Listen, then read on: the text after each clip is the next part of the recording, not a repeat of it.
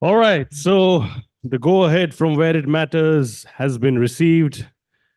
The stage is set. We're all set to get going. Ladies and gentlemen, good morning to you all. Thank you so much for being with us over here. We're looking forward to having a cracker of a day. This is indeed going to be something that's truly special in the real estate domain. But before we get going, it's important that we celebrate the excellence and the wonderful stuff that you all have been doing together as a community. So I'll request everybody to kindly stand up once and just shake hands with the person who's beside you and say together we build excellence. अगर आपके बाजू में कोई है भी नहीं तो एक साथ आप दो तीन लोगों के साथ हैंडशेक करके बोल सकते हो stand up करके that together we build excellence. Can I please request everybody to do that, please? Over here. And repeat after me. Together we build excellence. Together we build excellence. Together we build excellence. Perfect. Thank you so much. Thank you so much for the wonderful spirit that you all are showing over here. Takes a lot of grit and energy to get this going. Thank you so much. We're all set to get going. Nice, pleasant weather over here in Ahmedabad. And I think some great expectations indeed from the event. So without further ado, let's get going. Ladies and gentlemen, a warm and gracious afternoon to each of you over here, and welcome to the 16th edition of the Realty Plus Conclave 2024 Gujarat.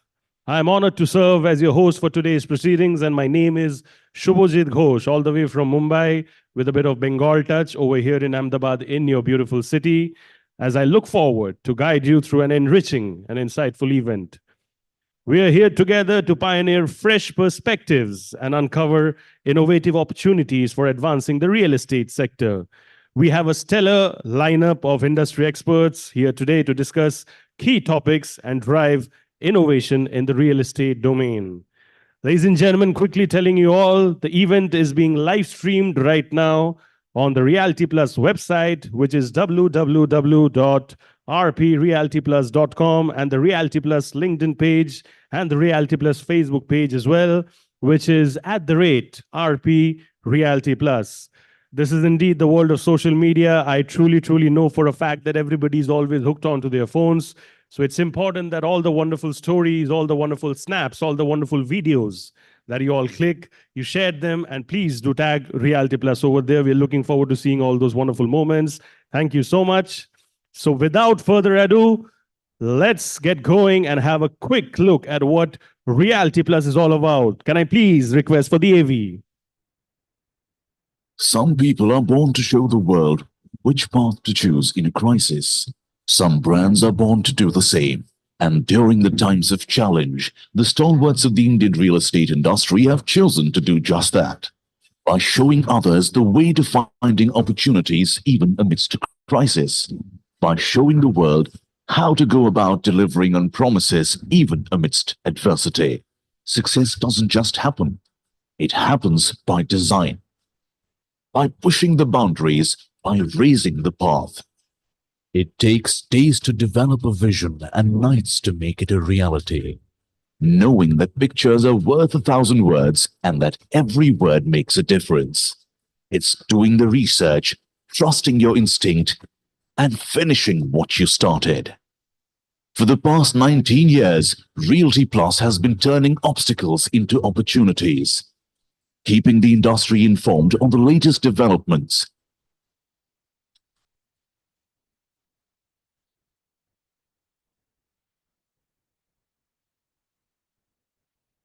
innovating to inspire debates and discussions,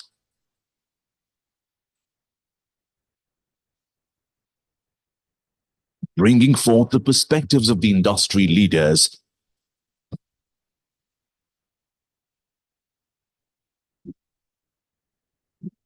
honoring hard work and achievements,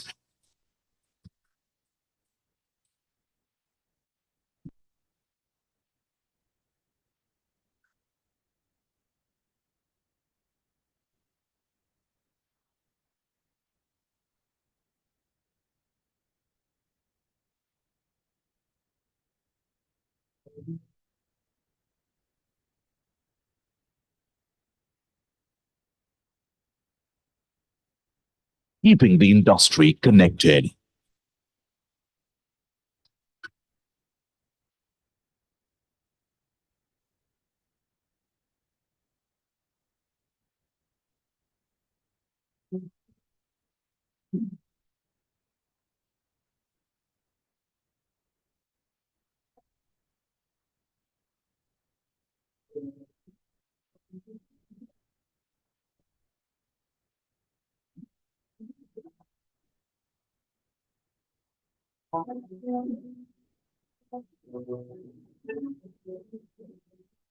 This is what we are built on. This is what we are building.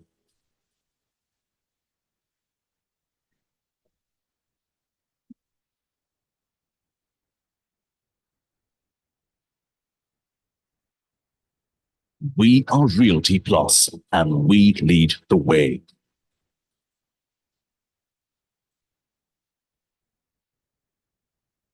Realty Plus truly leading from the front. Tripti and the team, when we started the event, I mentioned about this line called Together We Build Excellence. I requested everybody to kindly stand up and shake hands with each other as they talk about excellence. Realty Plus has been building excellence. This was exactly what a brief introduction of Realty Plus was all about. Of course, for more details, you can get in touch with Tripti Kedia. She's the publisher and business head of Realty Plus. Of course, we have Sapna and the entire team as well. एक बार जोर से Realty Plus team के लिए भी please जोर से हाथ ताली बजाइए, please. Thank you.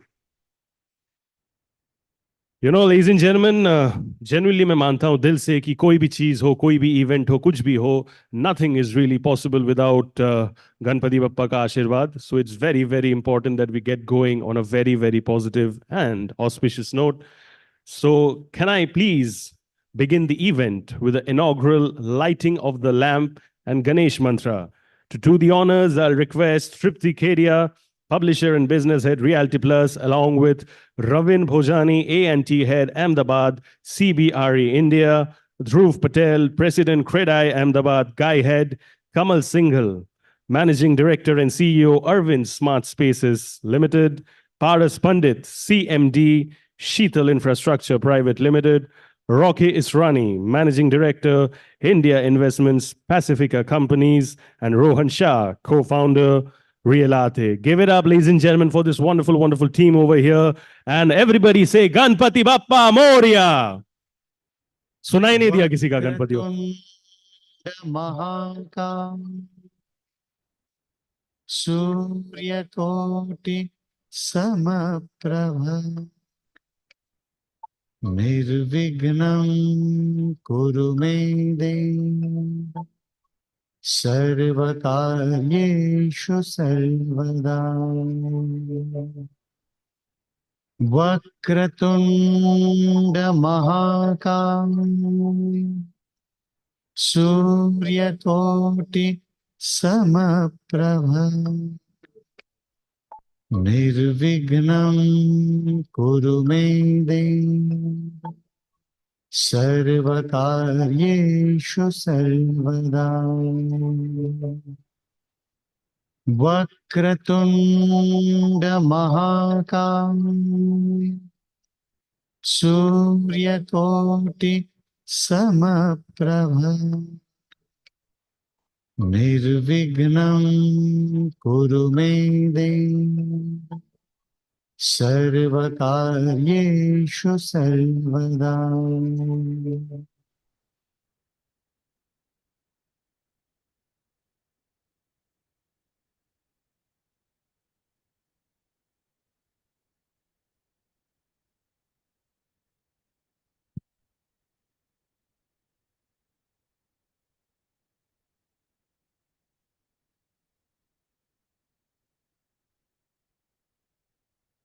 We'll have a group photo of all of them together as we see Ganpati Bappa's blessings.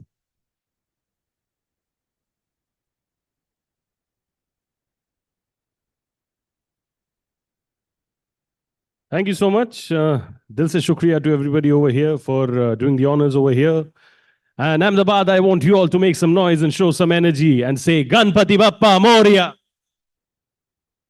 Yes, thank you so much.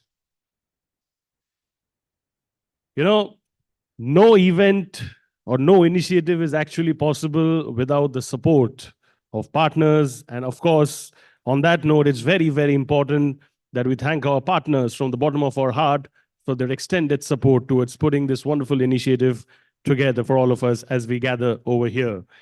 I would like to express our sincere appreciation to all those who have helped to put this event together. The industry partner for the event is Credai Ahmedabad, Guy Head. The event co-partners are, can I request for the partner slide, please? Let's have the partner slide, please. We need some kind of relatability factor. वरना मैं बोल कुछ और रहा हूँ, दिखेगा कुछ और, doesn't make any sense, right? Thank you, thank you. So once again, of course, like I said, ladies and gentlemen, it's important that we thank our partners from the bottom of our hearts for their extended support. Without them, it's truly, truly difficult, and I would say rather impossible to put up a wonderful event like this.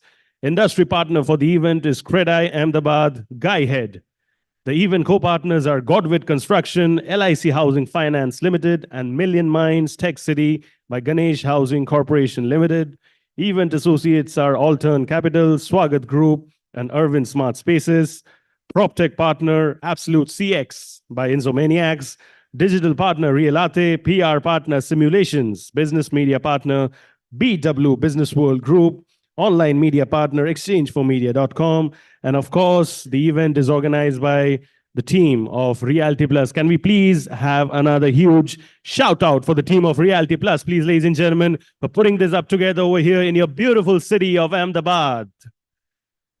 Thank you to all you people as well over here for putting the stage up. We need 5 chairs, not more. Unfortunately, I'm not credible enough to sit, so we don't need 6, we need 5. 5 चाहिए, 5. 1 2 3 4 5. हाँ, अभी है काफी.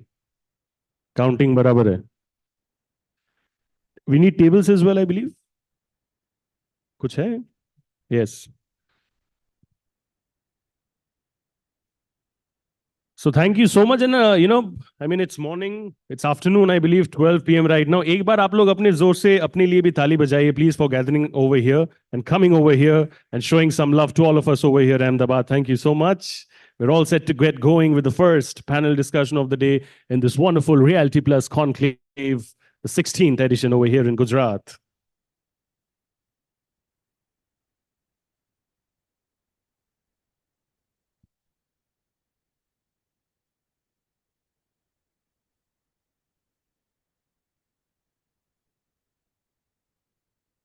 And I also request our videographer over there to kindly check the frame so that everything is spot on and perfect. I got the go ahead from him as well. Thank you. So are we ready? I think, is the setup ready? Thank you so much to everybody over here, all you gentlemen. So the first panel discussion, of course, is starting on a really, really, really positive note. And positivity is all that we seek at the end of the day to get things going. So, ladies and gentlemen, the topic that we're set to discuss for the moment is Decipher Gujarat's Residential Realities. We're all set to begin the Realty Plus Conclave with the first panel discussion of the day to get an overview of Gujarat's residential real estate.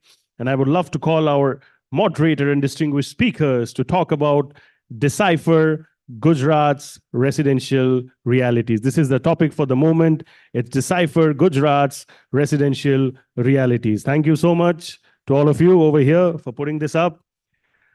Ladies and gentlemen, the session will be moderated. And before I say that, I'll make 2 quick requests. One is that I request everybody to kindly put their phones in silent mode. We generally do not want to distract any of our speakers over here who have taken time out from their busy schedule to be with us over here. So can I please request everybody to put their phones in silent mode?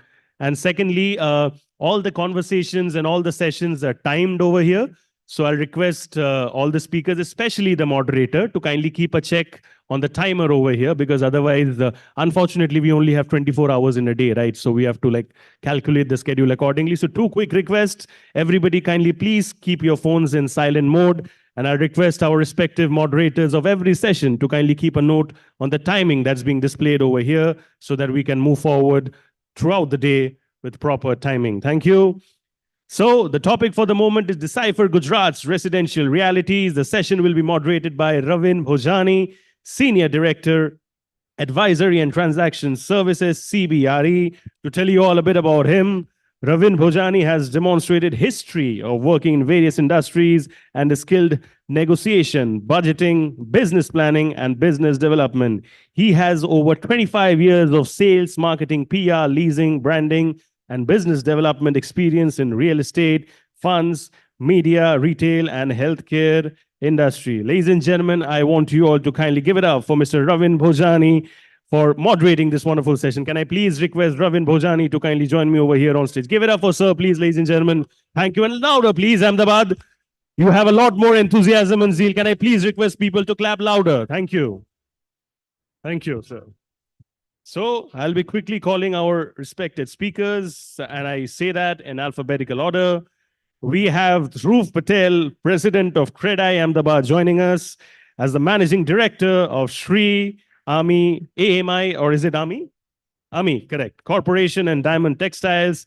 He has over 22 years of experience in leading and growing multiple organizations in real estate development and textile manufacturing.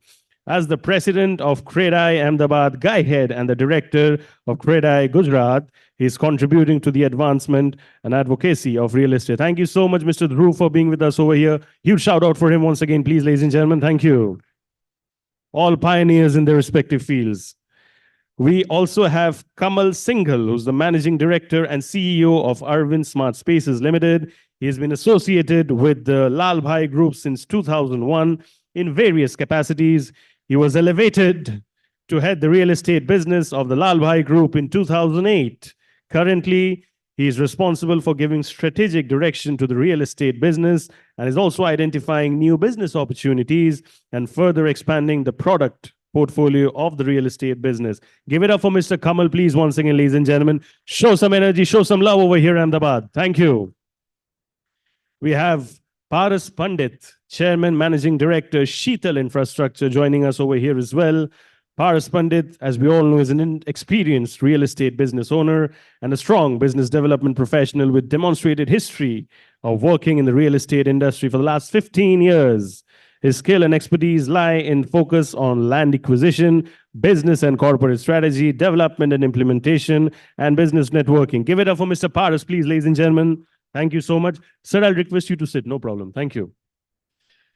We also have Rocky Israni, Managing Director, India Investments, Pacifica Companies. He spearheads India's operations at Pacifica Companies. He has been responsible for the group's growth and expansion since 2006, having expanded the portfolio across residential, hotels, senior housing, IT parks, townships, commercial and plotted development across 7 different cities across India, namely Ahmedabad, Vadodara, Disa, Chennai, Hyderabad, Bengaluru, and NCR.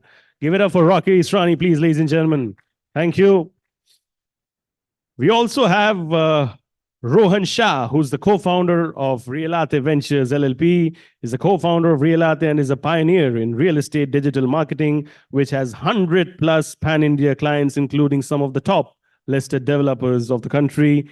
Having early roots in India's digital journey and being a visionary and 10 years of multiple entrepreneur roles in the domestic and international market in the year 2017, he founded Realty, where he continues to lead using his in-depth digital knowledge and business acumen. Ladies and gentlemen, the stage is ready. The panelists said, wonderful, wonderful topic indeed. Give it up for this wonderful panel as I hand it over to them. Thank you so much. Over to you, sir. Good afternoon, everyone. Welcome to the 16th Realty Plus Conclave and Excellence Awards for 2024 Gujarat. I'm delighted to welcome each and every panelist over here. It's a full house of, brains, experience, and knowledge over the years within real estate industry. Some of the pioneers of real estate industry within Gujarat are sitting on this stage. Some projects that have been delivered have created a marquee design and deliverance of projects that have stood out in the industry, especially in Gujarat, and created from Rocky ji to Paras bhai to Kapil ji and Dhruv bhai. You guys have been there. I do not need to give more introduction about each and every one of you. So I'll just jump into the key points that I feel should be discussed. Gujarat is evolving Ahmedabad is evolving. Gujarat is seeing a lot of growth in and around Ahmedabad or any other tier two cities that are Baroda, Surat, Rajkot. But Ahmedabad per se has been in the news for last a decade or so. And looking at the ways things are going in, according to the Gujarat Real Estate Regulatory Authority, the state records to have 1,721 new projects registered, marking a 7.7% decline from 1866 in the previous fiscal year. This trend is also evident across all categories. So I'm not talking about just residential, it's across all the categories, right? So it includes commercial, mixed use development, and plotting schemes. The developers cited escalation in land cost, which has been the major concern over the past few years. And now that the gentry has doubled up as well, that has also caused a 20%, escalation in your construction cost and labor expenses as significant challenges. And many of the projects that were initiated pre-pandemic, right, of approximately 1,866 are still under construction, and few of them are only delivered.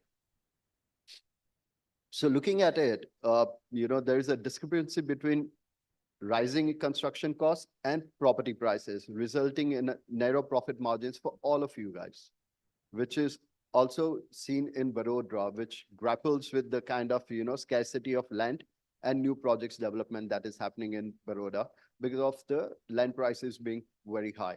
Now, looking at Ahmedabad and its experience in surge of redevelopment projects, I foresee that, it will definitely impact the demand, right? And I feel that Ahmedabad is experiencing a surge in redevelopment, but it's still in its non-stage. It's not yet, reached a stage like metros like Bangalore, Bombay, and all, where redevelopment has been a core because of the scarcity of the land. How do you foresee, despite the challenges, are you all optimistic about the market? I'll just jump in with Dhruv because he's part of the, Credai fraternity and guy head. How do you foresee the advancement in technology and digitalization that is happening and the residential real estate market in Gujarat in particular in terms of customer orientation, engagement, and the new projects that are coming in along with the redevelopment? Where do you foresee the market bending towards? First of all, thank you for having me here. I come on behalf of Credai today, so I will give you an industry perspective in terms of the projects launched that you shared.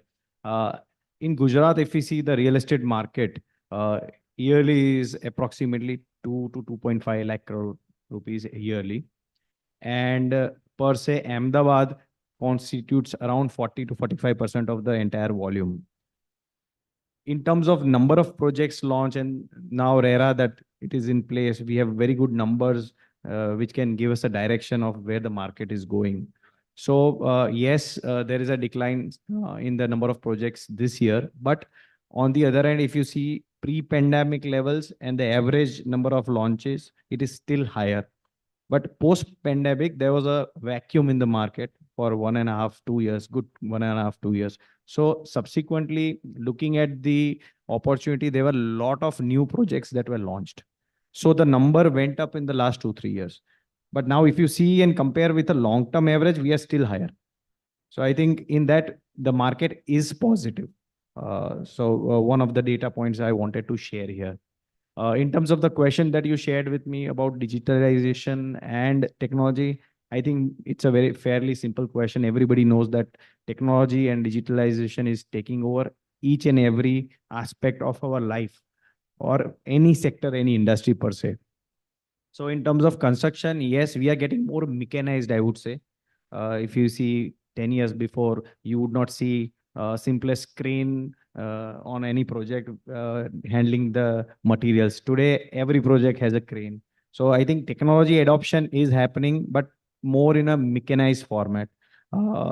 Yes, there are digital cloning technologies for construction site management, virtual reality that we use for customer engagement. So I think that all is happening, but at a slower pace because the kind of technology, the kind of manpower needed for that is still getting cultivated, I would say. So I think the way forward is that, but on the customer end, customer management, branding, I think digitalization, virtual reality is quite common now. So I think from a customer perspective, the industry is right there. So I'll take that point off and I'll discuss on the point with regards to engaging on the customer side is great. How about technology has helped in construction with the cost rising within the construction side and the rates are, escalated for the land as well. How is it the digitalization has improvised or saved you on the cost? And the same question I would request to be answered by Kapil sir as well. I think technology in terms of the softwares that we use for management of sites, for getting our SOPs in place, waste management, efficiency management, I think it is helping. But that is the back end part of the construction fraternity or the developer activity. In terms of quality management, yes, there are good drone technologies now available who see what kind of construction quality, what are the defects, and then it gives you a report right away so you can work on them. So ground level technologies to improve the efficiency in construction are in place, but I would say it's still at a nascent stage. The question would be a bit changed for you, Kapil sir, because you majorly are developing, farmhouse projects and all that. How it is or how it has changed your dynamics with regards to technology coming in, with regards to the residential prices getting higher and land costs getting expensive. How have you managed to maintain the cost and the deliverance of project on time? Sure. So as my fellow panelists said, on the first one, numbers going down to some little extent in the coming in the current year as compared to previous year. I think this is where we say that just reading data could be fatal. And very well said by him that it was kind of a pent-up demand which was there post-COVID, so it surged extraordinarily, and now it is stabilizing and coming into a steady state kind of situation. But still, the numbers are at least 25 to 30% higher than what they were on a long-term average basis pre-COVID. So there is not a single developer who will say that there is anything to do with demand side in the market, which will bring the number of projects being launched to any level which is not ideal. Everybody is bullish, and the constraint to launch is not the demand. The constraint to launch is really having good land parcels and getting the clearances, etc., on time and getting it ready to launch in the market. So that's where we are, and that's how it is working across the market. And at least Gujarat has this situation. So if you have good material, if you got good stocks, it will sell, and launching project in that sense is not an issue. Technology, yes. I mean, technology has many pieces, and it boils down to the overall supply chain, making it more efficient. It might not necessarily be related to construction. It might be how you sell, how you present, how you launch, how you promote, etc., etc. And any efficiency there. For example, about 15% of sales price that we realize goes towards these kind of things, promoting, selling, overheading, etc., controlling. So in my understanding, technology on the construction side is more to do and more effective in monitoring what is happening on ground and controlling what is happening on ground. And there we've got great softwares, great startups, great mechanisms, great technologies, both hardware and software, which have come into play. And industry is doing much better than what they were doing earlier. On the other side, technology has impacted cost on sales.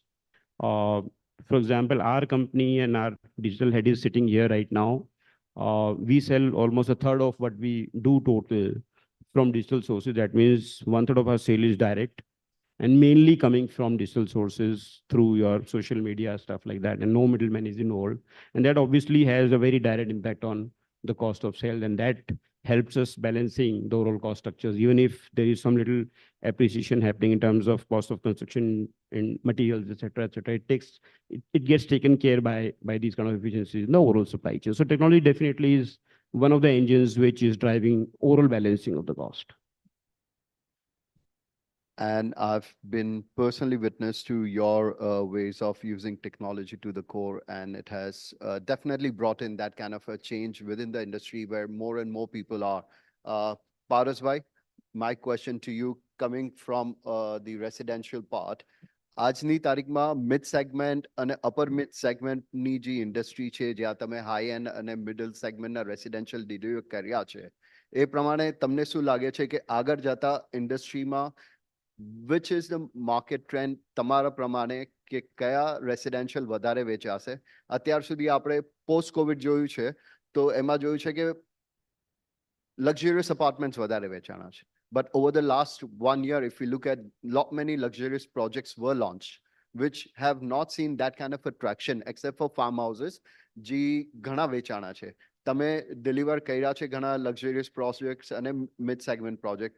આપનું શું કહેવું છે કે આગળ જતા ઇન્ડસ્ટ્રીના પ્રમાણે, અમદાવાદના market પ્રમાણે, ગુજરાતના માર્કેટ પ્રમાણે કયા નવા પ્રોજેક્ટ્સ તમારા હિસાબે લોન્ચ થવા જોઈએ અને તમે કયા માર્કેટને ટાર્ગેટ કરો છો? બેઝિકલી આપણે અમદાવાદના માર્કેટની વાત કરીએ તો ફક્ત હાયર સેગમેન્ટ કે મિડલ સેગમેન્ટની ના વાત કરી શકીએ, કારણ કે અમદાવાદ માર્કેટમાં દરેક સેગમેન્ટના કસ્ટમરો જે છે એ અવેલેબલ છે. ચાહે તમે મિડ સેગમેન્ટના કહો કે હાયર સેગમેન્ટના કહો કે એફોર્ડેબલ અને 1-2 BHK વાળા કહો.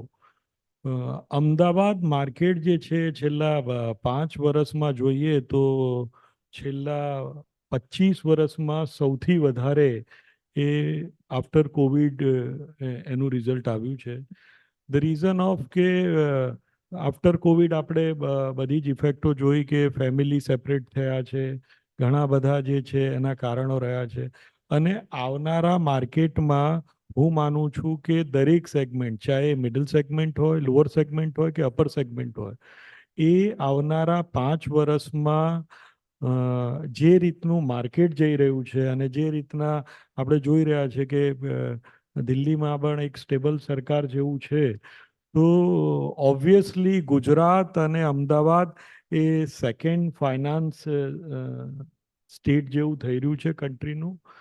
અને હું માનું છું કે બધા જ સેગમેન્ટો એ સારી રીતના ઉપડશે.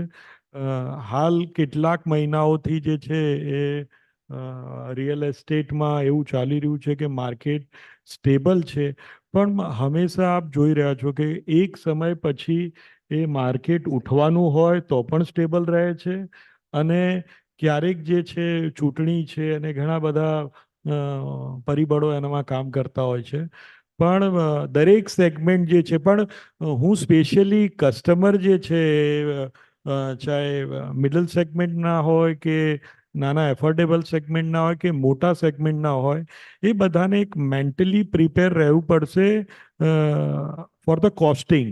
કારણ કે આજે પણ લોકો એમને કોસ્ટ સારી પ્રોડક્ટની ચૂકવવામાં હજુ પણ થોડું ક્વેશ્ચન છે કે એ જોતા નથી કે લેન્ડ કોસ્ટ કયા લેવલ પર વધી ગઈ છે, મટીરિયલ્સ કયા લેવલ પર વધી રહ્યા છે. એ જ રીતના જે છે ઘણા બધા પરિબળો એક પ્રોડક્ટ તૈયાર કરવા માટે થતું હોય છે.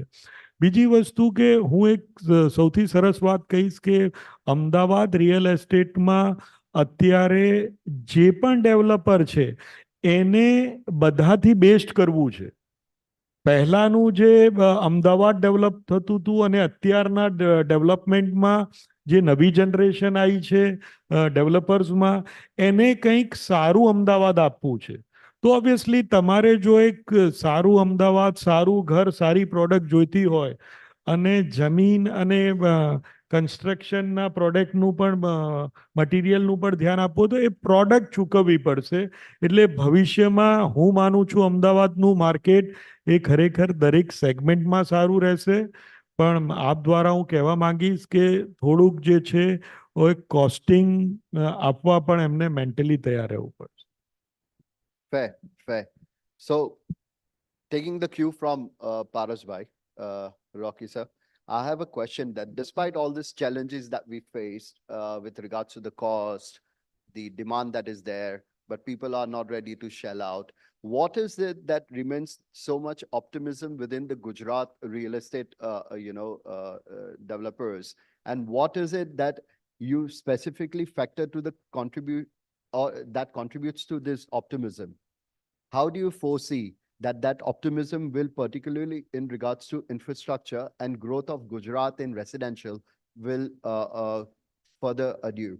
And how do you foresee that the demand and supply would be at parallel, and there should be an kind of a, and parity between both, which we currently are seeing in certain high-end residential or luxurious apartments? Good afternoon, everybody. So Rohan, we have to understand that real estate manufacturing is not like a car manufacturing where the cycle is only 2-3 months. We have a 3 to 5 year cycle from the time that the developer buys land and he actually delivers the finished product. So there is always bound to be some disconnect in the temporary phases between demand and supply of every asset class. The minute a developer realizes that a particular asset class or a luxury or a particular location or a particular micro market is underserved, a lot of people jump into it. But the product takes 5 years to be delivered. So hence we see, micro dynamics play a lot of a role where we say, oh, luxury is not selling, but it's just temporarily oversupplied. That is the reason that it is seeing a slowness in sales. Today, everybody's saying affordable is selling less because there's always going to be disconnect between the customer's expectation on pricing and value for money and what a developer can deliver within the complex climatic conditions that a developer has to face, from land pricing to construction costs to inflation during the construction of that particular project.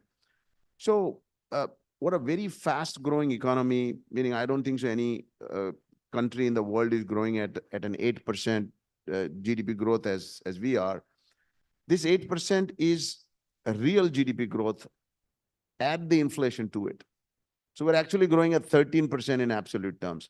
So when you say you're growing at, your land pricing has gone up by 20% in 2 years, you're still 6% more affordable than what you were. That's how I look at it. Because your inflation and your GDP growth is 13% per year. Right. 5% for inflation and 8% for real growth, inflation adjusted growth. So pricing will continue to grow. This is one asset class which will beat inflation numbers always. So your appreciation is always going to be higher than the inflation numbers. So your price appreciation of secondary product or primary product is going to be in high single digits or sometimes low double digits every year. And that's going to continue to be like this for the next maybe 5-10 years. We're a $4 trillion economy today. A very big conglomerate said that, we'll be $40 trillion economy very soon, in 20 years, So obviously we'll be growing at a much higher pace. Demand has no issues. Absolutely. We're selling dismal numbers of homes. And I'm saying these numbers are very low. If I add up the arithmetic of every asset class, the supply side is very low.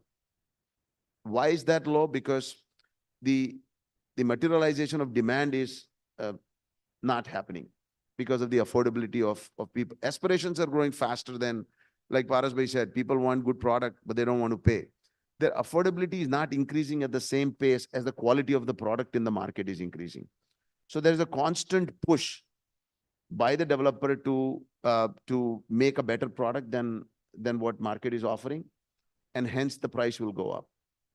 So we'll have to align to the current market conditions, but every single thing is going to sell. Ahmedabad has a very high growth prospect because we're one of the highly industrialization state. We have a stable government for last 40 years. I don't think so any state has to offer that. That adds to the GDP growth. We contribute maybe 10% of the GDP as a state. More. I think we are at like 15 or 18% of the total industrial development of the country. That's true. So we should get the disproportionate ratio of sales and home sales. All that is happening, and that's what keeping every consumer bullish, because new jobs are being created. Growth is at a higher pace. Then if the country is growing at 8% and we're growing at 15% as a state, obviously we will have a high demand statistics compared to other states.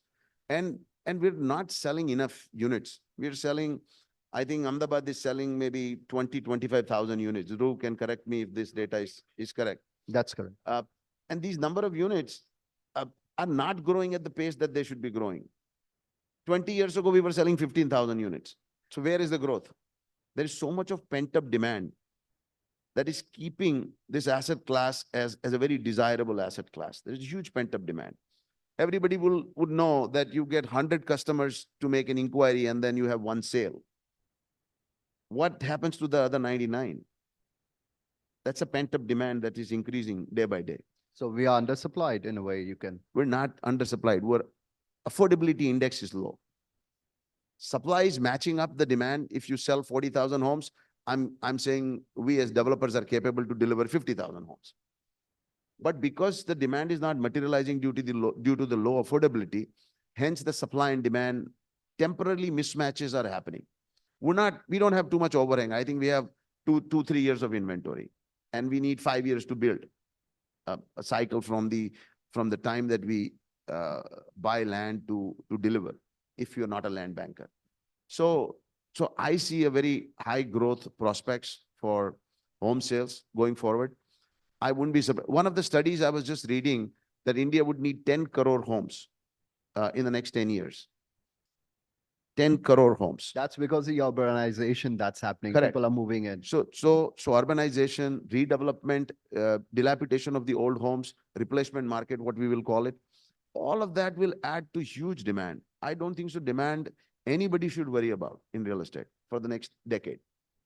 That's my verdict. So that's my, initiation of the discussion, that optimism is there and it shows within all 4 of you, 5 of you sitting here. But yes, coming back to that question about out of 100 walk-ins, 1 turns into sales, right? Is there a lack of marketing? Is there a lack of penetration into the market, or that kind of, utilization of the digitization within the industry that is required to bring in that? And that could be answered by the expert. I'll post Rocky sir's answer. Sure. Firstly, thanks. Hello. Sure. So firstly, thanks for having me here. It's a great panel to be part of, and quite inspiring stories from the rest of the panelists. And it's good to be in the real estate space. So we are a digital agency only working on the real estate space for the last 15 years. Now coming to the question that whether Ahmedabad has enough digitization. I think compared to, say, a Bombay and a Bangalore, there is a lot of room, to increase the amount of, the efforts we are making in the digital space. So, you can look at 2 parts to this. One is, building the digital assets, which is your website, your social media handles, your SEO efforts, your Google Map listings. So these can be much more, these can be built up, these could be at par with, Bombay and Bangalore. Because we see a lot of demand from cross market, which is the other metro cities, as well as from the overseas market. And these all guys are young buyers, so there's a lot of research that they're going to do. If they want to buy any, if they want to invest in any project, they'll be probably comparing 4 to 5 different sites and 4 to 5 different social media handles. There's one part is basically building your digital assets, and second is the amount of marketing spends that you're doing in terms of getting in terms of getting more and more leads, via Google, Facebook, etc. In terms of digital, the cost to sales is normally less than 2%. This is what you're paying to brokers, right? This normally is around 1.5% here. So, there is great scope to increase spends, and the great thing about digital is that, it's completely, it is completely ROI driven. So if you're spending, say 1 lakh, you will know exactly how many inquiries you got, how many of these led to visits and led to bookings. So normally it would be around 100 inquiries that lead to about 1 booking. So this is something, if you're going to increase the number of inquiries, you will be able to increase the number of bookings. And there's great scope in digital for us to do that. So yeah, digital is the way forward, but looking at the construction industry growing side by side, how do you foresee the next development phase should be? Are we looking at mixed-use development still to continue? Or they are going to be, bifurcated in a way that the residential will be pure residential, and there will be separate commercial, because commercial does play a part. Just understanding from Rocky, sir, you had launched a project in Vaishno Devi a decade ago, where there was nothing as such, no social infrastructure, and you managed to sell all your residential Pacifica group. How do you foresee the next phase of development should happen? Where should be the target of development? Should be in mixed-use development with commercial and residential. That has been the, a tradition that Gujarat has been going on, or it should be separated. And do you see that that could make a difference with the deliverance of project costing as well? Because certainly most of the business or the revenue, it's earned through the commercial when we do a mixed-use development, and that kind of balances out. So you said it, the mixed-use project essentially are not as desirable for residents that for living, but because it subsidizes the residential pricing, which is where the most of the issue is.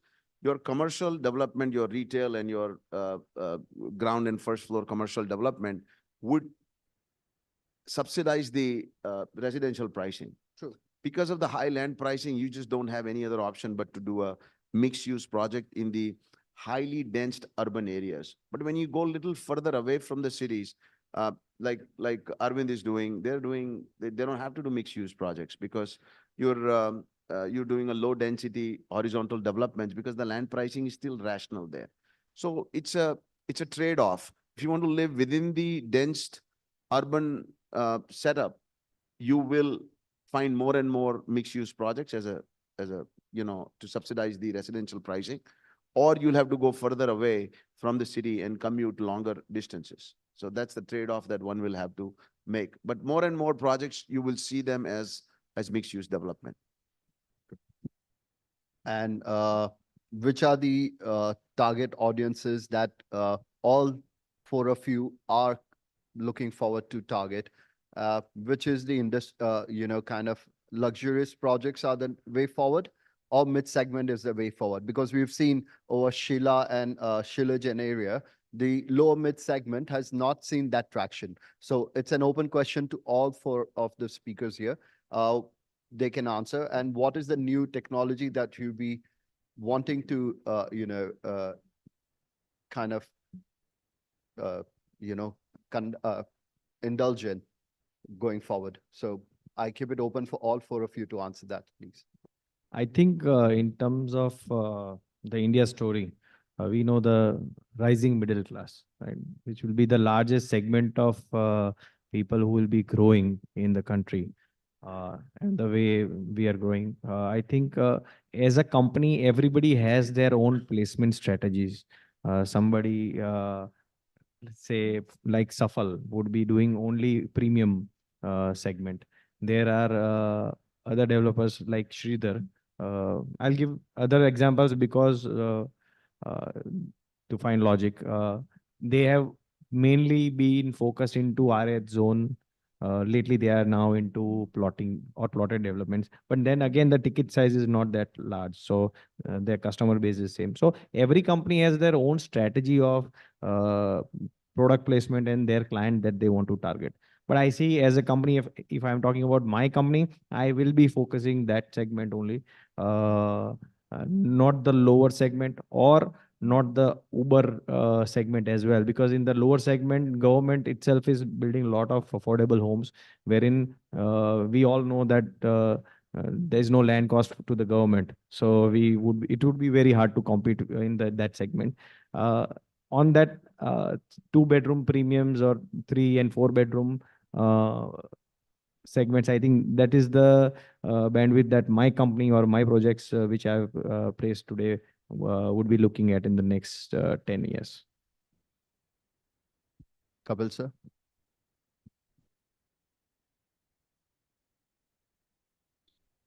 Yeah, he said, it depends upon company and its strategy, its strengths, its, its weaknesses, etc., etc.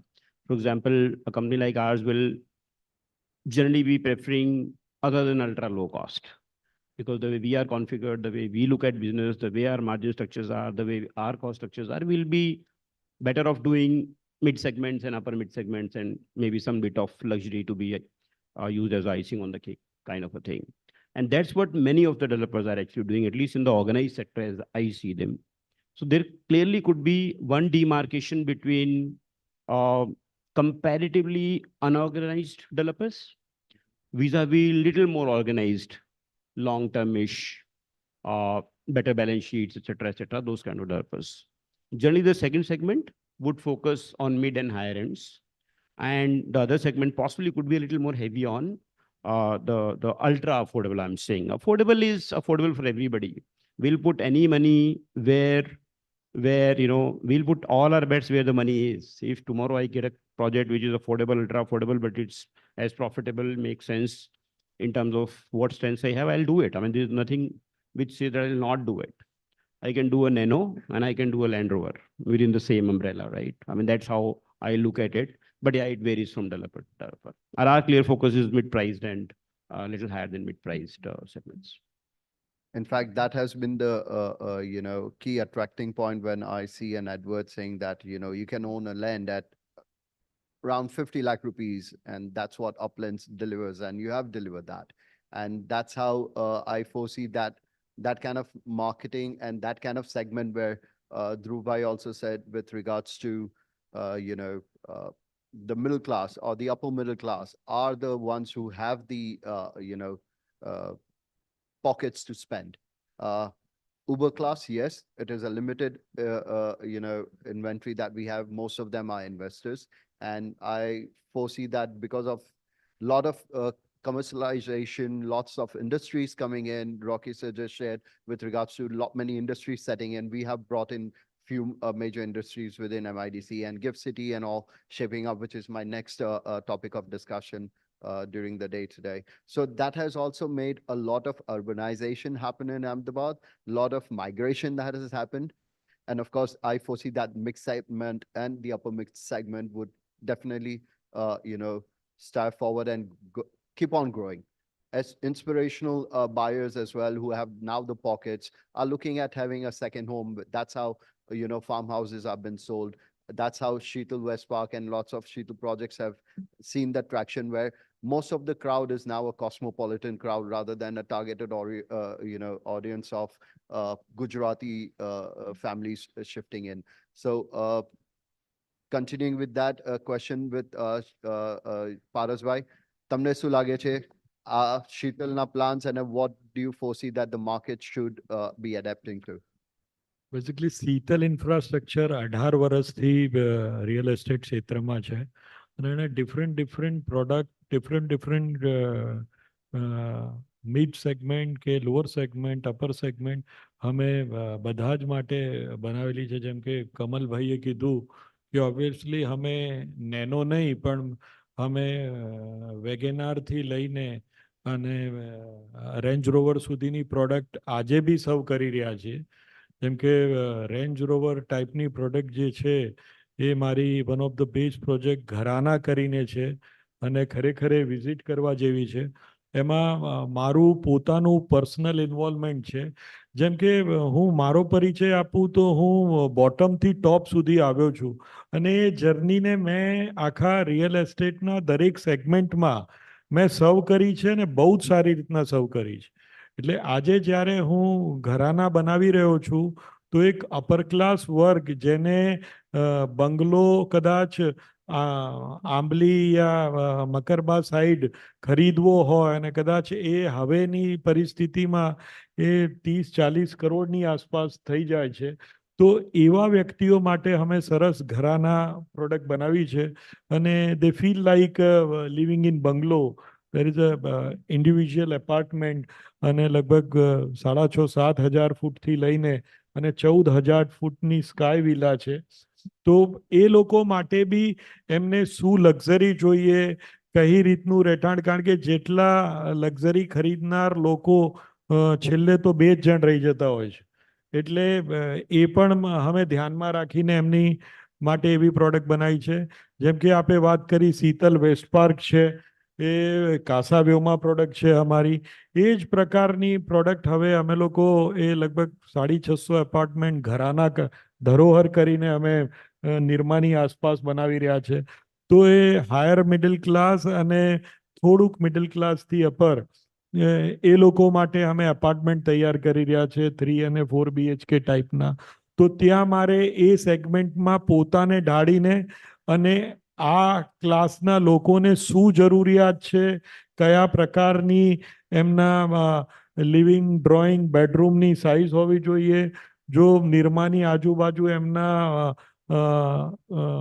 સન કે daughter ભણતા હોય તો એમના study rooms કઈ રીતના હોવા જોઈએ. તો હવે એકચ્યુઅલમાં આ પ્રોડક્ટો જે છે એ અમે પોતે ઓનર લેવલ પર બેસીને તૈયાર કરીએ છીએ. એ જ પ્રકારે એનાથી નીચે જઈએ તો અમે રીડેવલપમેન્ટની સારી પ્રોડક્ટો, જેમ કે હાઉસિંગ બોર્ડથી અમે ઘણા બધા પ્રોજેક્ટો લીધા છે અને હાઉસિંગ બોર્ડના જૂના મકાનોને આજ જે શીતલ ક્વોલિટી આપી રહી છે એ ક્વોલિટીને હાઉસિંગ બોર્ડમાં ઢાળીને અને કેવી પ્રોડક્ટ બને છે એ અમે મેમ્બરોને ભેગા કરીને દેખાડીએ છીએ. એ જ રીતના હવે લાસ્ટ વાત કરીએ તો અમે લગભગ 3,000-4,000 સ્લમ હાઉસીસ બનાવી રહ્યા છે.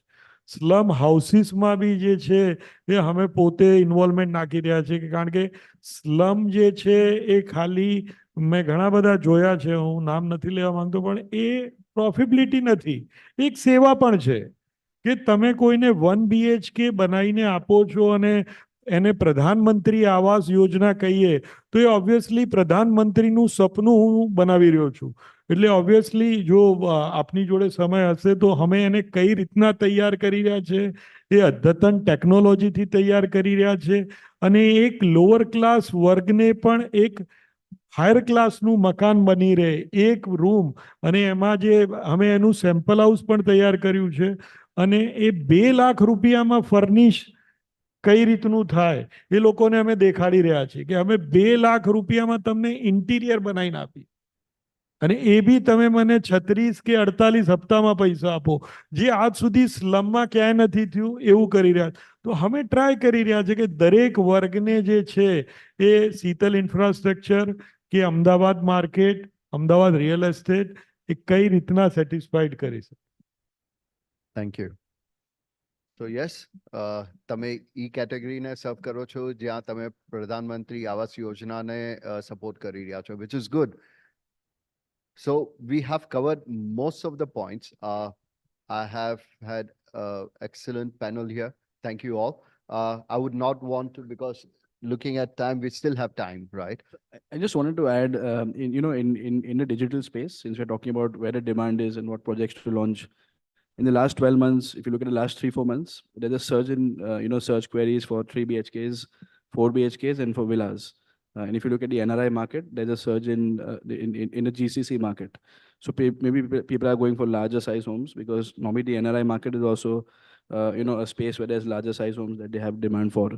And I think that's what that's what Dhruvji also had said, that they are going for 3 and 4 BHK. So probably this is the trend that we can look at. And that was my question to you. Before I could question you, you answered it.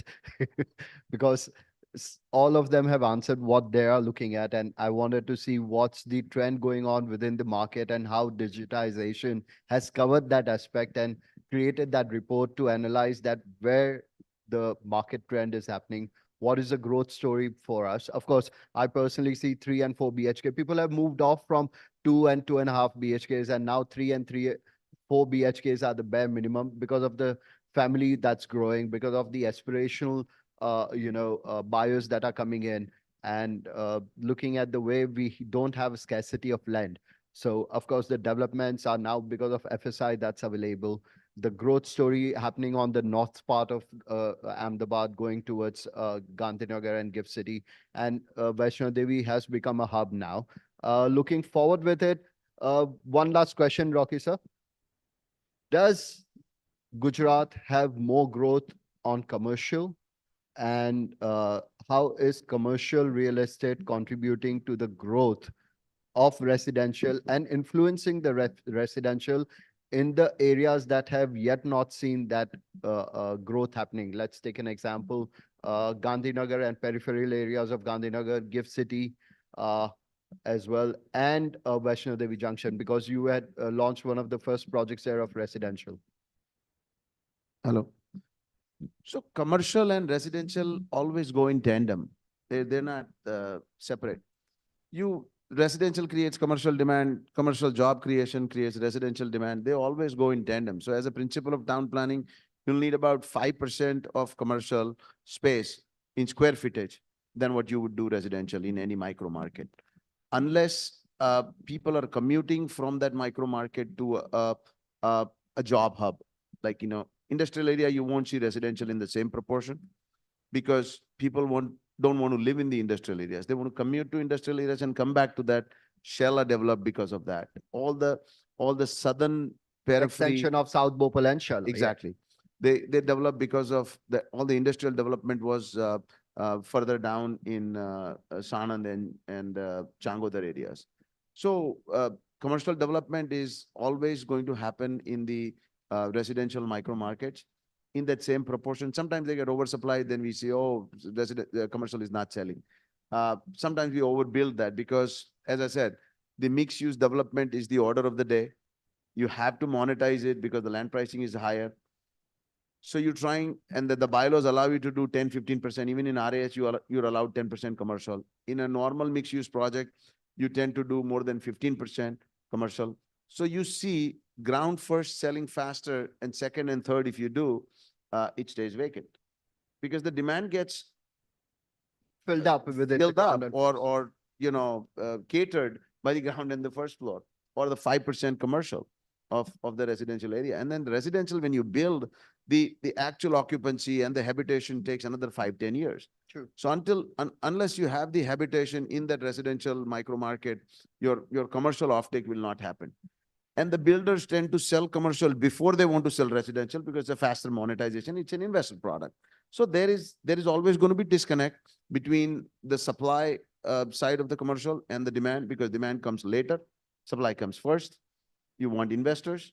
So you see the commercial and the residential stabilizing over a period of 10 years in any micro market. And whatever you see vacant is that access that the builder built. So then don't you think it should be tweaked and they should not go beyond first floor as a commercial, or improvise their quality of deliverance in the commercial as well? Because what I've seen majorly, residential with the part of commercial at the front of their project does dampen the image of the residential at times. And of course, oversupply has been a concern that I have seen over the past decade or so in commercial, which has resulted in a second and third floor lying vacant for years to come. It's a very good question. So exactly, it's a planning issue. It downgrades the position of your residential project.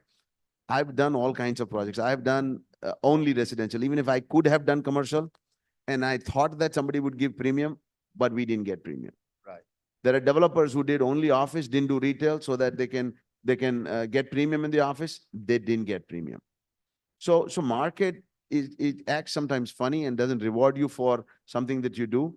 So you come back to the bare basics. Bare basics is you do commercial as much as you can and you do residential, but focus on the planning so that commercial doesn't create nuisance for the residential, create separate entrances, create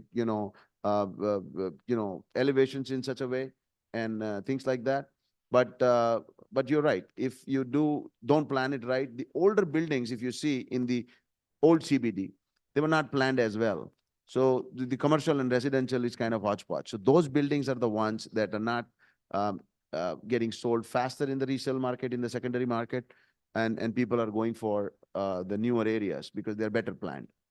Even if it's a mixed use project with commercial. So it and has been a residential. learning, but how that learning is implemented going forward is the key factor to wait and watch and see with the developers. Because yet I see few projects that have launched are still following the same old trend, right? And Dhruv, I can ascertain that. But said again, what Rocky sir said, designing and making it more user-friendly or resi-friendly is the way forward. But do you foresee that being part of CREDI? You may.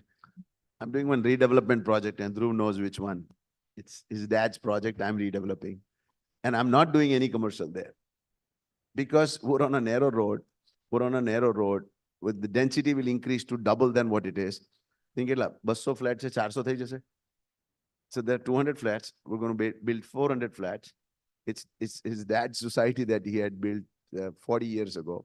But we're not doing commercial because if I did commercial, it would hurt the positioning of that residential. Right. So we have to take a very conscious call from project to project, from location to location. Is the micro market supplied enough, oversupplied, undersupplied? And then you decide. Do you want to? I'm doing one GHB, Gujarat Housing Project redevelopment, where I'm doing only ground floor commercial. I could have done first and second. I'm only doing ground floor. Great. So we have to think of what is supplied, how much limited inventory you release in that project of commercial that gets sold faster, it appreciates faster and fills up and doesn't, you see these buildings where you have first and second floor vacant and shady businesses. And then what happens is the building's positioning goes down. Absolutely. Yeah, you don't want that.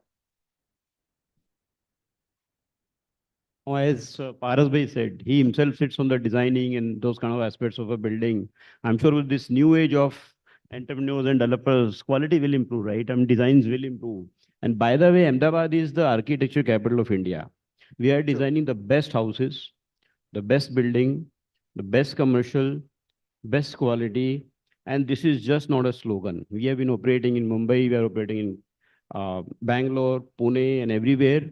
Believe you me, you are sitting in a place which is giving the best designed buildings in this country at least. The best cost. Of course, of course. Yeah, we are pocket conscious. I will second my friends here that being in CREDI, of course, I'm a second generation developer, so I have seen the evolution of real estate with more than 60 projects that we have built over the years. Real estate development is evolutionary. Every decade, the requirements changes, and so does the planning and the projects that come up. So traveling all over India for CREDI, having friends all over the country, yes, I can definitely put my foot down and confidently say at the cost and the quality ratio that Ahmedabad has to offer, no other city or state in the country can offer. So I think we are in the best place in terms of real estate. Great. So I guess we are doing the right thing at the right time, at the right place. Fantastic. Thank you all. It has been a quite insightful session. I appreciate you all coming in and giving your time. And I thank Realty Plus again for this. We have run out of time, but are we allowed to take a question or two, Sapna? Absolutely, absolutely. With you stalwarts around, how can we not take questions? Please, the floor is open for questions. Can I please have hands raised over here? Sir, you have a question? Hello, I'm Amit Baid. I'm from ABC Brand Advisory. We work on real estate communications. One question that came to me during this discussion, we spoke about consumers willing to spend and willing to pay for what we are trying to offer. Do you think stronger brands will be able to do that? If we build stronger real estate brands, the consumers' willingness to spend will change.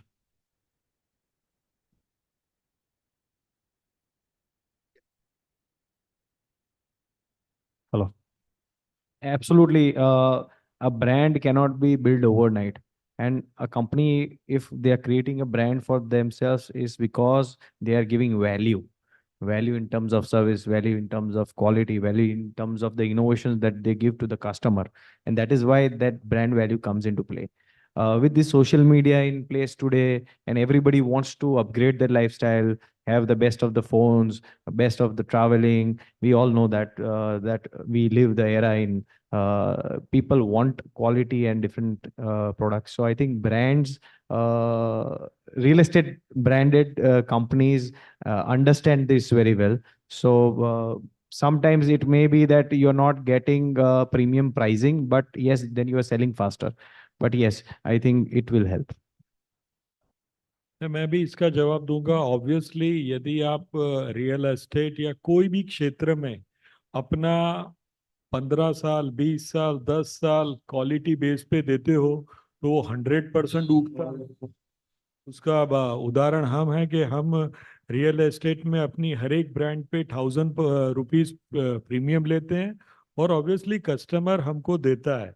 जैसे कि हमने धरोहर launch किया है अभी निरमा के पास में, तो आजू बाजू वाले लोग जो हैं जिस भाव से बेच रहे हैं, हम लोग 1000 रुपीज ऑब्वियसली प्लस में बेच रहे हैं। और शीतल की क्वालिटी पे जो है वो लोग बाग वो 1000 रुपीज को भूल भी जाते हैं और दे भी देते हैं। तो ऑब्वियसली यदि आप कोई भी क्षेत्र में अपना समय दोगे और क्वालिटी दोगे तो वो आपको रिबेट 100% देगा। तो ऐसा ही रियल एस्टेट में है, चाहे रॉकी भाई हो, चाहे अरविंद जो हो, अरविंद ग्रुप ऑब्वियसली अभी जो काम कर रहा है वो प्लॉटिंग और डेवलपमेंट में काम कर रहा है, तो डेवलपमेंट का प्रीमियम मुझे लगता है कि उनको मिलता ही होगा। तो मैं कहूँगा यस, रियल एस्टेट में यदि आप एक अच्छा आपका क्वालिटी देते हैं तो आप उसको प्रीमियम चार्ज कर सकते हैं। We are actually running short of time. We have one more question over there. You can connect offline with them. Thank you. My name is Jawahar Dodani and born and raised in Ahmedabad, but last 40 years I'm in US. How's the NRI business in Gujarat and what are we doing to increase that business?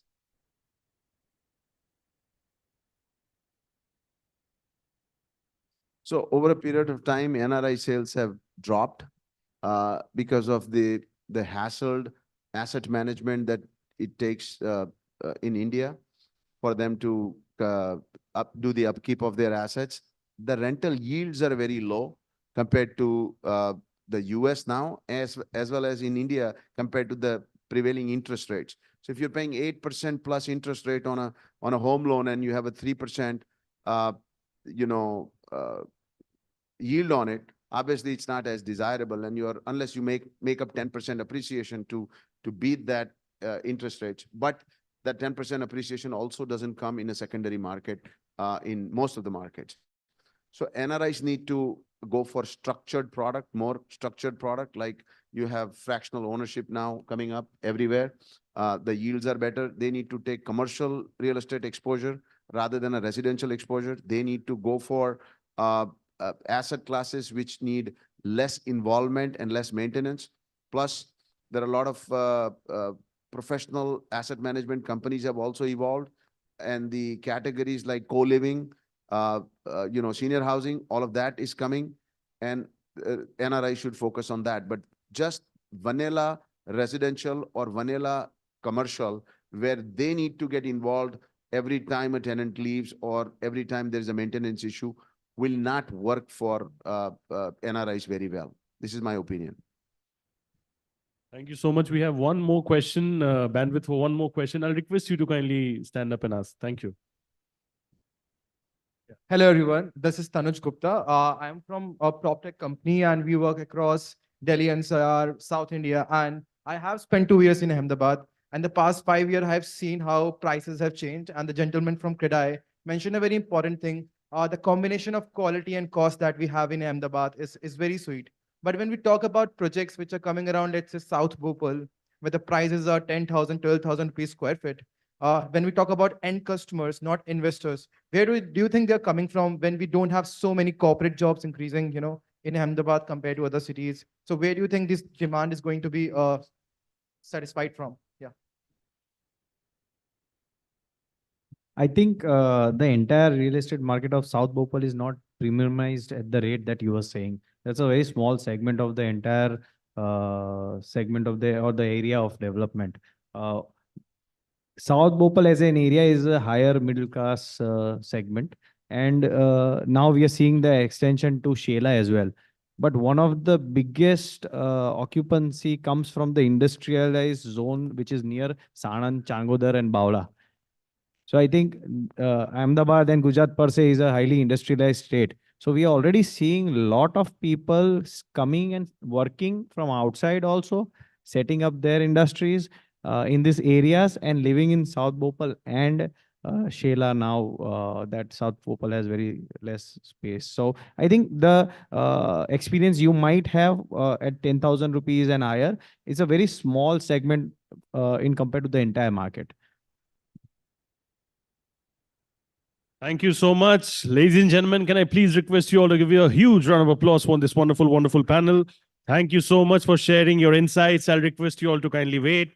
We'll have a group photo and then I'll be calling Sapna Srivastav, the editor of Realty Plus, for the token of appreciation. Can we please have the group photo first going in?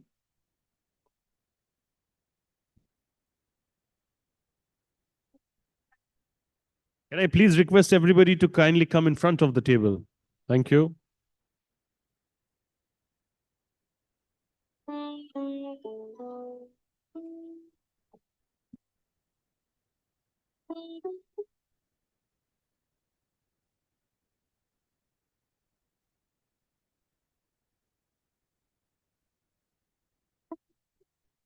Thank you so much. I'll request you all to kindly please wait. I'll request Sapna Srivastav, editor of Realty Plus. Sir, please kindly wait on stage. We have Sapna giving us the token of appreciation to all of them over here for this wonderful session.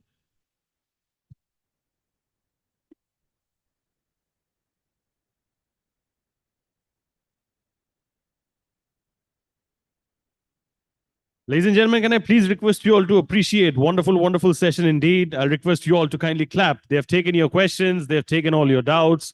Of course, we have limited time. That's why we couldn't take all the questions, but you can always connect offline.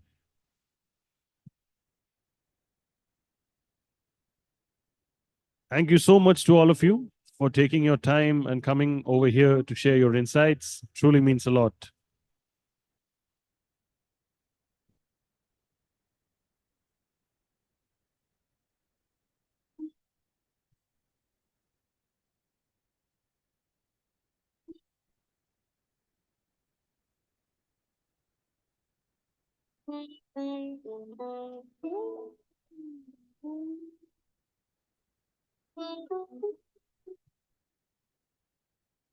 And we'll do another photo with all the mementos over there, along with Sapna as well.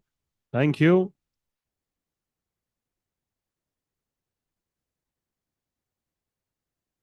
Wonderful. Thank you so much for your time and patience. And thank you so much for sharing your insights. Thank you. Truly means a lot.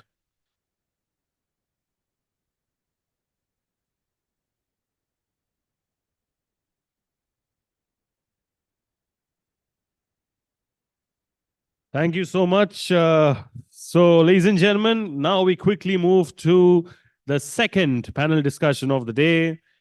Ladies and gentlemen, to continue the theme of trends and optimism, as said by the previous panel, all thanks to the wonderful stalwarts who have joined us. It's now time to talk about buoyant commercial real estate of Gujarat. Ladies and gentlemen, the topic for the moment for this panel discussion right now is buoyant commercial real estate of Gujarat. I'll be introducing our honorable moderator first, and then they'll be introducing all our speakers in alphabetical order. This talk will be led by Jigar Mota, Director and Head of Transactions, Cushman and Wakefield, Gujarat.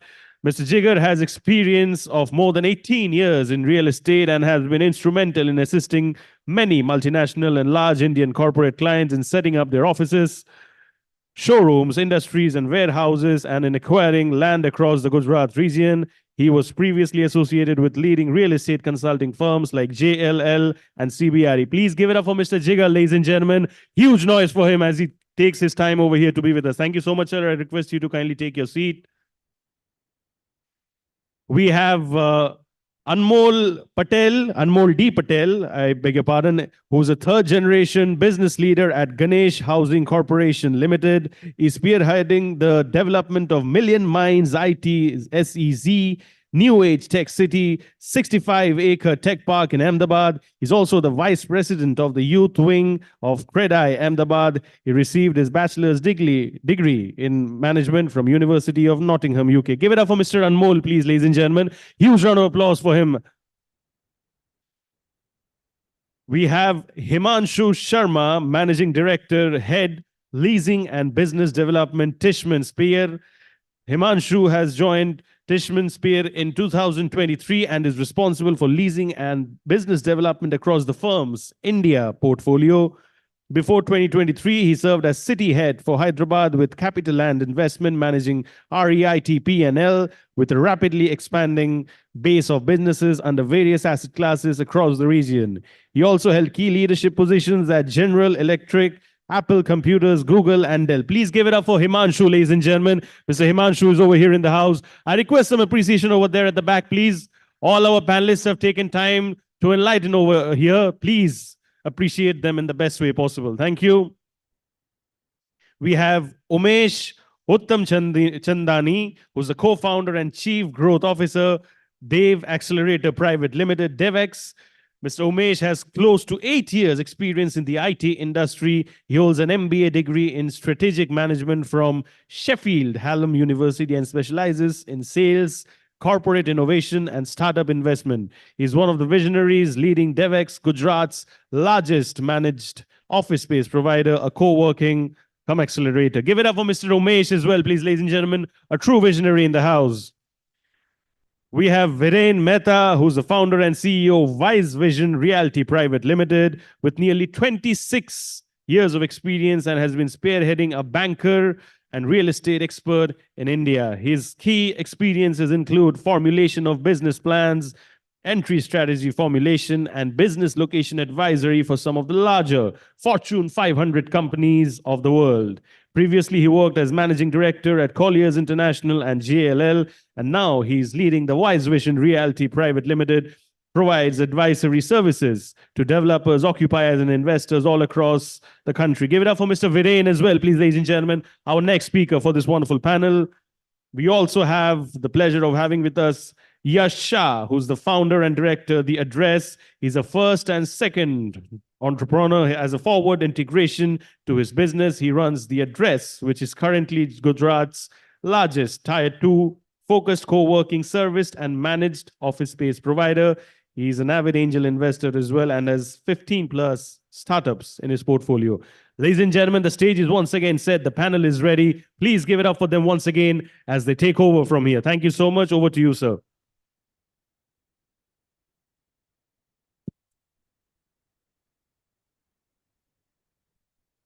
Good afternoon, friends and fellow colleagues. First of all, I thank Realty Plus team to arrange such a wonderful event and gathered all the legends of real estate under the one roof. So please give a big hand for Realty Plus and the hardworking team. With this wonderful audience and super energy flowing in this room, I would like to take up the today's session on brand commercial real estate of Gujarat. Friends, commerce and Gujarat do have unmatched relationship because Dando to Gujarat match thai. With that, commercial real estate have been always most preferred real estate investment across all the asset classes. Gujarat has been always witness to most sustainable real estate industry. The journey from Ashram Road to SG Highway in Ahmedabad, race course to Old Padra Road in Vadodara, Parle Point and Ghodor to Vesu in Surat, and Yagnik Road to Kalawad and now Ring Road in Rajkot have been always memorable, and this journey has contributed exponentially in the growth engine of Gujarat. One cannot portray the picture of commercial real estate of Gujarat without this journey. Despite of largely built to sell market, we have successfully brought in the Googles and the IBMs of the world to be part of this booming commercial real estate story of Gujarat. With that, I would like to throw some interesting questions related to commercial real estate to our esteemed and iconic panelists to answer them and enlighten all of us with a torch of knowledge. Let's give a very big hand to all our iconic panelists. So just to begin with, I'll ask my first question to Anmol. Anmol, as you are third generation developer carrying more than 60 years legacy in real estate development, what are the significant changes you have seen in the commercial real estate in recent times? Hello. Hi. So I think Ahmedabad per se is a very evolving market. So pre-2014, we used to see buildings that were only 30 to 40-meter high with smaller offices and smaller retail shops. So post that, we've seen a significant change, and we really saw, what shaped the modern building. We saw 70-meter tall buildings with higher amenities, which is, focused more towards the employee interaction. We saw bigger offices, we saw bigger retail shops within the office complexes. We saw higher safety standards, which really, evolved the building. We saw dedicated parking areas, which were not there before. So, back in the day when commercial buildings would have parking areas outside, there used to, the space used to get really congested. Now, buildings have norms which have dedicated parking spaces within them. So we really saw from post 2014, we really saw some good buildings and good landmark buildings take shape. Post that, now I think Ahmedabad is, breaking barriers into, new kind of new structures and new buildings, and really taking the new policies, which are, the iconic building policies, which are going to, change the skyline of Ahmedabad completely. And the buildings are going to be as tall as 150 meters, which is again going to be take Ahmedabad at a global stage. Gujarat now not only has to cater to the Indian market, but also the global market. And that is exactly why, to be on par with other cities like Pune, Bangalore, Hyderabad, Gurgaon, we are also developing a tech park so that we can cater to the global business needs in this ever-changing market. That's really great. I mean, Anmol, that's really changed a landscape of the entire commercial real estate. If you really look at that journey, that really brings me to Himanshu. So Himanshu, you are coming from a REIT background. I mean, you have worked in past in your professional in the REITs. Now you are an managing director and head of leasing for Tishman Inspire, which is again a global development firm. Can you brief the change of the requirements of the occupiers in commercial real estate over a period of time, at least after COVID? So, I'll take the liberty to, walk through the journey of what's really happening in India per se from our real estate perspective. And I want to draw everybody's attention in how this story started. Way back in 1999, 2000, I don't know if you know, when GE, General Electric, Jack Welch came and he met the DLF, that time owner, Mr. KP Singh, and, they wanted to start something in Gurgaon. And they started a first outsourcing center. And that's, I'm talking about many, many years ago. If you look at that building today, I don't think any company will even sign that building today. But that was a very beginning and starting point. And then the journey started, and the space take-up had started happening. GE became Genpact and expanding. Now, in the meanwhile, what was also happening are Indian-grown IT companies, which is TCS, Wipro, and Infosys, started growing and started giving ITS services to all these big brands globally. So they were sourcing the work here and then started delivering. Now, when are you actually doing those services kind of thing? You're always working on a cost arbitrage model. Cost per seat there, $1,000. Cost per seat here, $200. And you kind of making money in margin, and therefore a lot of business is coming to India. Now, what has really happened in this bargain, the talent who was working in the IT space started growing and reached to a level where people from just plain services became the product companies. And Microsoft started their campus in In Hyderabad, there was a first campus. Google have started their first campus in Hyderabad. In fact, I used to work for Google that time. Now, the talent availability for the prime product development started. Now, there's a marked difference the way the ITS, which is more the services company, look at the space, and a GCC, which is the captive of a product development company, look at it. For a ITS, a basic plus building with some nice amenities, cost-conscious client. They're also moving up in the chain, but I'm just saying that's the requirement. For a GCC, it has to be a very, very prime campus look and feel kind of a situation. So now just summarizing this story, we have moved from a basic service provider industry to a captive, and our industry is growing not because of cost or cost arbitrage right now. It is going because of the talent. Now, this talent is amongst the top talent worldwide. So it's got nothing to do with you're sitting in India or you're sitting in, California. You can choose any location and decide to work. That's the way talent is moving. And especially after COVID, the companies are absolutely flexible to give that option. Now, he's mentioned the REIT. The India Real Estate REIT started, some 4 or 5 years back. But the REIT, the Capital and REIT I work for is a Singapore listed REIT. I used to work for is a Singapore listed REIT. So they used to get the money from Singapore and then invest in here, and therefore it's working out. Now, the moment you say REIT, it's the public money. And the moment the public money comes, the compliance becomes extremely, extremely critical. The amount of audits and the scrutiny we used to go in Capital Land is phenomenal. Literally, we used to call one room as an auditor room, and EY, KPMG, PwC literally used to sit in our office and audit our books.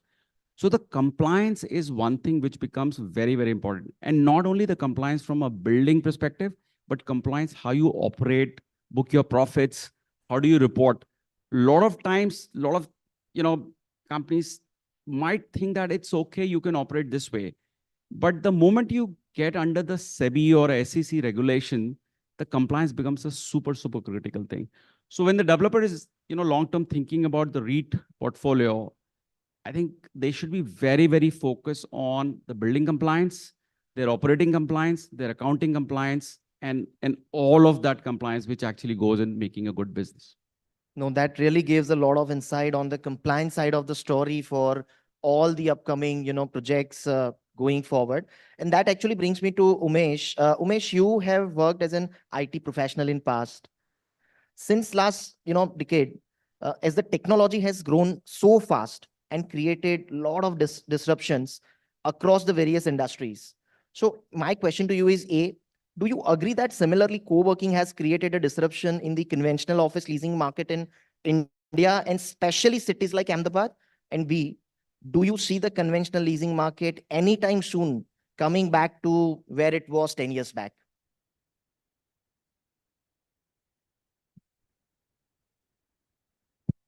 Thank you so much for putting across that question. I think it literally fits in as to what exactly we are doing right now.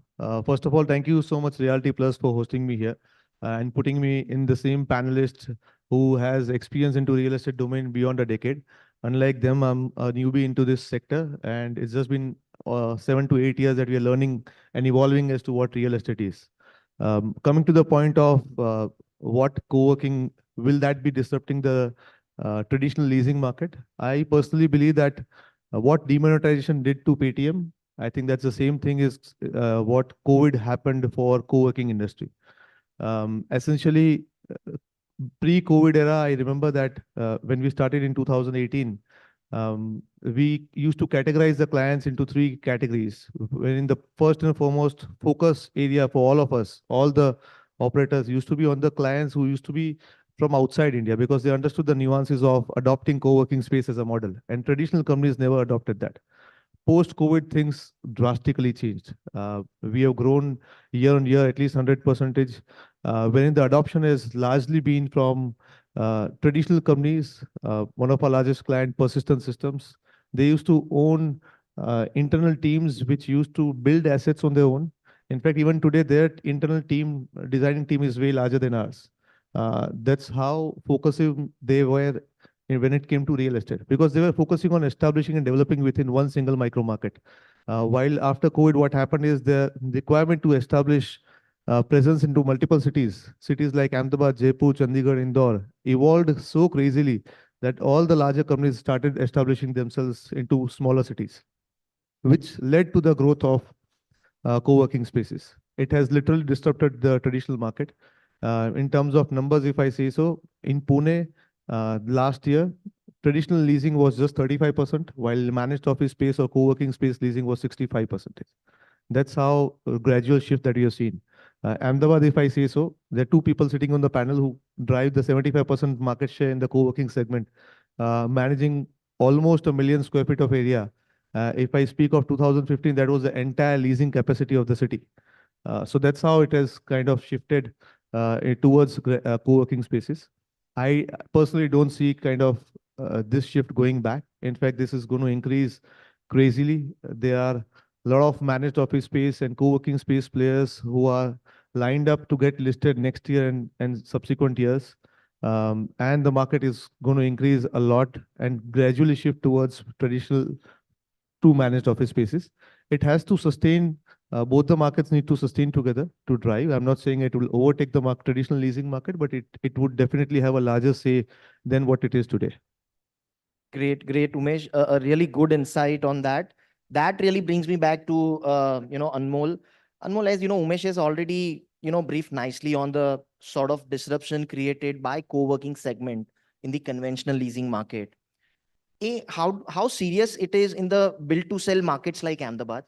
And B, what can be the best strategy of a small investors regularly investing in the small commercial offices going forward? Thanks. So I think there is definitely an increasing demand for flexible workspaces. It definitely, it's easier for when a company is shifting from, say, a different city or a different state, and when they're coming to Ahmedabad, flexible spaces really help them set up their businesses faster. I do not see them as, I do not see it as a competition, but I think traditional developers also really need to embrace that. So when you are developing something like a grade A building, I would say to have at least some kind of dedicated spaces for co-working spaces. So Right, even so in that's complement actually. exactly. So even in our new development, we are going to have co-working spaces, and hopefully we'll be able to partner with one of our friends over here. So that is how I see it growing. Great, great. So obviously there are again, like, the second question, there is still an opportunity for the smaller There investors. is an opportunity for smaller investors as well, but I would say the investors really need to go with good developers. Right. And also location has become very important, as the Ahmedabad commercial market is ever evolving. Right from when the commercial boom happened in Ashram Road. Right. So from Ashram Road to CG Road, to Prahlad Nagar, now on SG Highway, along with Bopalamli Road, Sindhu Bhavan Road. And now the future is going towards Vaishnadevi Junction, which is merging both the twin cities of Ahmedabad and Gandhinagar. So the smaller investors have to be really careful about where they are investing and with who they are investing. Also, there are new methods of investment like fractional investments, which they can really look into, which would help them really diversify their portfolio as well. It's really helpful, Anmol. I mean, this fractional ownership is really, really a good tool for the small time investor to stay invested into the commercial office space. Now that really leads me to Yash. Yash, you have background from both development and an established co-working player. First of all, do you also agree that co-working has created a disruption in the conventional leasing market in India? And second, with that, how do you see a growth of conventional leasing market versus co-working going forward? Thank you for having me over here. And to add on from what my colleague here just said, first of all, if anybody from my team is here, he's getting a call from CBRE Pune. Make sure that we reach out to them first. Apart from that, I think the most important part, what we have to figure out is what has been the growth like. If we were to look at, I wouldn't call it pre and post COVID era, because things had already started to change before that. But talking about time before 2018, we used to be in a stage where we needed to educate people about what co-working and managed office places used to be like. Correct. So the time between 2015 to 2018-19 went into the time when a managed office concept wasn't really out there, but people used to have some kind of an idea about what co-working is like, and we educated them. I mean, we as in everybody in the country that is into this business educated them in letting them know about what this is like. Post COVID, it became the need of the hour. And if you were to look at timelines from 2014 to 2024, 2014 was when there used to be about 50 players in India. And currently, we have about 500 plus players in India. This is 10 years. So if you were to look at it, the amount of people that have grown into this business is 10x year on year, correct? And now going back to that, I think coming from the part where I'm a developer as well as a co-working player, just look into how many developers actually have a co-working space of their own. Of course, a lot of them are rather regional. I wouldn't say just city-based, but regional. The reason being that the scope of development for them is extremely easy and quick. If at all there is a client who is coming to them, a normal commercial leasing client is coming to them, it would rather make it easier for them to adjust their cost of real estate on bare shell, on furnished office, and rather increase it by 5 rupees by just giving them all the services under one roof, right? So a lot of developers have also started to figure out that this is the way forward, this is the way to go. And at the end of the day, end-to-end solution and end-to-end service is what is going to be the key for everybody. Of course, I'm not saying that all developers do it, but I would say that at least 20 to 25% of developers in tier 1 and tier 2 cities have moved to this. Going back to the growth of co-working and managed office spaces, even right now, the industry is looking at a CAGR of 17%. And I mean, 17% is what is out there, but I believe that the industry will year on year till 2030 at least grow by 40%. And let's just put it in numbers for the easier access and understanding for the people. 2020, which is 4 years back from today, co-working players or managed office players used to occupy 10% of a building in tier 1 cities only. Today, if I were to put tier 1 and tier 2 cities together, 28% of a building of tier 1 and tier 2 together, if I were to put only tier 1, 45% of a building has co-working players or managed office players into them. If I combine tier 1 and tier 2, it is 28%. And going to 2030, I believe that number will be 60 to 65% for tier 1, or rather even more, because end-to-end solutions will play a very crucial role in where we are going. And if at all, if I were to put it in hindsight, for the two of us, just as a tier 2 plus city, there are developers or there are people who are creating buildings that come to us saying that, tell us what do you want, we'll create a building like that. So that's the power that co-working and managed office spaces have really put forward to the people, towards a lot of people. And of course, I mean, the developers want to fill in their space even quicker, right? And we have the access to so many of them. So yeah, that's what the foreseeable future looks like, without that's second thoughts. Fantastic, Yash. I mean, that's a real insight that, yes, I mean, co-working is the flavor of the future. But yes, at least as we speak, I mean, it's growing. We still have a larger, scope as we speak for a conventional office. But yeah, going forward, the flavor of the future is the co-working. That's really great. So Viren, you have worked as a banker and then as a real estate professional. How do you see commercial real estate market shaping up in Gujarat with land getting more and more expensive? So first of all, land basically, I don't see it is an expensive. But before I get into specifically on commercial real estate, the size of overall real estate in Gujarat is 5.2 lakh crore. In terms of number of projects, if we talk about, it is around roughly 39,900 or so let's take in 14,000 number of projects being launched. And out of that, roughly 2,080 odd is only commercial. So that is still less than 20%, roughly around 11, 12% or so. Good part in Ahmedabad is that out of this 14,000 entire Gujarat number of projects being launched, we in Ahmedabad, we have around 4,200 number of projects. And out of this, the commercial size of commercial projects, I'm talking about, when I talk about entire 14,000, which includes the residential, commercial, mixed use, plotting, everything. In that, the size of Ahmedabad is 4,200 roughly number of projects being launched, and commercial is roughly 800.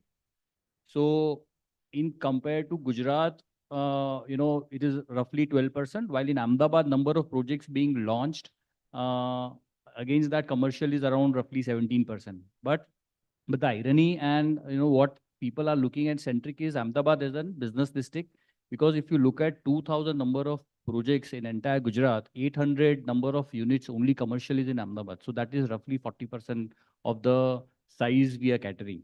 Now, in terms of pricing, land price, basically, if I look at, it is not very high. Typically, if you look at land price, then you add into a construction cost, and then the final product is coming out. Now, if you look at the rental value and a capital value across all, metro and top 10 cities of India, our rental is also much, much lesser compared to, forget about Bombay, Delhi, Mumbai or so. We are still talking about Calcutta, Bangalore, Pune, or Hyderabad or so. Or so, Indore as well. So our rental is still, what we used to look at, 20 years back, Ashram Road, CG Road was the center of the city and CBD. And now, now the city has moved from east to west, and now corporates are moving towards SG Road and further west side. If you actually look at, the rental has not increased much. So as with the capital also. The capital value, if you actually look at, still in SG Road, if you look at, 7,500 to 8,000 rupees, you will get a good grade A of a building. So, I don't see, we have, still, ideally we can look at this as top 10 cities of India, and our capital value and the rental value is still not as high compared to other cities when we are talking about the larger metro or semi-metro cities. Land price, yes, will have an impact because we are expecting circle rate or a Jantri rate, what we're calling here, it's going to get revised within a week or so. That probably point in time, we might see change, and that will be, because, there the FSI cost will increase and the cost of the finished product will increase. I think that repercussion will have an impact in a land price as well. But if I have to look at overall land price compared to all other cities, typically we cannot compare with a other smaller town, but top 10 cities, yes, our pricing are fair enough that way.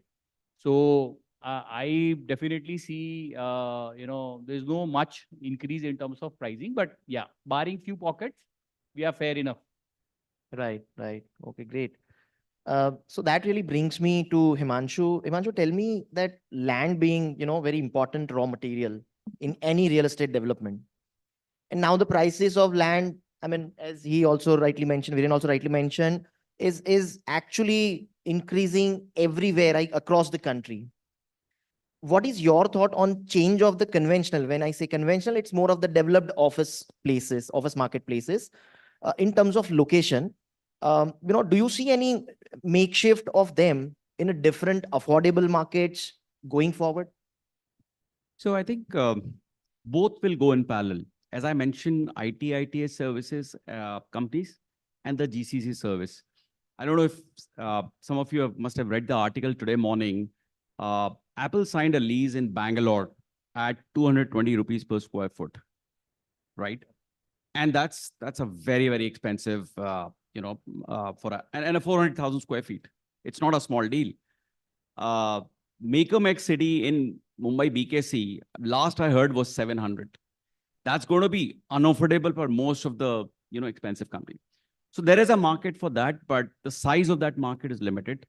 So land will play a vital role for, I mean, even if it's expensive, but if the market is demanding 200, 300, 500 rupees, I think people will be willing to pay for that. So that's one part of it. And, high-end banking companies, high-end Apple, Google, and, high-end products. Then will come the ITS companies. Now, these companies operate on a very, very thin margin because IT space, the market has also become extremely competitive. Google, Infosys, everybody's fighting for, the orders, big orders from international companies. They will be very, very cost sensitive, and they will be forced to move out away from the city center and move maybe 5, 10 kilometers, 20 kilometers away from the city. So I think the both markets will grow in parallel. And it's a story for every city. Bangalore, for example, Apple is signed in CBD at 220, but there is a space available at 45, 50 also, depending on what the company affordability the companies will decide.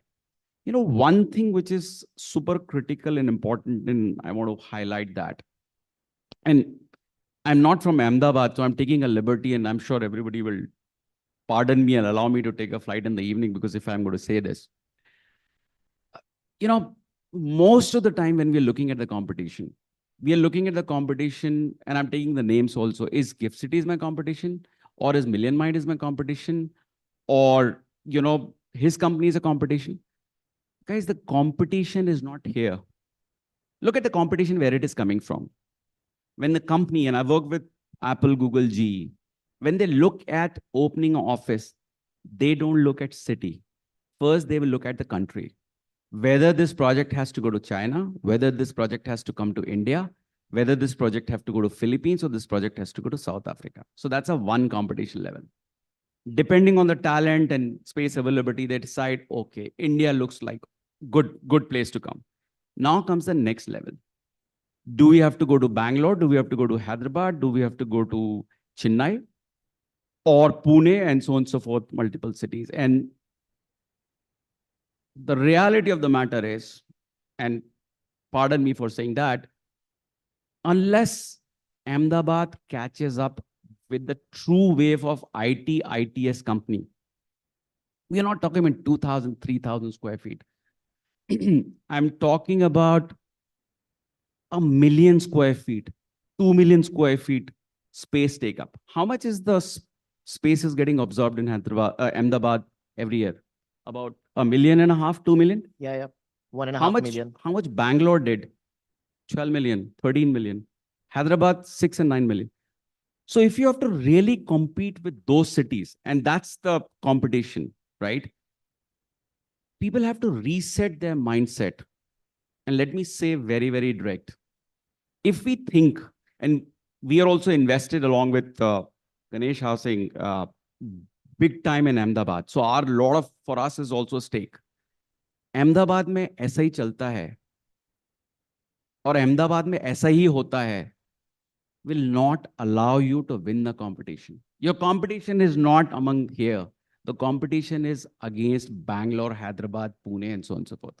And I'm going to touch a very, very sensitive topic. And I'm from the developer community, so I'm taking the liberty and say that the efficiency of space in Ahmedabad is the lowest. Now you'll say, "Nahi, market aisa hai. This is the market." Sir, when TCS or Infosys is going to take a space, all they're going to do is, I'm going to earn this much out of a seat.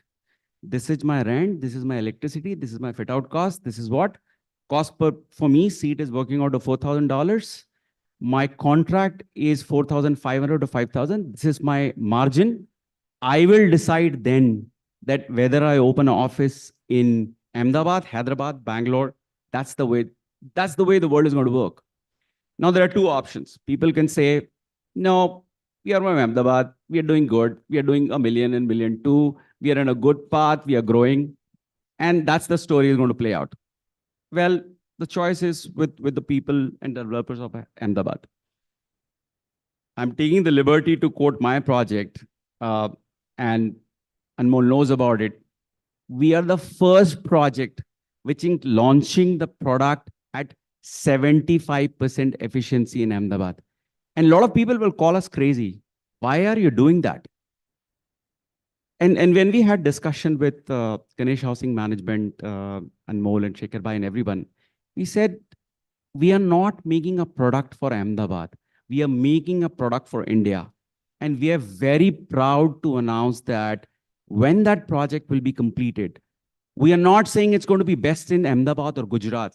We are promising it will be best in India, and it will be known as one of the best projects in India. And when the new companies come up, they will look for that project, and moving forward, we will be able to demonstrate what a true ITS park should look like. So I think the point I'm trying to make is we have to start thinking and move beyond what is Bangalore doing? What is Hyderabad doing? Don't follow Mumbai example. Mumbai is landlocked. Because Mumbai में land कम आता है, FSI कम आता है, इसलिए everybody is forced to work on that, right? Mumbai is behind ITS in Bangalore. The reason is the companies are so used to operate in a certain set of environment and parameters, they choose Bangalore versus, the Mumbai. So I think that's the point to sum up, is that we really have to start thinking, how do I beat Bangalore? How do I beat Hyderabad? And this is the cusp moment. I started my journey in Hyderabad way back when we used to do 2-3 million. And I see exactly the same stage what Ahmedabad is today. It is the Ahmedabad developers either to make it really big or just say we are okay, we'll settle down, whatever works in Hyderabad, Ahmedabad, this is what it is. So I clearly want to see 4-5 years, and he mentioned the CAGR growth in co-working space. I think that's the real opportunity which lies. And ultimately, it's the customer, whether they're sitting in managed office, whether they're sitting in direct lease, your true revenue will be paid out of the customer. These are just the instrument and tools for customer to decide the real estate strategy or the investment model. But the ultimate goal has to be the space which is quality space of an Indian standard, international standard, getting and allowing the companies to open office there. I think I made very candid comments. I hope I have not upset the few people here. But I think that's, and the reason I'm saying, because I come from a India or international view of things. And if I can contribute for the growth of this, city, I will write in my, life memoir journey that I contributed to the industry, and look at where the industry has reached. Thank you. No, I mean, appreciate that point, and I understand, exactly where it is coming from. But yeah, I mean, every city really takes baby steps towards, becoming a great and eventually greater. So, Ahmedabad already initiated some of them, like, as we already discussed on the compliance and the EHS.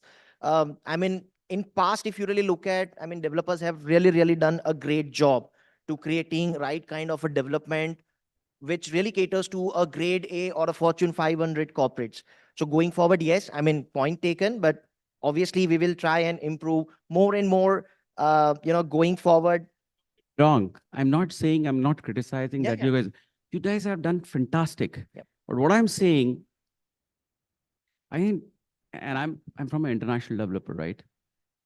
It used to be a time when the international product and a domestic product in Indian market used to have a huge gap. Look at the way people have come up. I can take the names: Prestige, RMZ, Salapuria Satwa, Embassy, Panchil. They've really upped their game. Yep. And look there where they've reached. So I think it's the competition. You'll say you map. You would have never thought they will come up this product so fast, and they're catching up very fast. No, of course, I agree to that point as well. That really leads me to Umesh. As already like Himanshu has briefed on a lot of things about commercial real estate pricing due to chain reaction of getting expensive land and, then higher construction cost, which result into a price hike, and then, from the developer and then from the investor eventually at a higher pricing rentals. In this scenario, how do you see a pressure coming over cost and specifically on the offerings to the occupiers in the co-working model?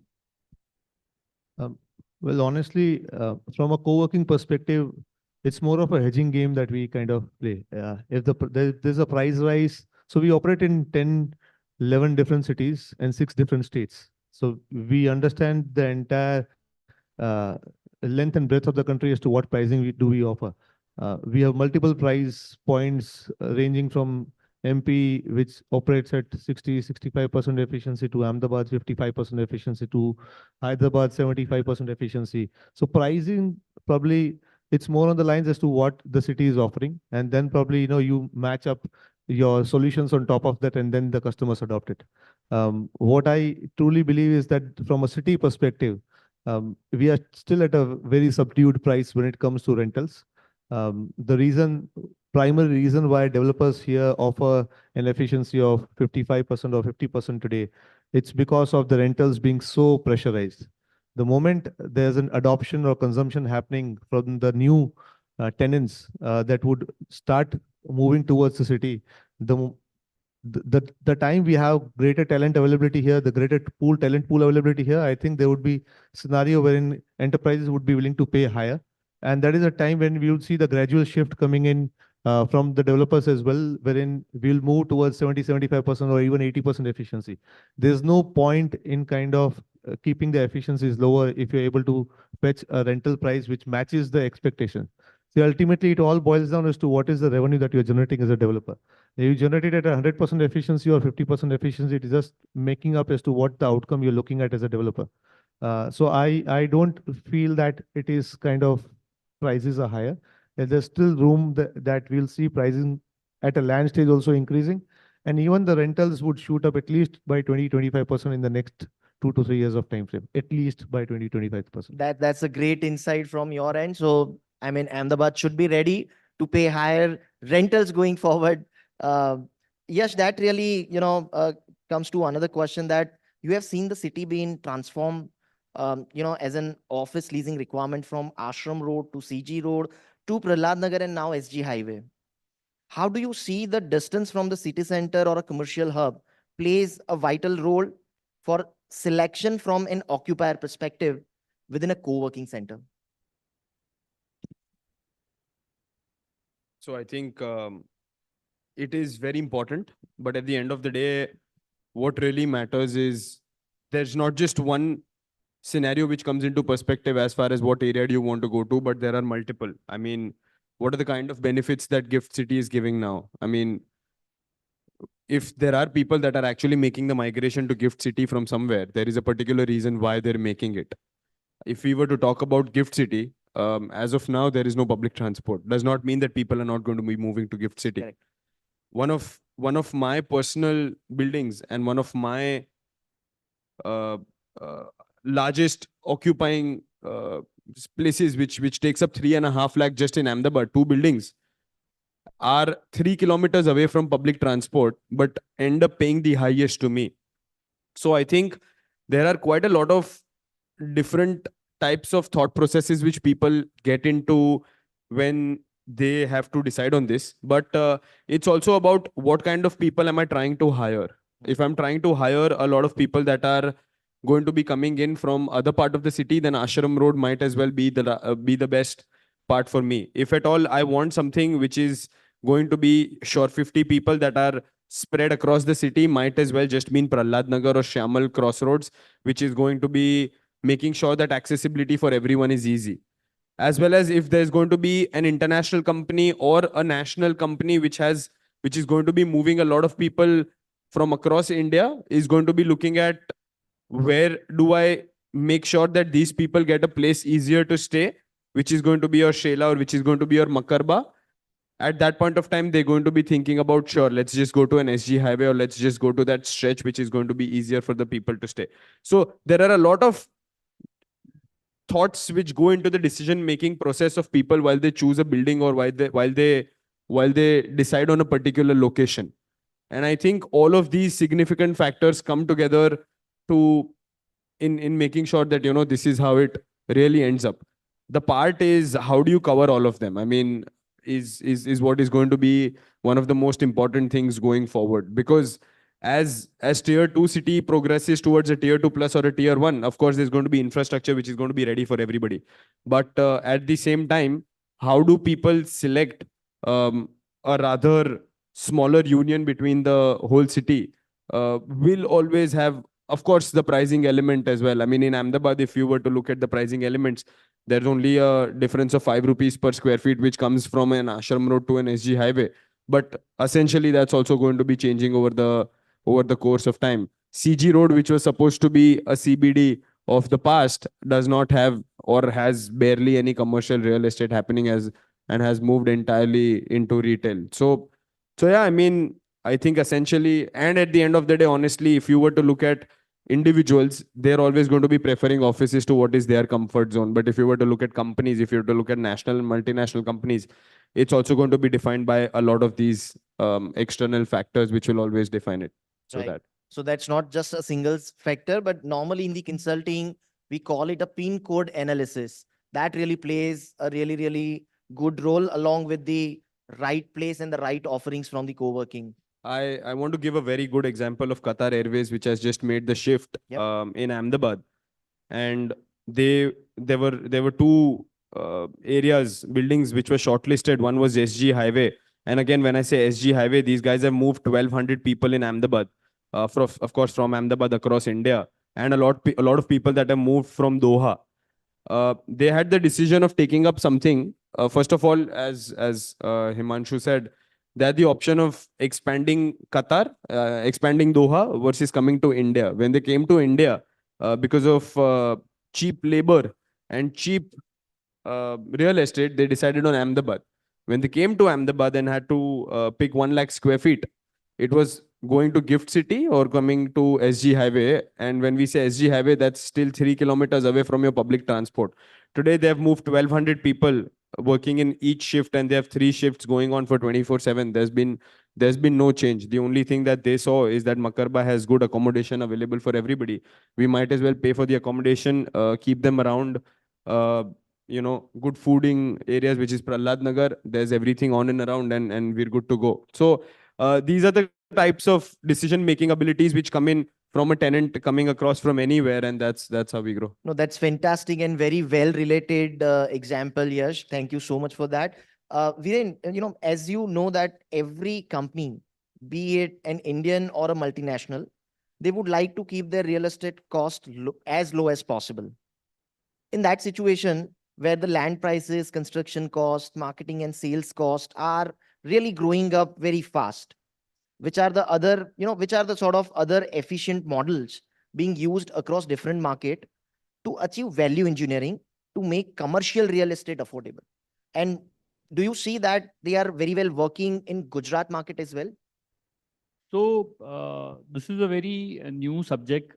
Typically, when you have a large number of employees and when the real estate is really very expensive, typically when we talk about the metro cities also. So I'll talk about during my IPC's days, we had a couple of survey and we actually have helped a couple of multinationals company. Largely, typically if you look about Mumbai or so, where the property costs in terms of rental also, it is so very expensive. We have, heard from Himanshu as well that, couple of places where we see the rental is more than 500 rupees per square feet. So imagine every each is very, very critical when it comes to spending and, taking a property on a lease. So what had happened is one of the multinationals firm, we proactively approach and we asked them that, they were having a team strength of 1,000 employee plus. So we did a Reiki saying that in any given point in time, by and large, their average number of people actually they come and sit is not more than 650 to 700. So almost 30% of their pace is always being, remain vacant.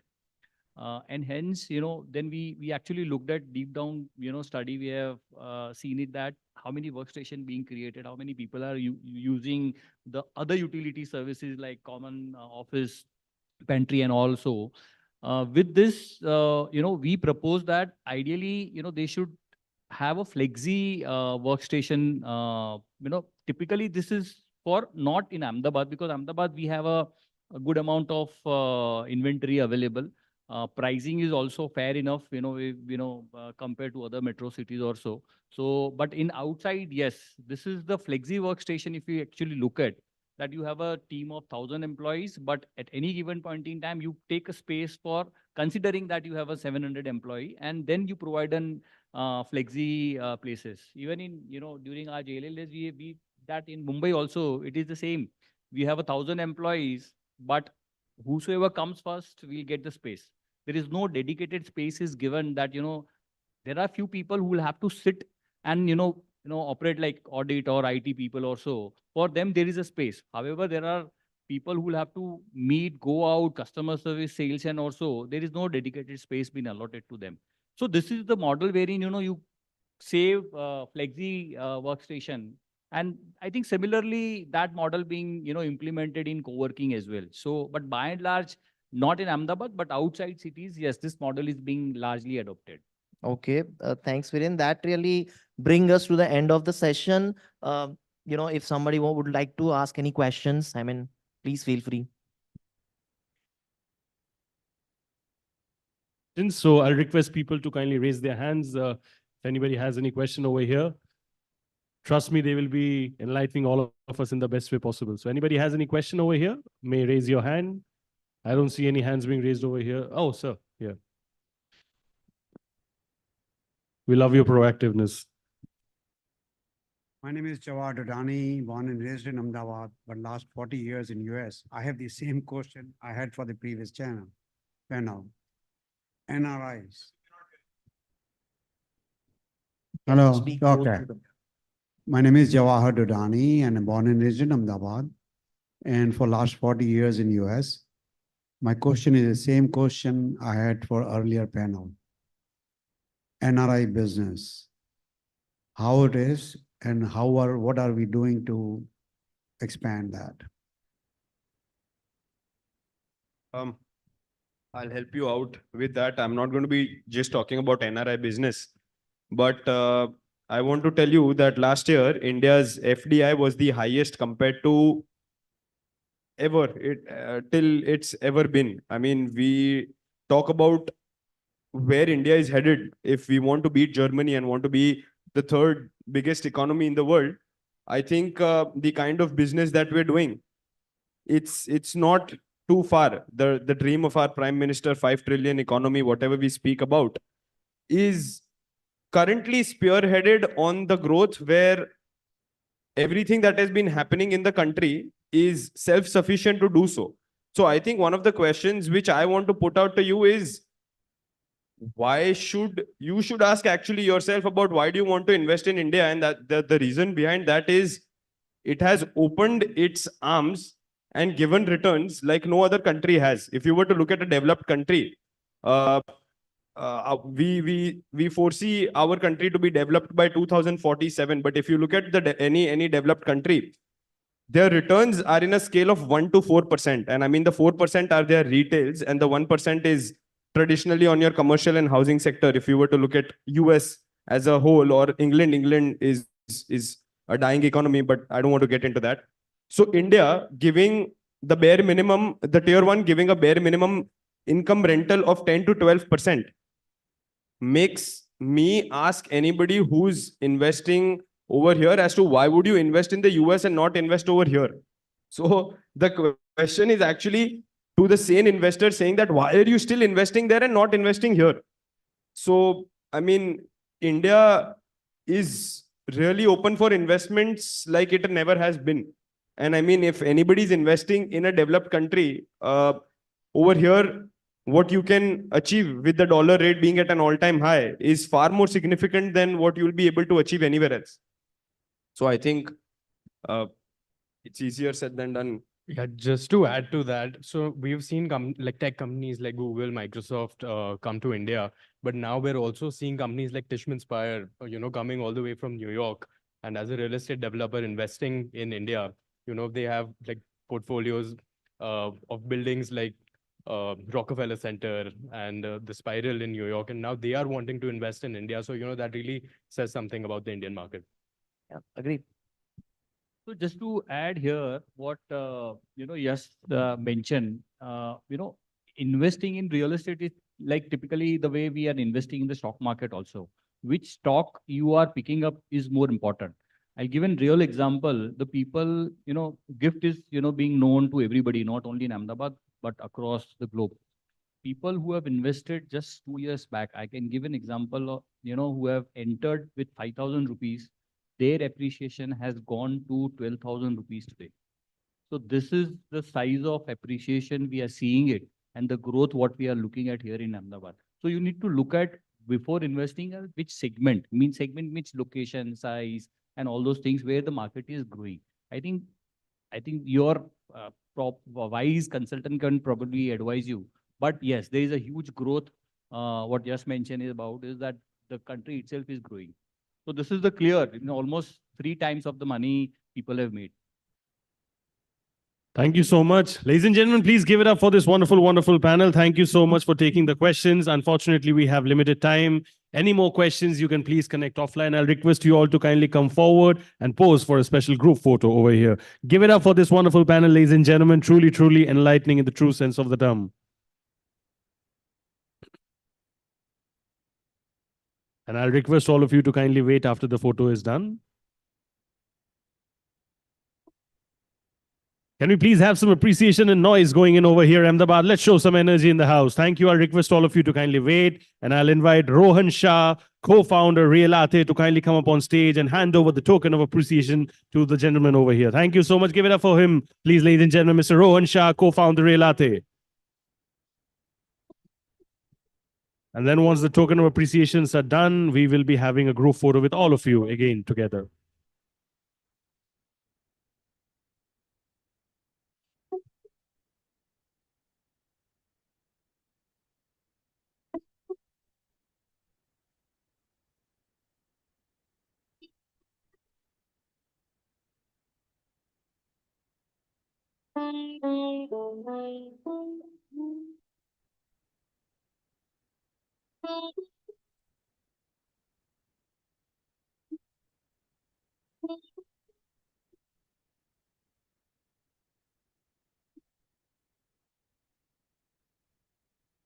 Thank you so much. I'll request you as well to kindly be over here and pose for a special group photo. What a wonderful, wonderful team indeed. Give it up once again, ladies and gentlemen. Too much of knowledge over here on stage together.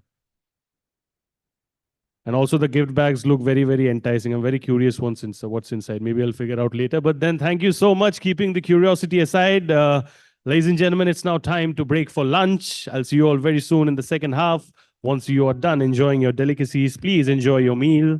And we'll see you in the second half of this wonderful, wonderful conclave. Thank you so much.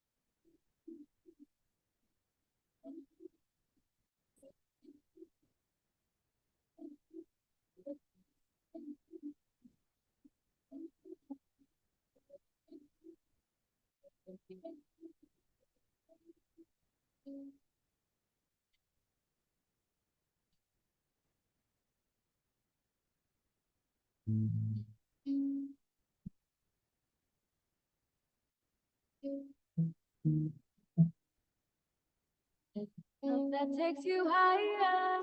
I will forever be intertwined with you. When the sun never goes down and time has slowed down, would it be too crazy if we decided to stay forever? Decided to stay forever, forever.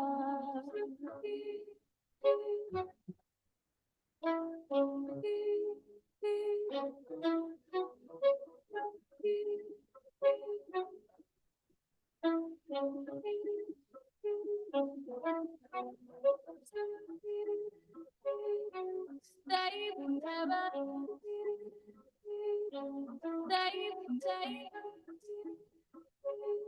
Stay forever.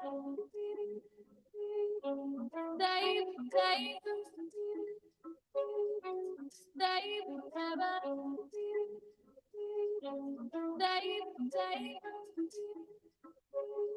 Stay forever. Stay forever.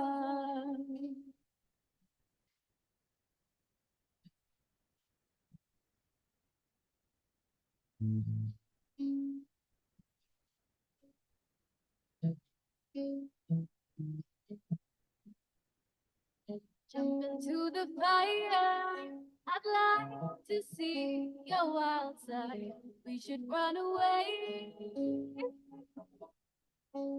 But the sun never goes down. And time has slowed down. Would it be too crazy if we decided to stay forever? Decided to stay forever, forever.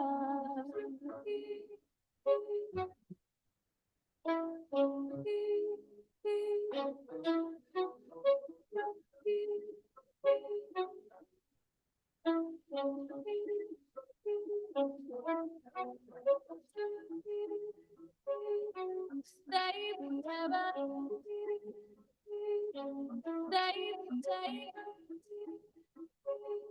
Stay forever.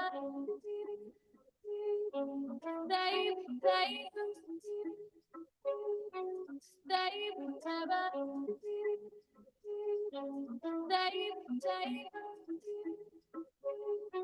Stay forever. Stay forever.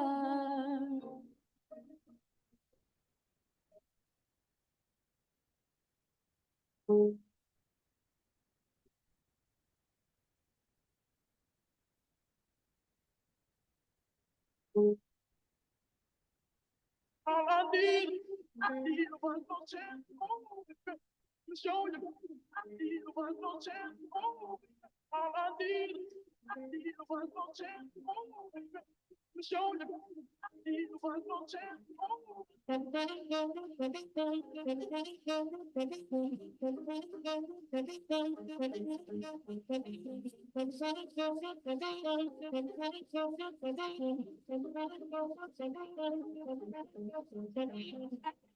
All I need.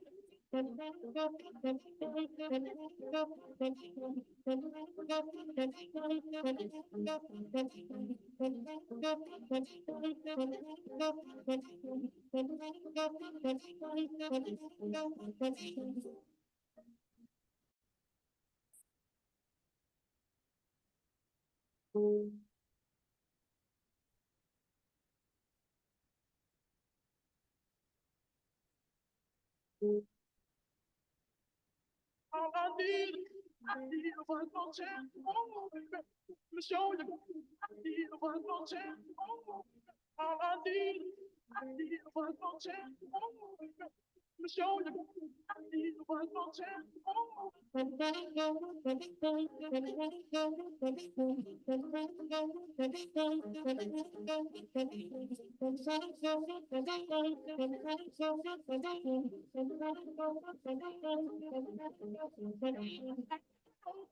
need.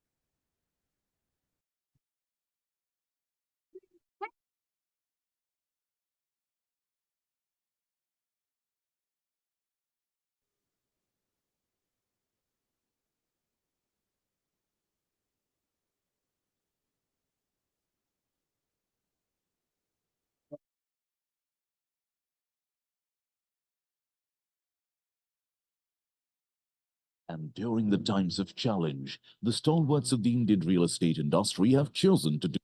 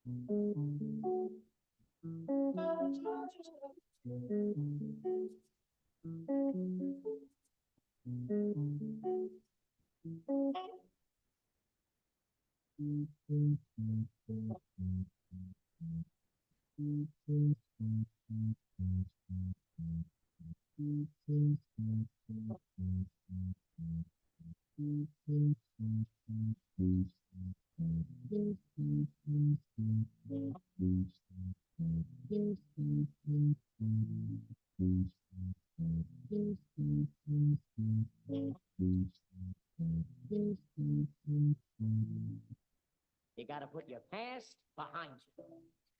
Look, kid, bad things happen, and you can't do anything about it, right? Wrong. When the world turns it back on you, you turn your back on them. That's not what I'm saying. And maybe you need a new lesson. Repeat after me. Hakuna Matata. Hakuna Matata. It means no worries.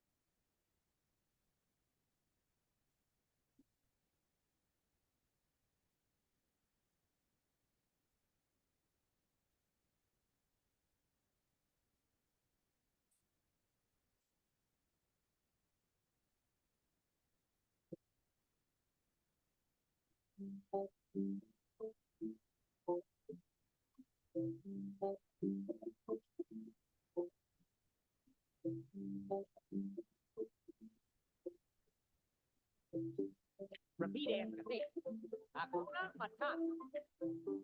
Hakuna Matata.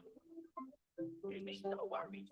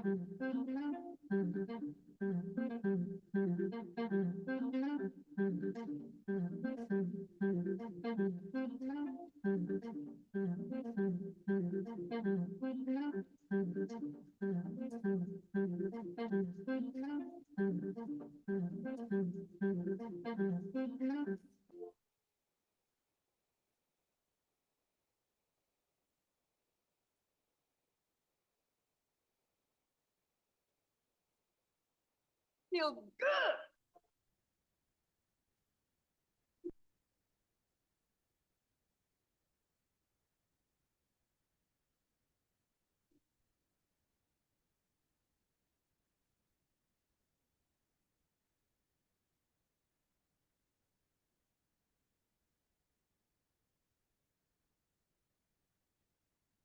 Feel good.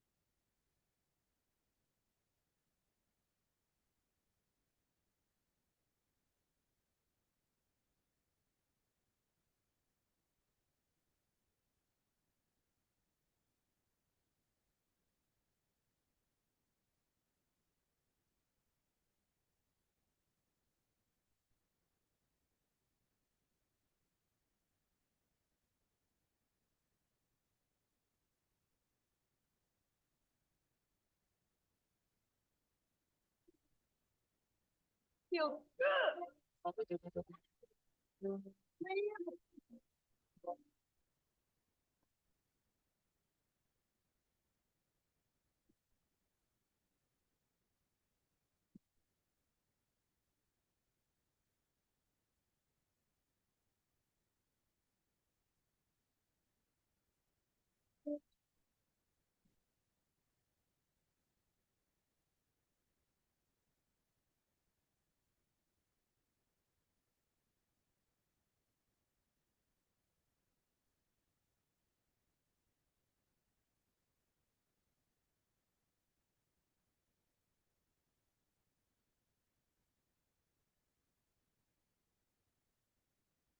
Feel good.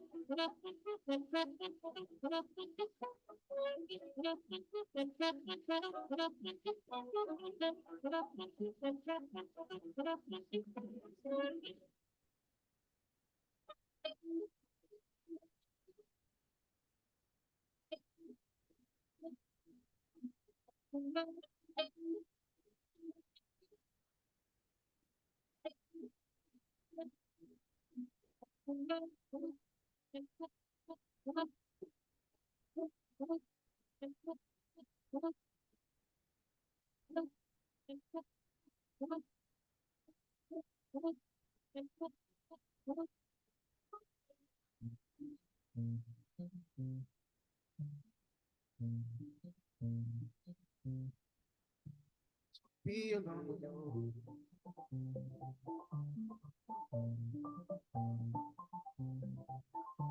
Just wanna be alone.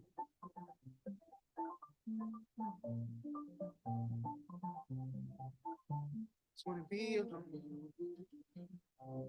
Same old thing keeps me around. If you wanna come around, baby, it's cool. And if you wanna fuck around, baby, I do. Just wanna be alone with you, oh, oh, with you, oh, oh, with you, oh, oh, with you, oh, oh, just wanna be alone.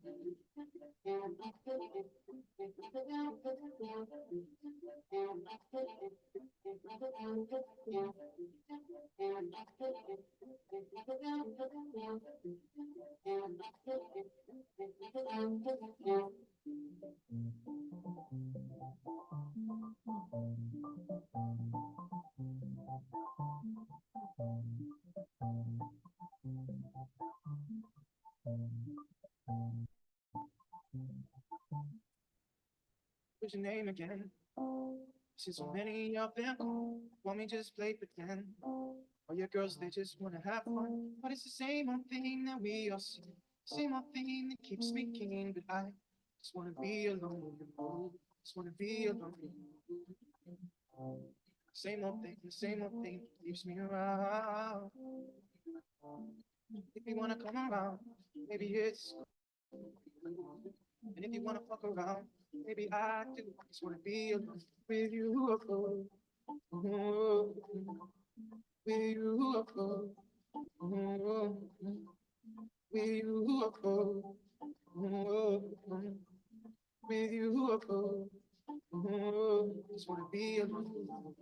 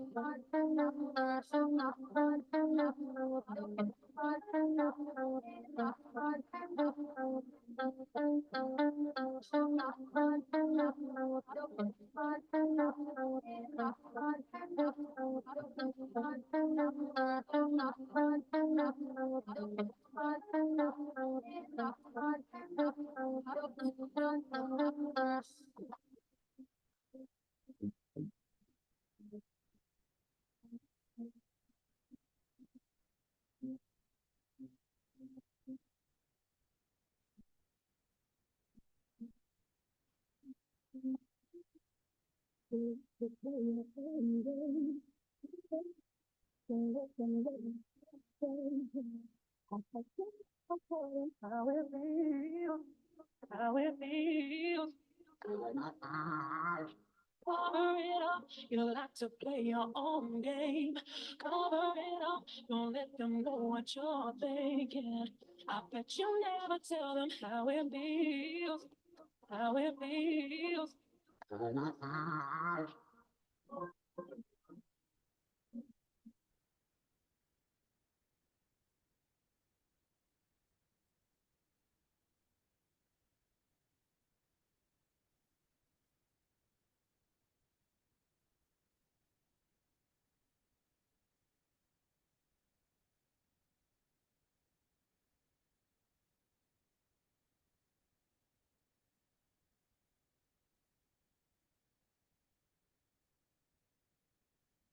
Cover it up, you like to play your own game.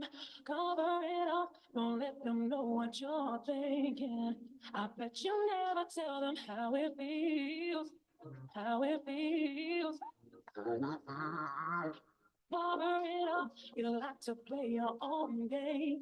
Cover it up, don't let them know what you're thinking. I bet you never tell them how it feels, how it feels.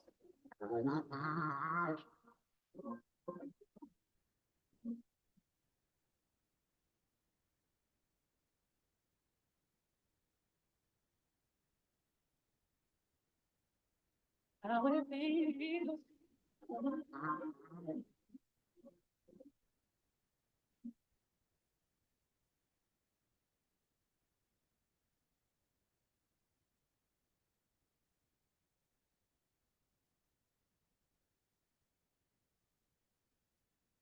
Cover it up, you like to play your own game. Cover it up, don't let them know what you're thinking. I bet you never tell them how it feels, how it feels.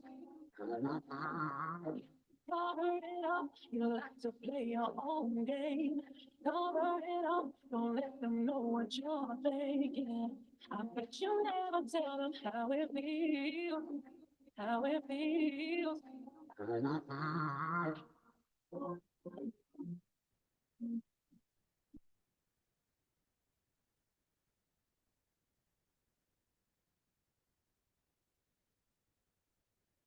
How it feels.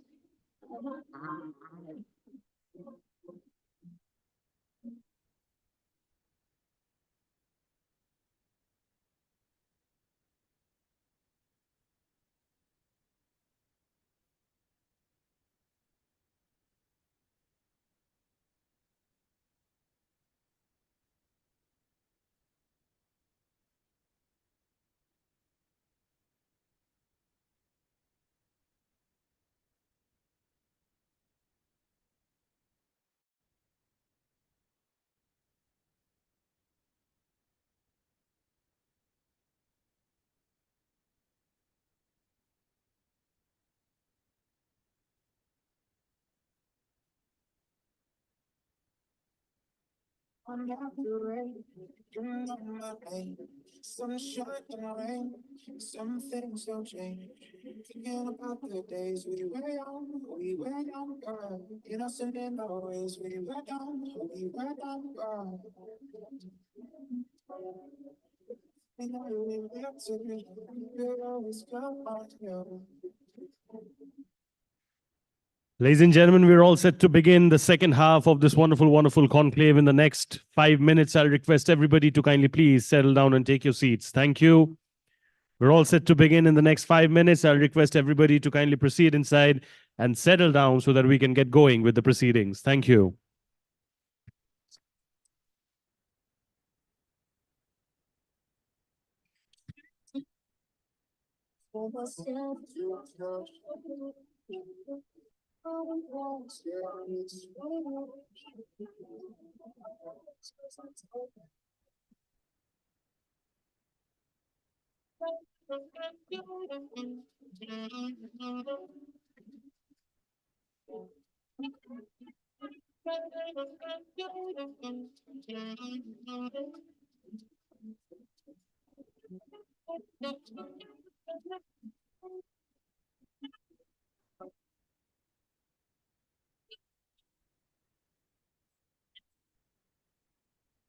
All right, ladies and gentlemen, so we're all set to get going. Indians का खाने के साथ अलग ही रिश्ता है, right? जैसे ही lunch या खाना वगैरह हो जाता है, automatically faces brighten up, right? खुश हो जाते हैं लोग. Did you all enjoy your lunch? All the gulab jamuns and everything? Please, for a moment, you can forget all the calories and stop stressing about it. You can always enjoy and hog them in the best ways possible. But then, thank you so much for joining us over here in the second half of this wonderful, wonderful conclave. Just to tell you all the ones who joined us right now, we had 2 brilliant panel discussions before, and now we are all set to have the third panel discussion for the day. So I'll quickly introduce the topic to you all, and then I'll be introducing our moderator and then our speakers in alphabetical order. So, ladies and gentlemen, after having talked about Gujarat's residential and commercial real estate, it's now time to talk about the very happening segment of the state, which is called Gujarat's Industrial Parks Growth Story. I repeat, the topic that's going to be discussed right now is Gujarat's Industrial Parks Growth Story. I'll welcome our respected moderator on stage. Give it up, ladies and gentlemen, for Rumit Parekh, Director, Occupier Strategy and Solutions, Industrial and Logistics and Retail, Knight Frank. और जोर से please, अभी ये lunch के बाद वाला पहला session है, थोड़ा ज्यादा एनर्जी चाहिए हम लोग को यहाँ पे, because everybody complains कि लंच के बाद सेशन मत रखो, एनर्जी कम हो जाता है. But Ahmedabad, show your power, show your energy in the house. और जोर से ताली बजाइए, please. Thank you. You know, सबको पता ही है सर के बारे में, but मेरा फर्ज बनता है कि मैं भी थोड़ा बोलूं. Of course, Rumit ji has been playing an instrumental role in the real estate sector for the last 17 years. He has been instrumental in building up the client base through networking and business development, and with great relationships across key developers and landlords, coupled with market intelligence, he ensures that clients have the best value add and support in the market. Moreover, this ability to understand the implications of a transaction for both parties enables him to develop effective negotiating strategies on behalf of the clients. No wonder the best possible moderator for this session. Once again, give it up for sir, please, as I request you to take your seat. Thank you.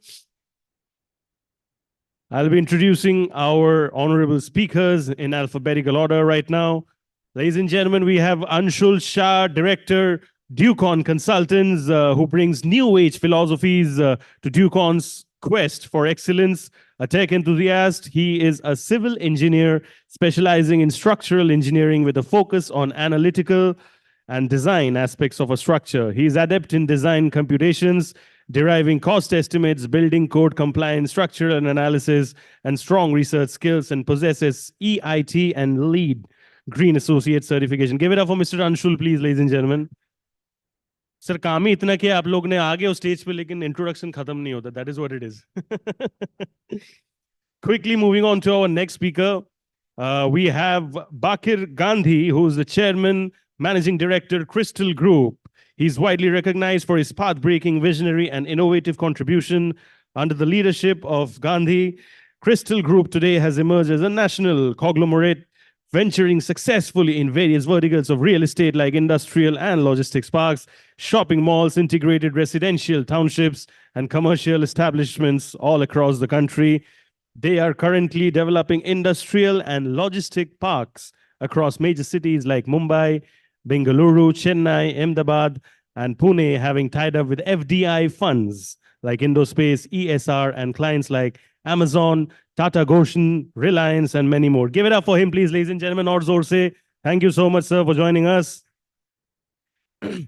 We have Karthik Jalan, who's the founder and CEO of IndiCold Private Limited, who is a visionary leader in the true sense of the term in the cold chain industry and is known for his innovative strategies and unwavering commitment to sustainability.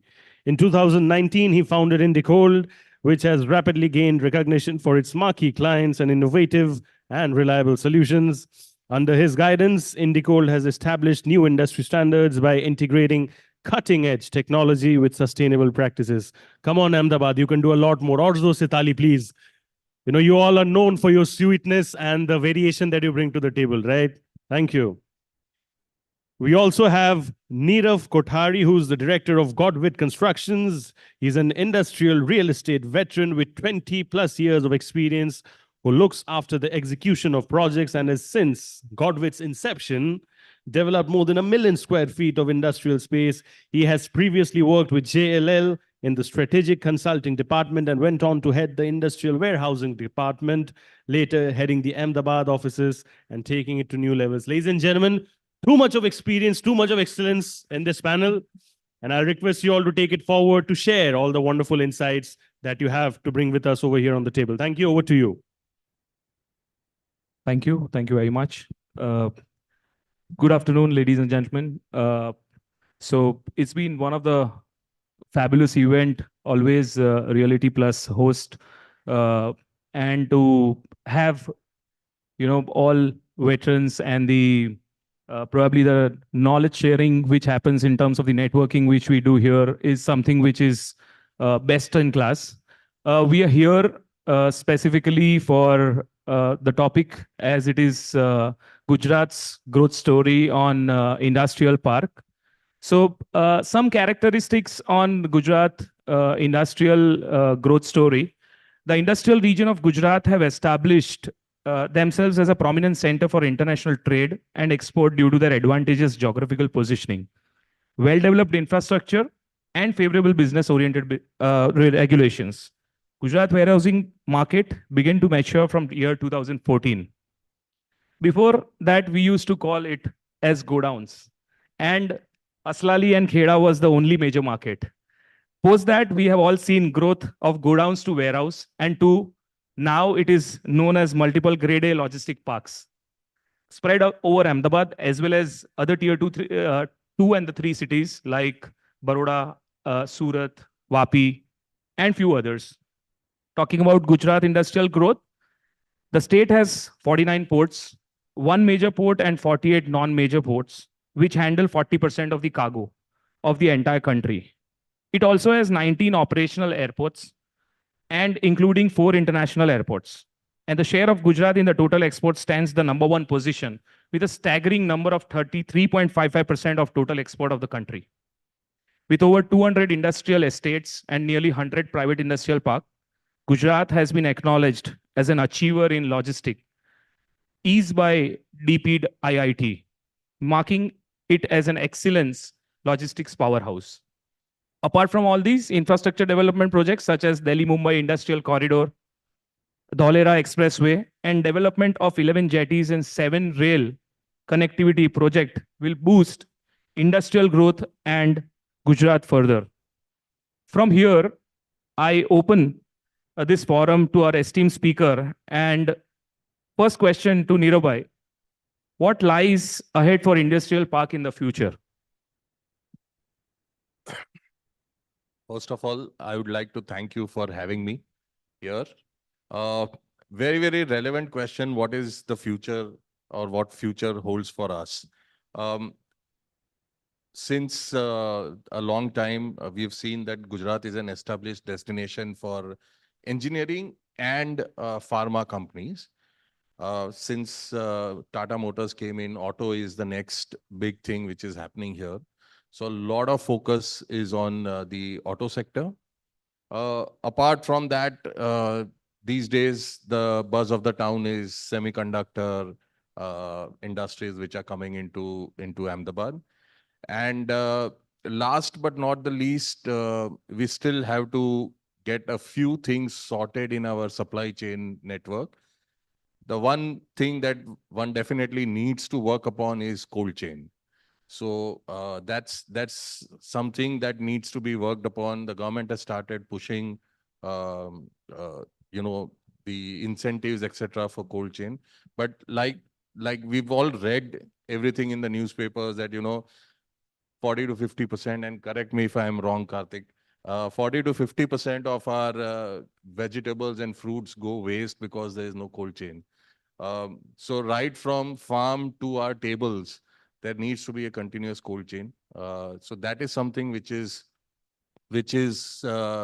needs to be built up. So that's something that we need to do in the years to come, apart from auto, semiconductor, and our traditional bread butter of pharma and engineering. Sure, Neeraj. I think the next question is to Bakir Bhai, you being the veteran of the industry. What are the top 3 challenges a developer face while setting up a grade A industrial park? Good afternoon, everyone. Yeah. So let's first define what is a grade A. I mean, many of them, grade A, generally we feel that a grade A is a building where we built a very good building with certain heights and infrastructure and, I mean, fire and lights.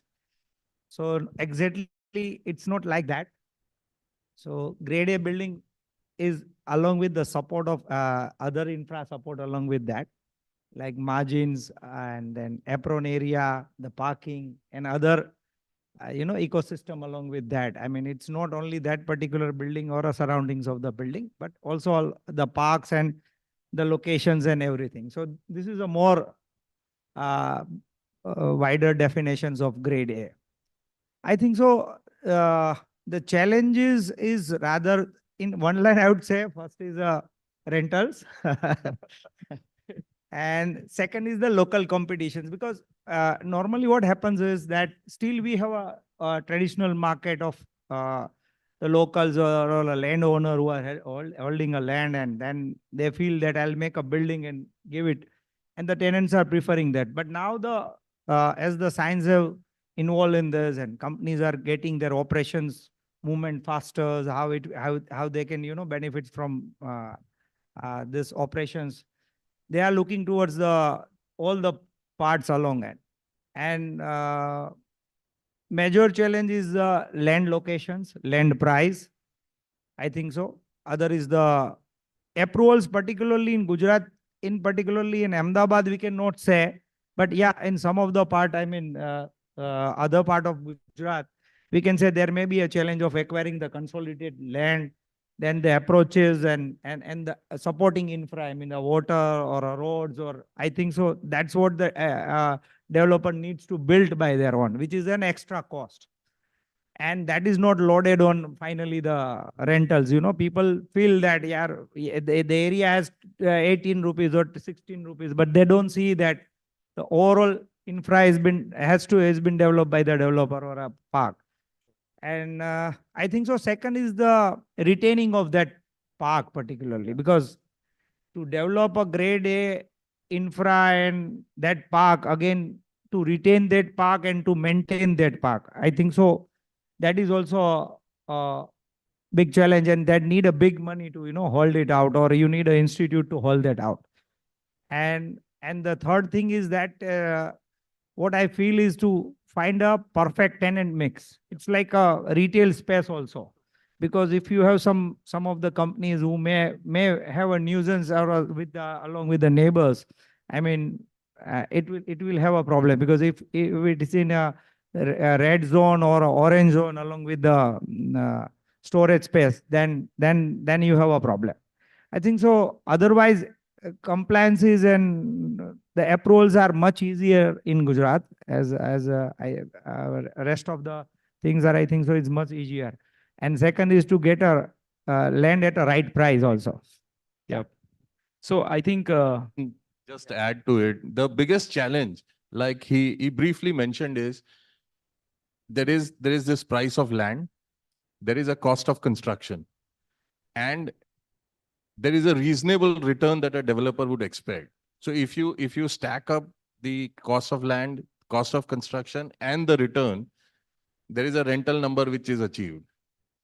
And today, for all practical purposes, that number is about 20. And when the occupier lands in our city, his first thing is 12 rupees mein dikhao.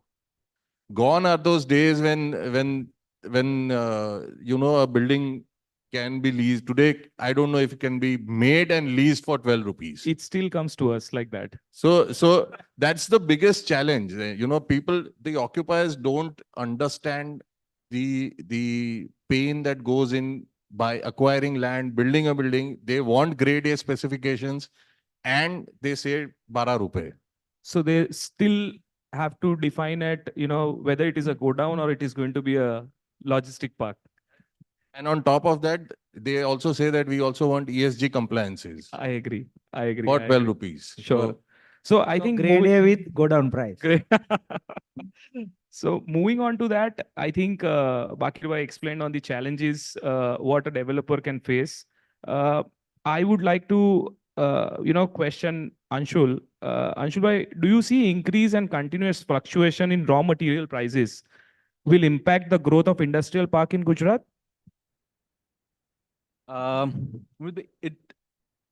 It does impact in a very indirect way. Of course, if there are price fluctuations, you tend to see reduction, optimization in terms of industrial output. Ultimately, whatever that we design, we build, the infrastructure, the land is for the end user. The end user needs to be there. They needs to have their optimum business growth. I can't even count on my fingers. I'll have n number of not designed textile parks, projects in my office where the master plans are ready. When there's a boom, and textile and chemical are these two, if I understand correctly, these are the two sectors which do get hampered with the continuous, changes in terms of pricing, raw material flow, exports, imports, China, etc. And when there's a boom, yes, textile and chemical people are also the industries who are ready to spend the most. If you give them, if you are preparing or if you are building an industrial park, if you have a textile zone, you tell them, okay, I'm providing you A to Z services, they would be, I guess, and this is what I've heard, and I'm sure they can back me up on this, but they would be more than happy to pay you 8,000 rupees instead of 6,000 rupees if they're all their headaches are getting sorted out. But then again, there have been so many parks, so many processes, so many non-documented plans out there with designers where we try and establish that textile park, those facilities, but then again, certain changes in the environment affect the end users' readiness to buy that plot. And so as designers, what we try and intend to do is have maximum flexibility. That in whatever terms, the external factors is probably beyond our control certain times, but we try and create that flexibility in terms of design and the parks that the developer intends to build, so that tomorrow these kind of factors affect the least to the end user as well as to them. Sure. So I think we heard on the raw materials as well and what are the nuances of it.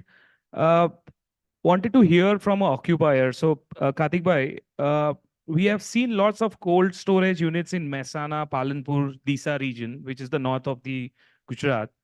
Do you see in near future park exclusively built for a cold storage units? First of all, thanks for having me here. Thanks to Realty Plus for the invite. Thanks to Neeraj and all of you guys. So this is a new world for me, the real estate developer mindset, and I'm happy to understand it more. Having said that, I think one of the things that Neeraj bhai had said initially was, and I think it's a myth that I should break because it makes people take wrong decisions. There is no shortage of cold chain infrastructure in India. What is the shortages of good cold chain infrastructure? By what I mean good, also I'll explain. So there is 41 million metric ton, which is the requirement, and 41 million ton metric ton is available, but it is mezzanine. So the movement of logistics is happening towards palletized infrastructure. And that is the need of the hour. Palletized infrastructure in India is very less. It's in lakhs. So that is something that really needs to go up. So that infrastructure will come up. So because of manpower and other issues, you will see a lot of that coming in. Having returning to the question that you asked. So the question is regarding whether I see a possibility of a park getting established built or for- exclusively built for a cold chain. I don't think so. Because it doesn't make sense. One of the Even if the buildings are right next to each other of different occupiers, they would prefer not to have it in the same park. And I have worked in situations. We are operating in Sonipat, Haryana, out of a location where we have another occupier in the same park, and it's a big hassle for us. If it's not in the same park, it's great because they will make a mistake and you will suffer for it. Their audit goes bad, your audit will go bad on the customer end. So there are certain practical issues which will happen, which then make it difficult to work out of the same location. If it is a different boundary, then it's easy. Then because you can always say to the auditor, boss, it failed there, but it will not fail at my end. And there are X number of things that companies these days look into when they choose a location. Other than all the objective things which infra will give, they look at a lot of subjective things which are related to how the people are trained, how empathetic the staff is, how we are responding to their queries or stuff. So from our point of view, when we look at it, all of those things make it a little impossible for us to control an environment which we can. So according to you, the boundaries are different than it makes sense. Yes. Yes. Sure. Yeah. So any developer who is going to make it has to have the boundaries fixed that, this is yours and this is theirs. So I leave the developer. So before we guys came here, we were having a nice time discussing about 150-meter height buildings to whatnot. I think there was a builder that we discussed who is building a very awesome facility in a tier 3 town or a tier 2 town. And it's his decision at the end of the day to take that risk. People are welcome to take that risk. I am not going to comment on whether it is good or bad. Sure. So we have made a turnaround. One Nirav bhai will take, one time I will take it. Absolutely correct. So, Neerav bhai, what are your views on demand and feasibility of 2 and tier 3 cities like Vapi, Dahej, Vadodara for setting up industrial park? So we as a company and as a group, we operate in quite a large number of tier 2 and tier 3 cities. And we are there from very remote locations like Bechraji to much more developed Baroda and Surat. So the focus today is not just Ahmedabad. There are companies who end up saying very specifically saying we want to go to Baroda because we have the talent pool there, or from a logistics perspective, it makes sense and things like that. So there are a whole bunch of companies who come with different requirements, and that is how you see industrial parks and logistics park coming up in Baroda, Ankleshwar, Surat, Dahej, of course, the ports of Pipavav and Mundra, and all the large cities in Gujarat, which is Rajkot and Surat and Ahmedabad and all of those. So there is a whole mix of requirements which come. The other point is, as compared to other states, where there is only one city which is the center of growth, Gujarat has always been working on a distributed growth across the state. And that is how you have, requirements coming all across and not just one city. So if you go to MP, there is only Indore which has all the requirements and nothing else. But it's not the case here. If you go to Maharashtra, it's Pune only. For a very small extent, there is Nagpur. That's about it.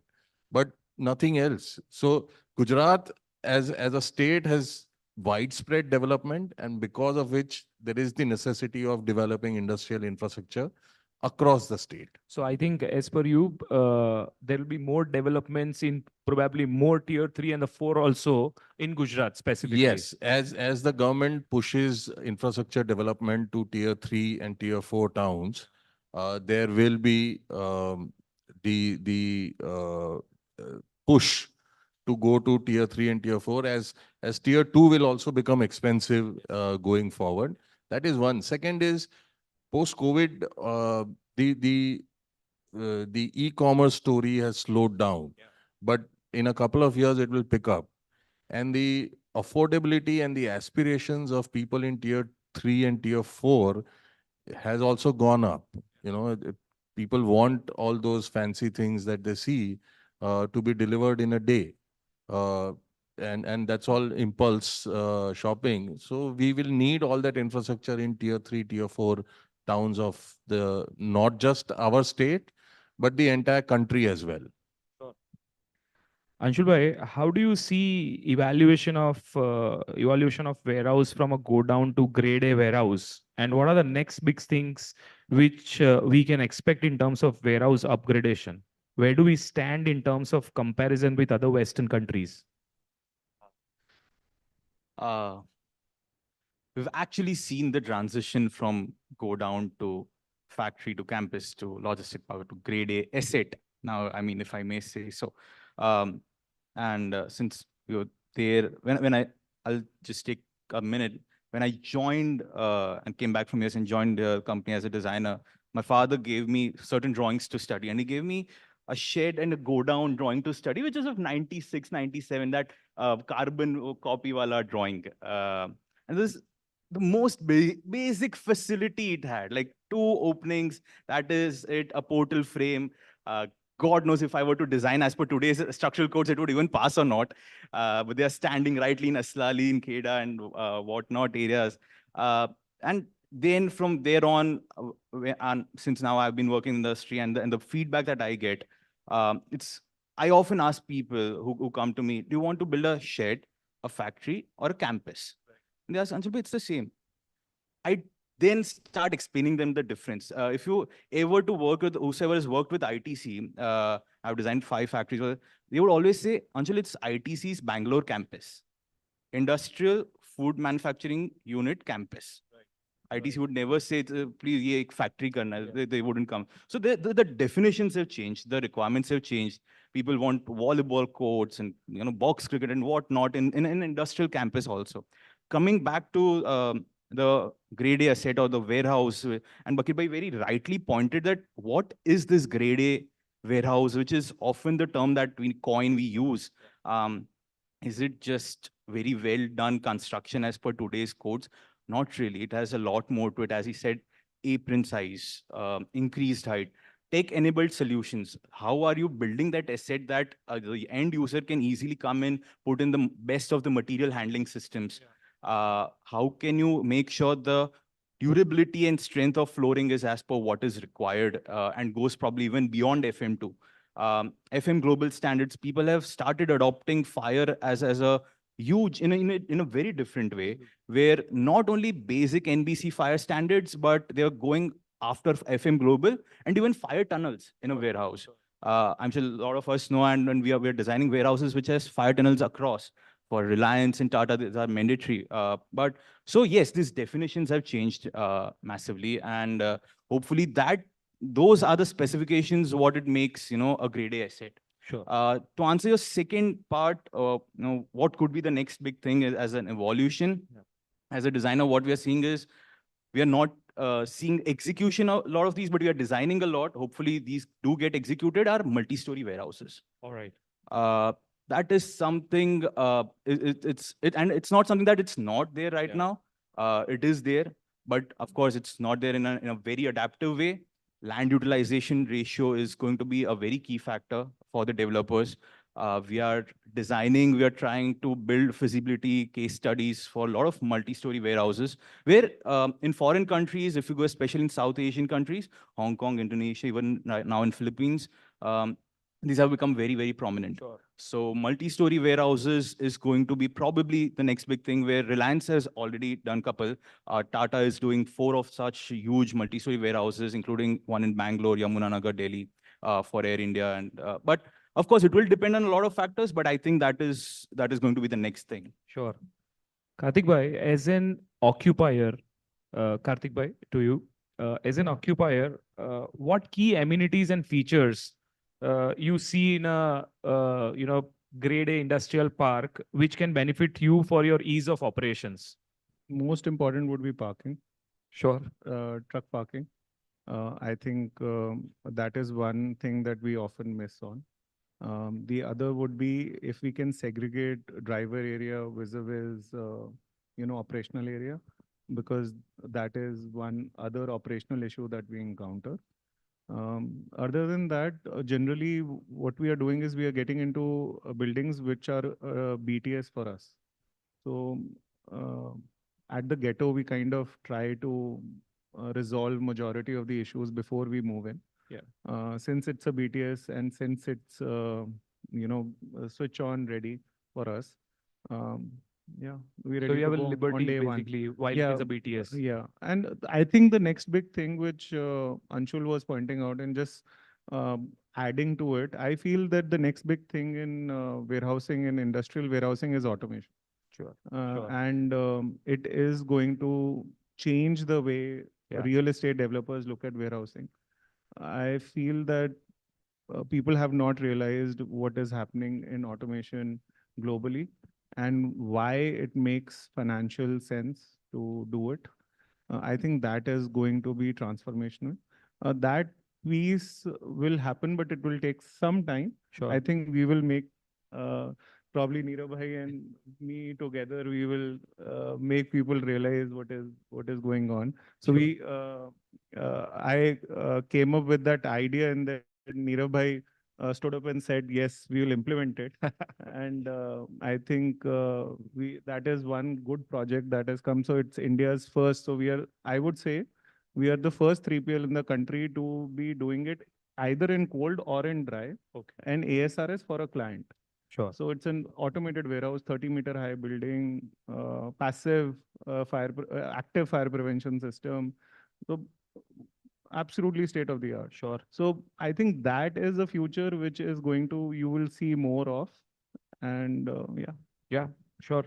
So, coming back from Neerav bhai, what he was explaining towards the e-commerce, Bakir bhai, I want to ask you, what is the future of e-commerce as giants like, Flipkart and Amazon? They haven't taken much space post-COVID, while you can see a huge spike in manufacturing sector. So I'll tell you, it is, yeah, it's right that Amazon and Flipkart has just stopped taking the new areas and from last couple of years. And normally they have a BTS options coming RFQ every year. But it is not that the demand has gone down or something like that, because during COVID period, tier 2 and 3 cities, there was a consumption of around over 63%. And so that was on a peak, and people were not equipped with that godowns and the storage and all that. And there was no A grade premises available. So there was a peak, but post that, I think so this operation has transferred to 3PL. All right. As we rightly were discussing earlier, as how the office space has gone to the management kind of thing. The same has gone to the 3PL. Sure. Most of the companies are transferring their operations to 3PL to make it fast. Second is, what I feel is, as Anshul rightly point out, that it will be a multi-storage, but it will be in-city warehousing also. Because nowadays, the vegetables and all that, we see a lot of basket apps and all that we need the things in 1 hour or all that. So it has to be in city. Sure. And it will be a multi-storage within city. And the 3PL has also raised their bars, they have raised their bars, they have improvised their warehousing, they are taking the A grade, they are taking the BTS things, and they are coming up with a very good services. So I think so That is the shifting of that part. It is not that the e-commerce has stopped. Sure. Second is the demand is from the even a local companies. I mean, not an Indian, state level companies also have, started online things, and they are also coming up in a particular in their pockets with the online, tying up with the 3PL or the other service providers. And so this is just shifted, first thing. And yeah, big, I mean, what they call a facility center or a SC centers, like suppose DMart is expanding, or the in-stores which are demanding. Sure. Are expanding, and it has just shifted. That is the one thing. And rest of the, I think so, it's not that industrial part, what we call it. Anyway, we are on a very much growth because Gujarat, we have seen a lot of companies coming in, I mean, in auto, EV, semiconductors. So it has just changed out, and they are more serious player, it's the vendors, it's the tier 1, tier 2, 3 vendors who are the suppliers and all that. They are more serious. I mean, their commitments are for the longer period. Their investments in the buildings are higher than the building values. So I think so it's more mature in that way. Sure. Yeah. Sure.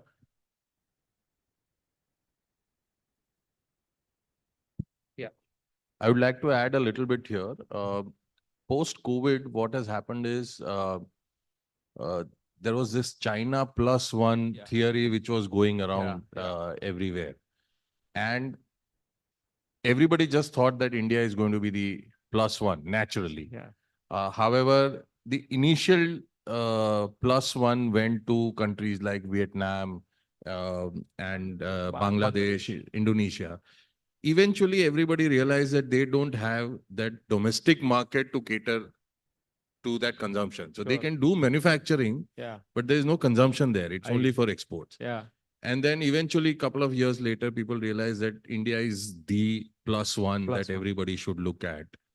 And then people just started flowing in, apart from the e-commerce ones. So manufacturing companies then realized that apart from being a factory of the world, there is also a consumption which is local. And that's what has led to huge amount of growth in the last couple of years.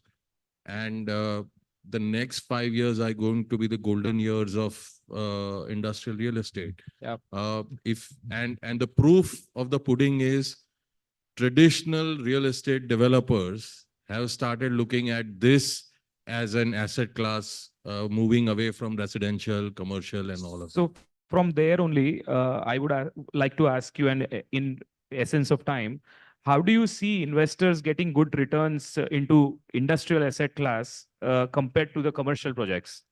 So there is a wide range of investors which exist today for us as industrial real estate developers, right from a standalone HNI investor to pooled investment, which is AIF, and then there is private equity. So all three are really active in the industrial real estate space. And as compared to traditional real estate, there is always this saying, higher the risk, higher the return. Industrial is considered as a riskier asset as compared to, I mean, if you look in all traditional real estate, the safest is residential. Then there is those ground floor shops, showrooms. Then there are those other retail classes. Then there is office. And the lowest or the riskiest proposition is industrial. And proportionately, the returns are higher on the investment side as well. However, as the rates go up, the repo rates go up, and lending rates go up, it becomes more and more difficult to manage those return expectations because there is a squeezing of profits, and eventually the investor still looks at returns, and that is when the continuous shift keeps happening between industrial to office and office to retail, and then they come back saying these days again, industrial is more lucrative. Yeah. I will sell those offices and pump money here. So Sure. there is this continuous flow which keeps happening. It's a chain, basically. It's a chain. Yeah. So, but there is this entire gamut of investors which are active, Yeah. right from HNI to pooled investments to private equity. Sure.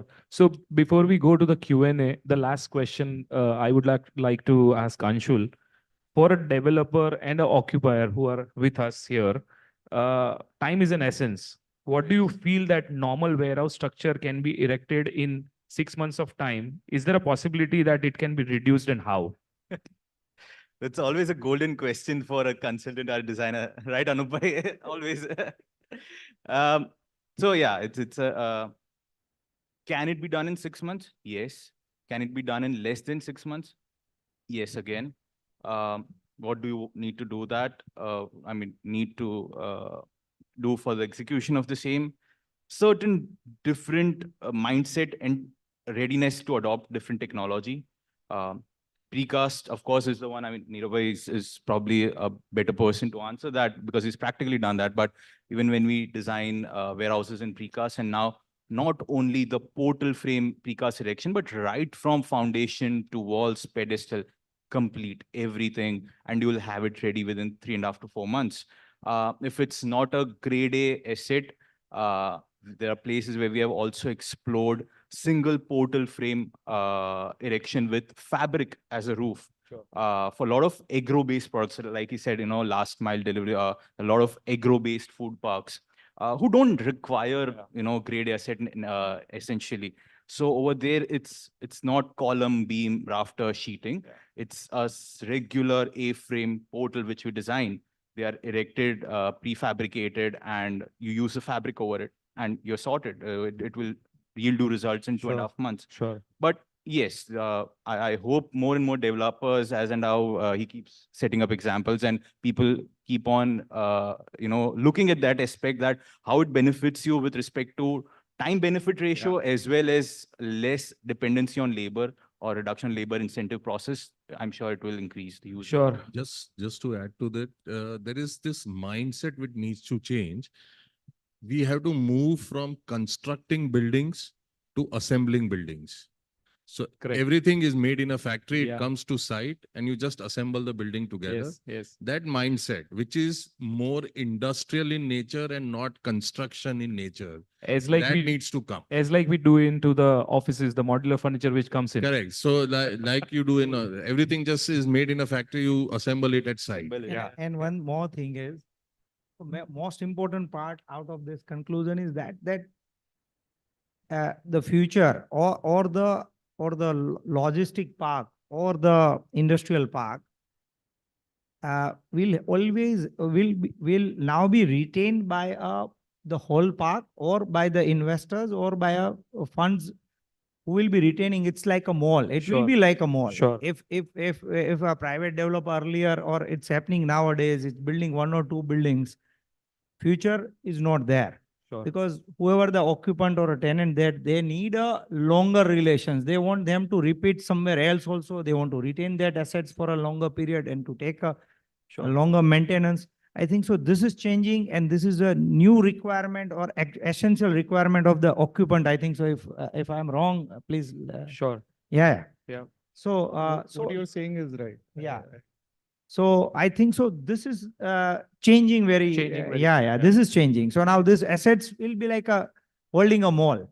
Yeah. Sure. I think we had a wonderful panel here. So the time can go probably over time, and the questions must probably can be as long as possible, because the veterans here can answer anything and everything which comes to their heads. So just a quick one. Anybody, any from the audience, if any questions you have, you can raise. Yes, sir. Okay. Just a quick, just got to know that we are running a little late, so we can only accommodate one Yes. question. But of course, the stalwarts are here, and you can connect offline.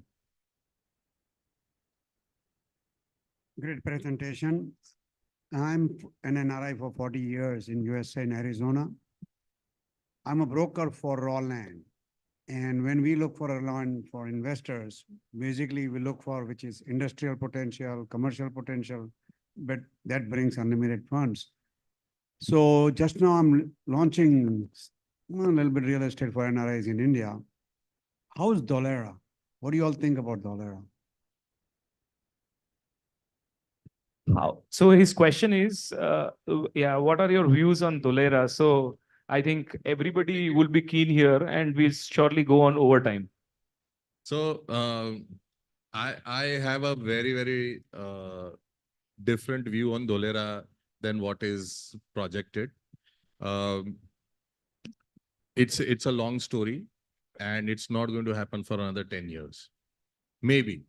It's been going around for at least 10 years, and it's still going to go around for another 10 years before there is anything that is going to happen on ground. So I think there is better opportunity for money than Dolera. I would put it that way. Sure. So we hereby conclude this panel, and thank you very much. Thank you very much, all the panelists. Ladies and gentlemen, a huge round of applause for this wonderful panel. Indeed, thank you so much. I'll request all of you to kindly come over here and pose for a group photograph.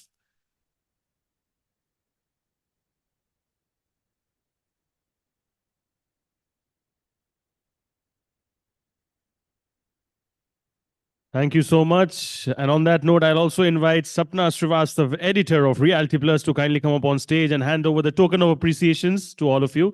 Request you to please wait, sir.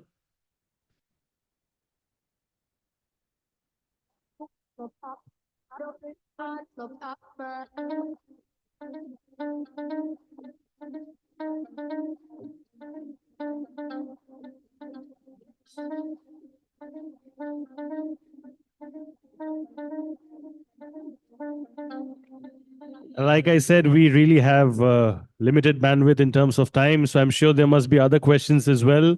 They will be outside, so I believe you can connect offline for the remaining set of questions that you want them to be answered.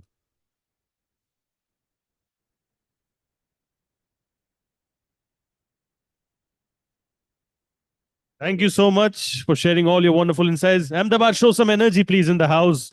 I believe we can all clap and appreciate the wonderful knowledge that we have learned from this incredible panel. Thank you so much, Sapna, for coming on stage and doing this. And one more chair has been placed, and I believe we have 6 chairs. So we are ready for the next panel as well, right? Okay, perfect. So thank you so much. I believe we are ready. Are we sorted again with the frame for the next panel involving 6 individuals? Is the frame perfect? Okay, thank you. Thank you. All right, so quickly moving on from one panel discussion to the other, ladies and gentlemen, we now bring forward to you the very informative discussion on the topic, Gujarat's infrastructure boom and real estate. I'll repeat the topic of panel discussion right now. It's Gujarat's infrastructure boom and real estate. Like I said, I'll be introducing our honorable moderator first, and then I'll be introducing our speakers in alphabetical order. We have Paresh Sharma, former Chief Town Planner, Consultant, Gujarat Infrastructure Development Board Department, as the honorable moderator of the session. Give it up for Paresh, sir, please, ladies and gentlemen. Thank you so much, sir, for joining us over here. Namaste. I mean, the claps itself speak, but then मेरा फर्ज बनता है कि मैं बोलूं, so of course मैं बोलूंगा. Paresh ji has retired as the Chief Town Planner of the Gujarat Infrastructure Development Board, Department of Industries, Government of Gujarat. He has also held the position of Joint Secretary, Urban Development Department, Government of Gujarat for more than 7 years. He has also had more than 35 years of experience in framing urban policy and legislation, urban governance and administration, management of public land, formulating development plans and land pooling schemes, urban finance, appraisal, management, and implementation of projects, and everything else in this world. Such is the level of experience. Give it up for Paresh, sir, once again, please, ladies and gentlemen. Thank you, sir. I'll request you to kindly take your seats. All right, quickly introducing our honorable speakers for the session in alphabetical order. May I please invite Atman Desai, Partner, Infrastructure and Project, Khaitan & Co. on stage. Give it up for him, please, ladies and gentlemen. He has over 15 years of experience in advising developers, investors, contractors, and lenders on transactions involving various infrastructure sectors such as ports, data centers, power, both conventional as well as renewables, mining, highways, and oil and gas downstream. He regularly advises on regulatory aspects involving public-private partnership projects, bidding for infrastructure projects, and assists clients in negotiating a broad spectrum of commercial and project development contracts. Give it up for Mr. Desai once again, please. Loudly, ladies and gentlemen. Ahmedabad over here. I seek your cooperation for this wonderful, wonderful session. We next have Parth Patel, Managing Director, Kavisha Group over here. He has completed his engineering from the prestigious University of CEPT and further pursued MBA from the renowned Nirma University of Ahmedabad. He leads Kavisha Group, a privately held construction firm based in Ahmedabad, established way back in 1999. Give it up for Mr. Parth as well once again, please. मुझे यहाँ पे turnout थोड़ा कम दिख रहा है, लेकिन energy की कमी नहीं होनी चाहिए, right? Please continue the appreciation game. We genuinely want that. We next have Sameer Sinha with us, who is the founder and managing director of Savvy Group. He leads Savvy, a progressive construction company that believes in changing the paradigm of the construction business by adopting innovative technologies. It is with this approach that it is ISO 9001 ratio 2008 certified, I beg your pardon, and will be the first construction company to have CRI-SIL rating in Gujarat. Sameer ji is also extremely passionate about sustainability and technology. Under his leadership, Savvy is today the leader in green building development in Gujarat. Wonderful initiative. Give it up for him once again, please, ladies and gentlemen. Sustainability is truly the need of the hour, and we seek that for future. Thank you. We have Suresh Patel over here with us as well, Director, Gujarat State Road Development Corporation, President, Naretco, Gujarat. Give it up for him, please, as well, ladies and gentlemen. He's the Chairman, Managing Director of the Surya Group, and also holds the position of Honorable Secretary at Naretco. He's the founder, chairman, or former chairman, I beg your pardon, of Credai Gujarat, and former president, Guy Head. Suresh ji is also the chairman of Project Vishwa, Umiyad Dham, and founder secretary of Sardar Dham. Give it up for him once again, please, ladies and gentlemen. Apologies if I got any pronunciation wrong. The intent is not wrong. And we also have Dr. Vatsal Patel, who's the founder, Setu Infrastructure, president, GICEA. He's the past president, Gujarat Institute of Civil Engineers and Architects, and he started his career as a structural engineer and then served the local government in urban planning policy making as well. He was also the technical consultant for Gujarat and member of National Building Code Sanction Committee. His expertise lies in urban governance and execution of large public projects. Give it up for him once again, please, ladies and gentlemen. The topic for the moment, like I said, it's Gujarat's infrastructure boom and real estate. The experts are here to share their knowledge, and I pass it over to you all to take it forward. Thank you so much. Thank you. Good evening. Good evening to everyone. It's an interesting topic. We have experts and panelists which have huge experience in the field of infrastructure. And we'll start with Mr. Desai. You have huge experience in providing in investor contract lenders transaction involving various aspects, and right. So, I mean, it would be interesting if you say what are the challenges and complexities relating to infrastructure development in real estate. I mean, with the state perspective, how infrastructure what are the deterrents, what are the challenges? That would be interesting. I mean, So, see, largely speaking, we are very fortunate. It's one of those states where infrastructure has been in the mainstay, and the government has focused a lot on infra. But as we speak, I believe, while I'm not talking about the other challenges regulatory-wise, like for example, because I do various other infrastructure sectors, I'm going to focus mainly on the real estate side and the convergence between infrastructure and real estate, which is very important. The issue largely comes down to aspects around land aggregation.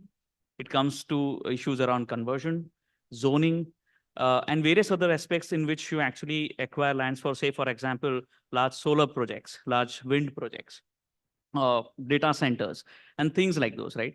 So I think, and there are issues around right of way, right of use. I'm sure a lot of people here would know that the Great Indian Bustard issue actually hit a lot of projects across Gujarat and Rajasthan. And as a result, a lot of land acquisition was a challenge.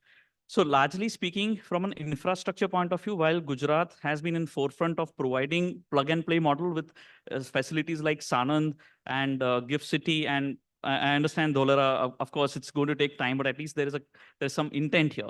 But the same, I would say that we are still better placed compared to some of the other prominent industrialized states in this country, where we actually provide developers and we provide, infrastructure measures, free, good access to electricity, power, and other things. So I think largely speaking, these are challenges which I don't think they are unsurmountable as far as Gujarat is concerned. And that's possibly the reason why our average GDP growth rate and our average year-on-year growth rate is better than the national average. It would be interesting if you can tell something about what investment requirements would be, or some if you can have some idea about. Yeah, so I think you are in this infrastructure development and some contracting and investments also. Yeah. So it would be. So largely speaking, Gujarat, I would say there are a lot of sunrise sectors. And I think I strongly believe, because I've practiced in Gujarat, I've practiced elsewhere also. Like I've been almost a decade and a half in Bombay, and I've always looked at Gujarat as a prominent state. I think some of the sunrise sectors are going to be ecosystems, and I think from 5 years from now, 10 years from now, Gujarat will do much better in terms of GDP contribution if it starts exploring ecosystems. And what I mean to say is semiconductors, for example, or data centers, or warehousing, logistics, right? Hospitality, hotels, right? Hospitals, for example, right? Solar parks, wind parks. I think where there is a possibility of creating an ecosystem, neo-economies, small economies, and then you create infrastructure around them.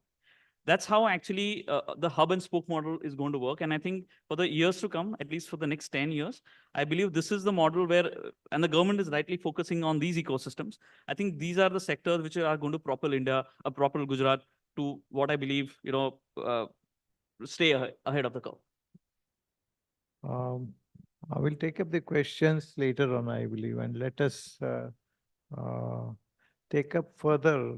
Mr. Parth, as Mr. Desai said, that there are like logistics hubs and all those. How do you relate it with real estate business? I mean, ultimately, both have to be balanced. I mean, the logistics and in manufacturing and other infrastructure, that has to be coupled with real estate.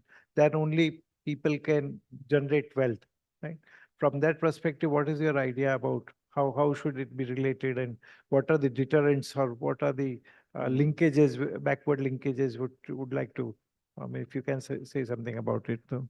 Like as we all know from the ancient times, the infrastructure and the real estate both are almost the mutual beneficiaries, and they go hand in hand. So whenever the city, there is a small town, when it grows big to the small city, then to mega city, and then the metro city, so infrastructure plays a vital role. And I would say, like whenever you have a good transportation systems like BRTS, metro, all the good highways, that allows your city to cater all the kind of demands of the real estate, whether it is a residential, commercial, logistic, warehousing, manufacturing, all kinds of things.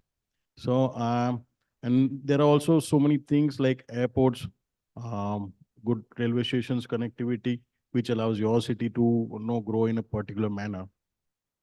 And there's some infrastructure development which are related to this kind of infrastructure only. Let's say you have an aerocity kind of thing, and just beneath the airport, after just beside the manufacturing city, you have a good highways connectivity. There are good highways which are connecting to the major cities. Like Gujarat, we have like Bombay to Delhi corridor. So that allows your city to grow better. And I would say, like for particularly Gujarat cities, TP schemes has played a vital role as the main infrastructure. So whenever your city is growing, it grows like 5-10 years. I can give you an example like Bangalore, Pune, Delhi, NCR all. So they've grown like in 10 years, they've grown like anything. but they didn't have that kind of proper infrastructure of TP scheme and all. So at this point of time, they are exhausted. The growth is not that high. They're like taking 2 hours or 3 hours time just to go to the city from end to end. So like where we have a TP scheme kind of thing. So Gujarat city, every city has that kind of development through the TP schemes. There, even the prices are in the city center is not growing, and in the outskirts of the city is growing. The connectivity is better. So you don't find even a single city in whole India, other than Gujarat, where you can rotate the whole city in just few minutes. You can reach the city of the center from any of the part in just 40-45 minutes. So that's the beauty of TP schemes. And that allows your city to grow whenever you want, how much you want. So that's the beauty of the infrastructure. It is interesting. I mean, you have highlighted certain aspects, but what do you think, which can be the global benchmarking if you try to look Ahmedabad to be upgraded? I mean, some vision should be there. You see, recently, Aura is preparing a master plan, right? Yes. And there are likely that it is all likely that what should be the framework. How do you benchmark it in comparison to other states? You must have visited other parts of the globe also, right? So, So I think- benchmark is most important. I mean, then only one can try and look into how investments would come, how organization of the organizing the infrastructure would happen. I mean, some benchmarking would be interesting. People, I mean, everyone would be also interested in that, right? Yes, sir. So best answer I think you can give as the senior chief city planner. And as a real estate player, I can give you some instance. Like so whenever we go to some international cities like Beijing, Shanghai, London, Sydney, so we saw good infrastructure facilities, a good transportation systems, and the best thing we see is the kind of development share. Like the main city would like have the bigger development, outside the circuits would they have the lower development. And the best thing is the beautification of the road, beautification of the infrastructure, the separation of the things like commercial is separate, logistic is separate. So that kind of thing, people would have like India cities have so many people other than outer cities. So we also need to have that kind of infrastructure which will cater to people. All people cannot afford that kind of luxury. So public places, that kind of landmarks, which will enhance also the tourism of the city and also enhance the lifestyle of the regular people, which will comfort them to live in the same city. Yeah, good. I mean, you have something you would like to see Ahmedabad like Beijing or certain Definitely, cities sir. which, right? Why not to compete with the global now? Yeah, there are challenges in achieving every this thing.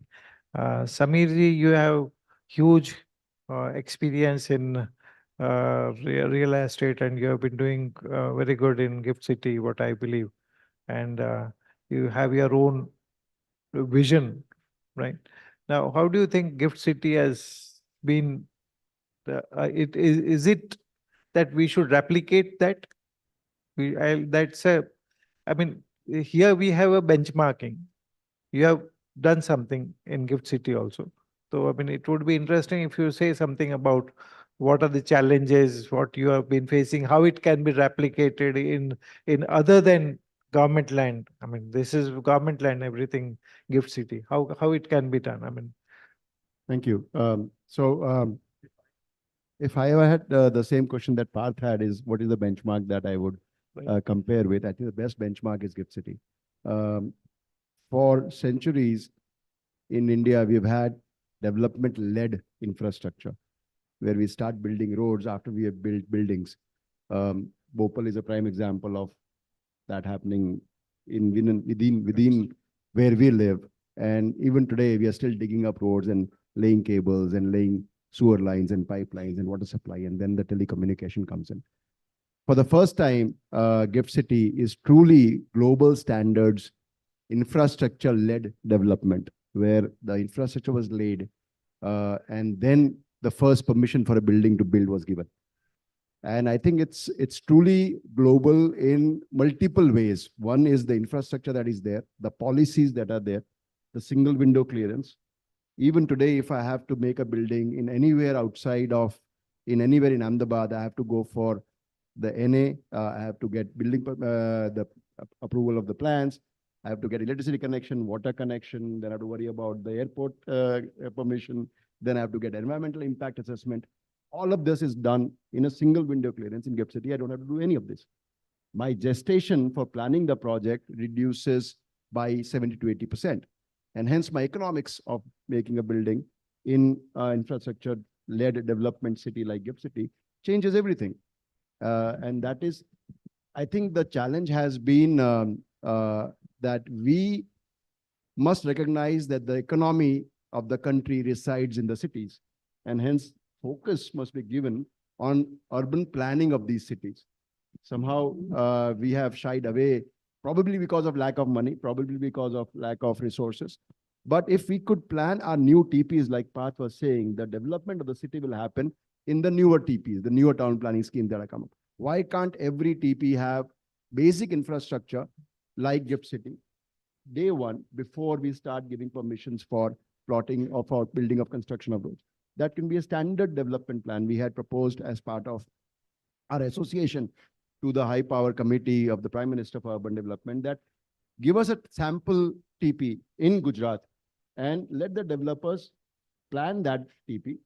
We will put in the resources, because as it is, we are contributing 40% of the land to the government for doing that. We will propose, give us all the freedom to plan it, propose it to you. It probably make better economic sense to the government if they allow us to do that, where all the roads have to be the same width, everybody gets the same FSI. Why should there be any discretionary allotment of frontage to roads if everybody has the same access? If you can have district cooling in GIFT City, why can't we have district cooling in every new TP that comes up?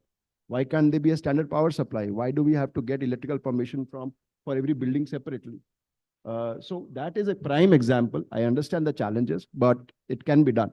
And it's that the only way India will really grow. The great example of GIFT City is it is totally sustainable. Every building is a green building.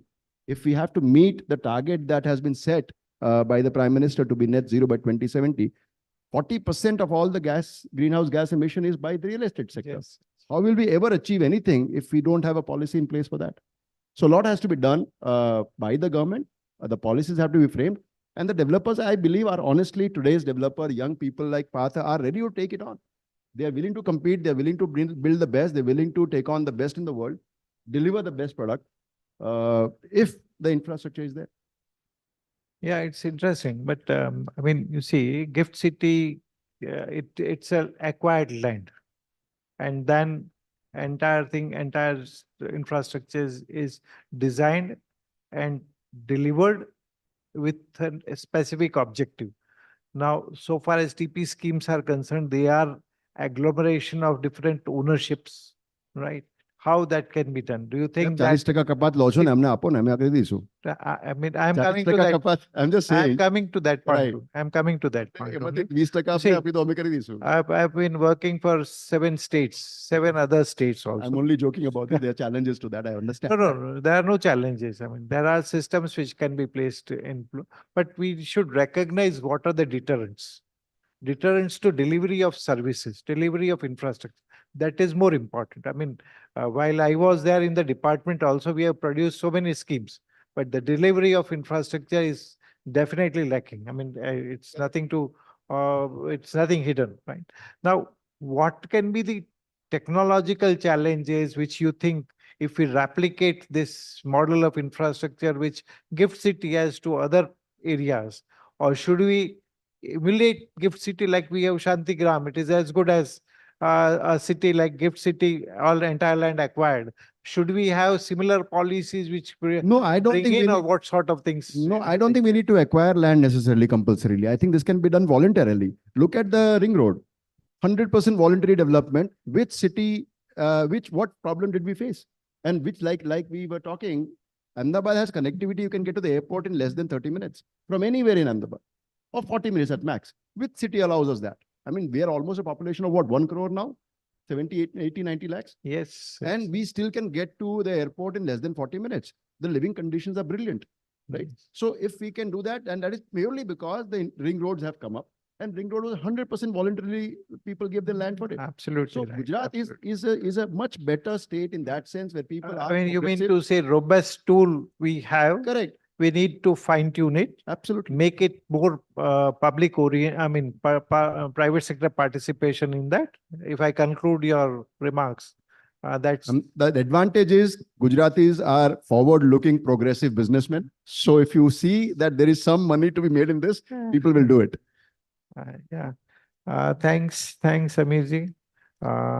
It is interesting that you have highlighted certain things which are chronic problems are there, which need to be identified and solved it. But definitely what I 100% agree, Gift City can be simulated. It can be again replicated also. Suresh ji, you are with state government. I mean this GSRTC, one of the director. What do you think state governments can play a major role in the delivery of infrastructure? I mean, it's an open. I mean, you can speak. I mean, although things infrastructure and reality is real estate is linked together. Now it's your view how you can see. My point is how efficient land delivery is there in our system. That is to my understanding, I've learned from many people that there is the delivery of serviced land is a certain problem. How do we improve it? How can we convert that land in public domain to a deliverable infrastructure? That is, I believe you can highlight on those aspects. Yes, sir. Fortunately, today I'm representing Gujarat State Road Development Corporation, as well as I'm a representative of Real Estate Association. So it's a great moment to share both the views. आजादी के 75 साल हमने पूरे किए हैं, 100 साल की और 2047 में जब हम जा रहे हैं, तब ये इंफ्रास्ट्रक्चर बूम और real estate boom is very important in growth of the country. We are the 5th largest economy in the world, और अभी हमारा टारगेट है कि हम 3rd लार्जेस्ट इकोनॉमी बनेंगे. तो इंफ्रास्ट्रक्चर का जो गवर्नमेंट का इनपुट है, विच इज पहले कभी नहीं हुआ था, उतना ज्यादा है. अभी डेली 135 किलोमीटर हाईवे बन रहे हैं.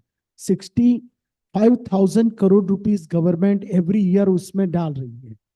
ऑलरेडी 3.3 लाख करोड़ के रोड ऑलरेडी बन चुके हैं, कुछ सालों की बात मैं कर रहा हूँ.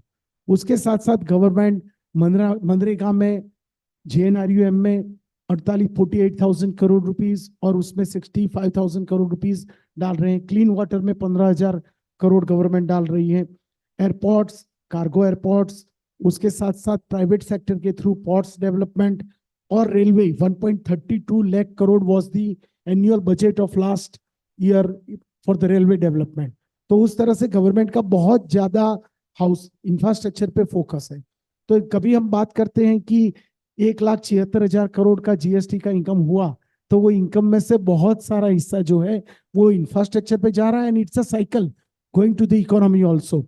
तो इंफ्रास्ट्रक्चर का जो गवर्नमेंट का टारगेट है, चाहे पावर के थ्रू हो, चाहे एयरपोर्ट के थ्रू हो, चाहे ऑप्टिकल फाइबर्स डाल रहे हो, 7 नए सिटी बना रहे हो, स्मार्ट सिटी का डेवलपमेंट हो, फ्रेट कॉरिडोर हो जिसका 37% हिस्सा जो है वो गुजरात से जा रहा है, मेट्रो का डेवलपमेंट हो, 2 शहरों के बीच का बुलेट ट्रेन की बात हो, ये सारी चीजें जो है that comes in the under the infrastructure project. At present government का 7,400 नेशनल प्रोजेक्ट्स चल रहे हैं. तो इट्स अ बिग, यानी हम we are going towards the next economy boom. तो वो इकोनॉमी बूम के लिए आपको ये सारा इंफ्रास्ट्रक्चर मूवमेंट गवर्नमेंट में, किसी भी गवर्नमेंट को लाना पड़ेगा. उसके साथ साथ जैसे समीर भाई ने बताया, गिफ्ट सिटी गुजरात में धौलेरा पोर्ट है, नया जो एक और जो बड़ा डेवलपमेंट हो रहा है that is near to the Dharoi dam. उस तरह से जो हमारा सारा मरीन कोस्ट है वहां पे भी गवर्नमेंट बहुत सारे नए प्रोजेक्ट ला रही है. तो इम्पोर्टेंट थिंग इज कि हमारे मॉन्यूमेंटल प्रोजेक्ट जैसे स्टैच्यू ऑफ यूनिटी बन रहा है, उसी तरह के बहुत सारे ऐसे इंफ्रास्ट्रक्चर प्रोजेक्ट है वो गवर्नमेंट प्राइवेट सेक्टर के साथ मिलके भी कहीं कहीं सेक्टर में कर रही है. मगर एवरीवेयर अपना आपका जो बेसिक क्वेश्चन था, इंफ्रास्ट्रक्चर करना है तो लैंड के ऊपर करना पड़ेगा। और इंडिया चाइनीज कंट्री नहीं है, यहाँ पे जो लैंड है उसमें ज्यादातर हिस्सा है दैट इज प्राइवेट होल्डिंग। तो प्राइवेट होल्डिंग लैंड को गवर्नमेंट को लेना है, इवन तो for the express highway, even for the bullet train, उनको या तो एक्विजिशन करना पड़ेगा, और एक्विजिशन करना है तो जंतरी रेट से 4 टाइम्स पैसा देना पड़ेगा, या तो कहीं पे भी उनको प्राइवेट सेक्टर से, जो गुजरात का बेस्ट मॉडल है which was implemented in your time sir, कि गुजरात में टाउन प्लानिंग जो हो रहा है वो पूरे इंडिया का सबसे बड़ा और अच्छा मॉडल है, कि जिसमें प्राइवेट पार्टी और गवर्नमेंट दोनों को साथ में मिलकर पब्लिक प्राइवेट पार्टनरशिप पे इंफ्रास्ट्रक्चर के लिए प्लॉट मिलते हैं।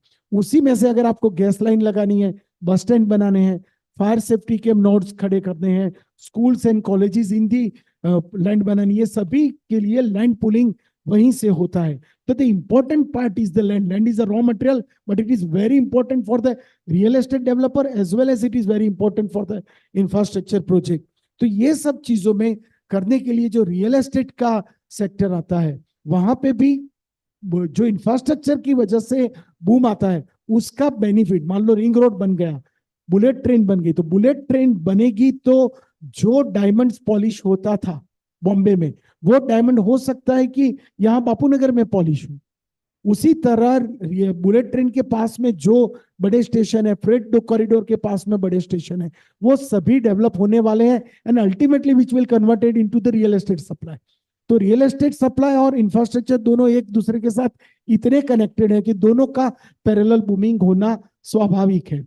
और वो सर्कमस्टेंसेस में अगर रियल एस्टेट के सेक्टर से हम गुजरात को देखें, तो गुजरात का आज पॉपुलेशन 6.25 करोड़ है, आने वाले 5-7 साल में it will comes to 8 crore. अभी उसमें से 26 जो बड़े मेट्रो सिटी है, उसमें अराउंड 26 सिटी में टोटली 49%, अभी 39.50% पीपल रहते हैं, यानी कि 2.60 लाख पीपल। जब 8 करोड़ का पॉपुलेशन होगा तब अराउंड 51% लोग रहेंगे, यानी 4 करोड़ लोग। तो 2,60,000 करोड़ से 4 करोड़ तक जो लोग ज्यादा रहने वाले हैं, उनको इंफ्रास्ट्रक्चर भी जरूरत पड़ेगी और रियल एस्टेट की भी जरूरत पड़ेगी। तो ये दोनों का कॉम्बिनेशन करने के लिए गवर्नमेंट इज डूइंग गुड। जो बिगेस्ट इश्यू है वो ये है, जो थॉट प्रोसेस। मैं पार्थ भाई की जो बात थी उसी को जरा सा आगे ले जाता हूं। ओसाका इज द सिटी जो जापान में है, उसमें 1933 में पहले मेट्रो रेल बनाई गई, and that is the only city जो 3 लेयर में है, यानी उसका बेसमेंट में 3rd लेयर में मेट्रो जा रही है, और जो 1st लेयर है उसमें शॉपिंग मॉल एंड फाउंटेन्स है, और उसके सेकंड में दूसरे इंफ्रास्ट्रक्चर प्रोजेक्ट्स है, यानी सिटी 4 टायर में है। अगर 1933 में जापान वो सोच सकता है तो इंडिया में भी वो सोचने की आवश्यकता है। दैट इज द ड्रॉबैक, यानी थॉट प्रोसेस जो है वो हमें और आगे ले जाने की आवश्यकता है। और सबसे दूसरा जो बड़ा चैलेंज किसी भी इंफ्रास्ट्रक्चर में आता है, जो इंफ्रास्ट्रक्चर फंड होता है, पहले भी गवर्नमेंट ने पॉलिसी लाए थे बीओटी बेस पे, यानी आपको जो उसका टोल टैक्स है वो प्राइवेट कंपनी को मिलेगा और पूरा एक्सप्रेस वे है वो प्राइवेट कंपनी को बनाना है, मगर नहीं सक्सेस हो पाया। नहीं क्यों सक्सेस हो पा रहा है? जो फंड मिलता है वो सिंगापुर में या यूएस में जिस बैंक का रेट ऑफ इंटरेस्ट होता है वो 2% 3% होता है, यहाँ पे बैंक का rate of interest is 13%। Sir 13% interest लेके कोई भी आदमी 6% रेवेन्यू पे पैसे नहीं डाल सकता। तो इंफ्रास्ट्रक्चर में गवर्नमेंट अपना कितना भी पैसा डालेगी, जब तक पब्लिक प्राइवेट पार्टनरशिप नहीं होगी और गवर्नमेंट की ओर से इंटरेस्ट की सब्सिडी नहीं होगी, मेरे हिसाब से वर्ल्ड के जो टॉप क्लास सिटीज है, शिकागो का ड्रेनेज लाइन है वो 100 साल पुराना है, आज भी उसको बदलने की आवश्यकता नहीं है। हमारा सर 5 साल में वो ओवरफ्लो हो जाता है। तो ये सारी चीजें करने के लिए गवर्नमेंट को सब्सिडाइज बैंक इंटरेस्ट देना पड़ेगा। You rightly said that financing is one of the major issues about it, but it relates also to the structure of delivery of infrastructure, right?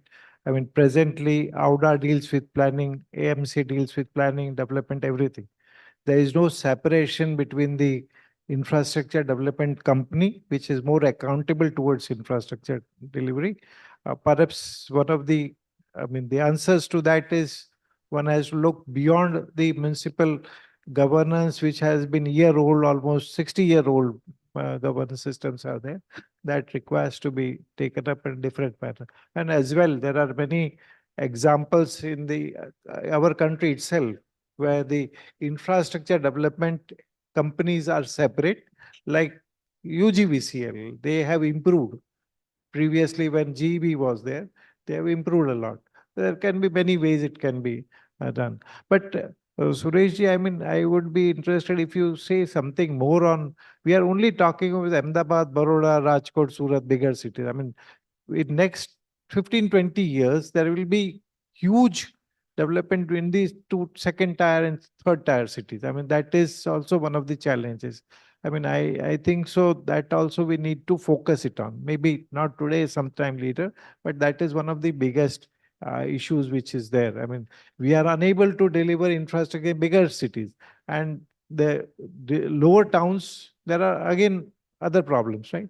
The peripheries which are developing within, I mean, the beyond this municipal corporation, that itself is a big issue.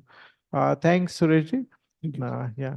But I'll be taking last round once again to all the for conclusion. Vasalji, you have, I mean, you are one of the stalwarts of AMC. I mean, you have done huge work in AMC. You see, my worry is, I mean, infrastructure is required, right? Densification is also happening to reduce the travel distance to the periphery. Farthest distance will require more densification, right? I would be interested, and you are a structural engineer, you have done many works in municipal corporation also. What are the safety requirements and how do we deal with this situation of densification? There will be challenges. You cannot have GIFT everywhere replicated. I mean, what are the policy interventions, technological requirements? You are aware. I mean, tall from 20 meters height, we have gone to 100 meters, right? And what are the challenges with safety and how do we deal with intervention? What can be the, see, I mean, it's open. I mean, you can talk other aspects also, but I would be interested if, like, we have recently 4-5 incidents which has happened about fire. I mean, that is one of the topic which requires, what are the infrastructure requirements for safety purposes? Thank you, Paresh. Very important question you raised about safety, but let me tell you that the quality of work which is going on in particularly metro cities of Gujarat is now far, far better than before 10 years. So now, because of the economy and overall things, now normally developers or realtors are not cutting cost in the particularly structural safety as well as fire and all these things. Let me tell you publicly that if there is a fire safety, there is a BU permission in that TRP zone, then also the same type of accident can be possible because it is question of public discipline. It was not the failure of the system. It was the failure of the public's discipline and the public awareness. No doubt media trial, whatever they say, and they try to prove that there is no fire safety provisions implemented or there was no BU permission, but it is not the case. Let me clear on that thing. Other things that I want to share with this platform and through this good audience, that we are always talking about the infrastructure, about the road, drainage, water supply, electricity, transportations. But now it is time to think for the metro cities, for the social infrastructure. If our social infrastructure, that is, if we want to make the resilient city, we need a very good social infrastructure. And particularly when we are talking about this social infrastructure, it is the open space, garden, greenery, that is good. But at the same time, good quality of schools. Because good quality of schools, good quality of infrastructure like fire brigades, good quality of libraries is there in the society, then definitely our new generation will be more conscious and more awareness about the public discipline. See, whatever good quality of infrastructure you are providing to the public, but if public is not very much sensitive about how to maintain it and how to use this public infrastructure, then there is always a question.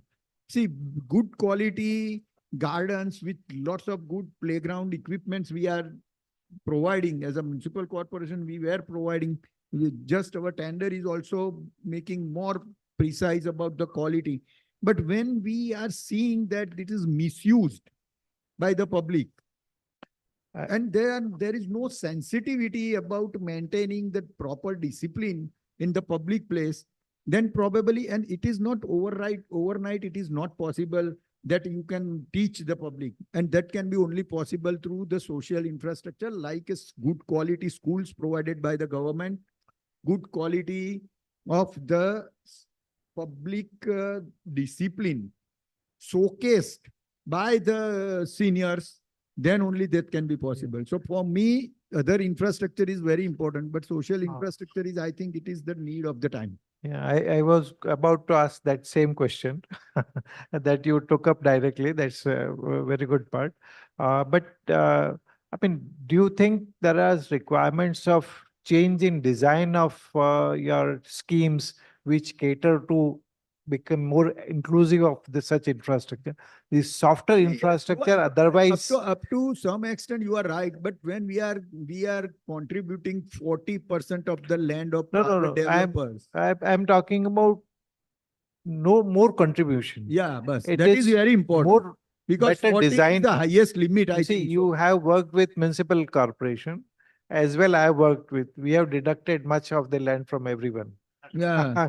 That is. And see, there is an example of 25% deduction and then also a good infrastructure town planning scheme. I'm number coming 3 to and that. everywhere. 25% in Navarangpura and 50% in Prahlad Nagar. Yeah. Both are classic But examples which cater to the population. In Navarangpura, you find this law garden with the 25%. Yeah, that's what I'm coming to that point only.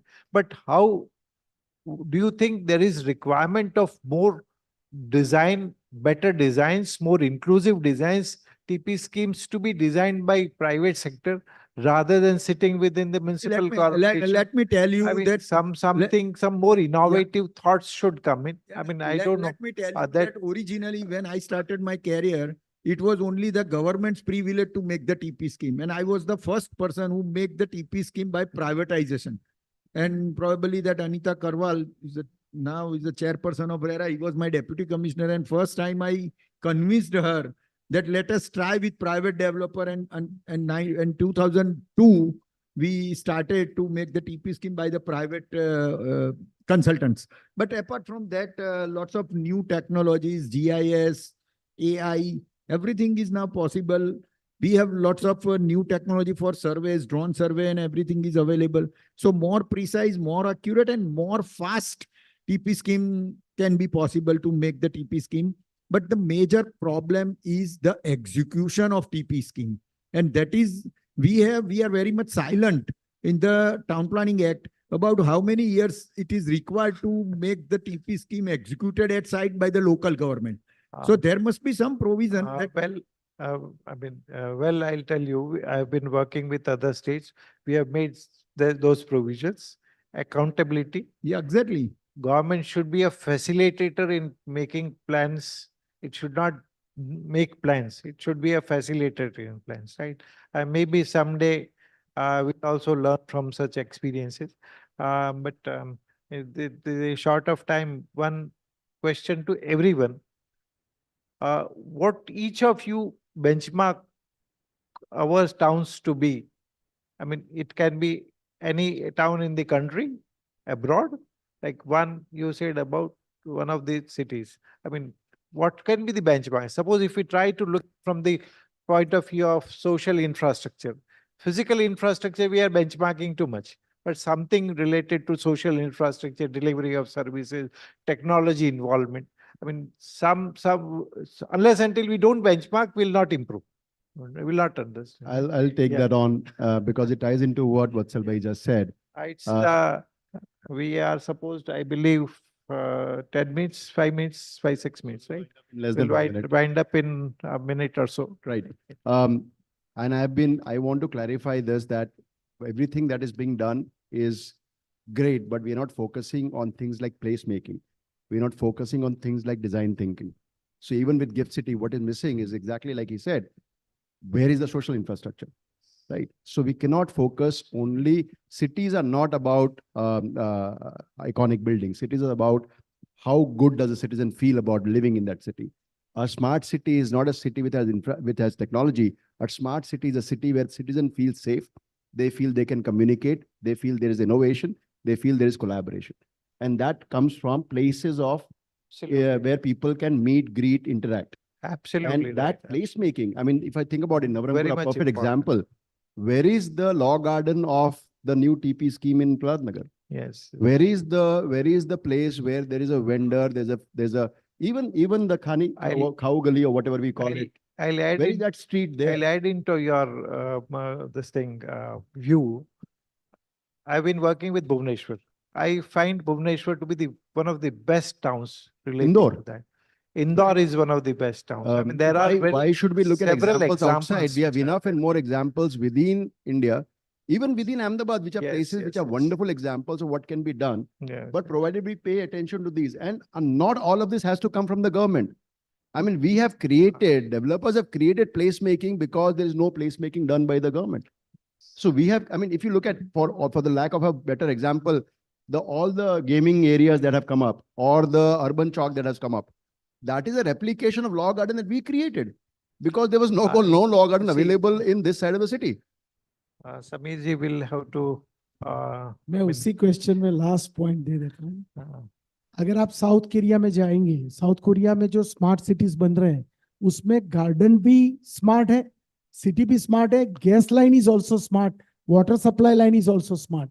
यानी आपको leakage है तो government के computer पे पता चलेगा कि कहाँ लीकेज है. अगर आप नए सिटी बना रहे हैं, इतना पैसा खर्च रहे हैं, और मेरे हिसाब से जो डिडक्शन की बात हो रही थी 40%, उसमें से 15% जो लैंड गवर्नमेंट के पास आता है हर वक्त, जिसका परामर्श लेने के लिए सालों लग जाते हैं, वो 15% लैंड का अगर ऑक्शन होता है तो साउथ कोरिया, जापान, यूएसए और यूके सबसे 10 गुने बेहतर स्मार्ट सिटी हम अहमदाबाद या गुजरात में बना सकते हैं.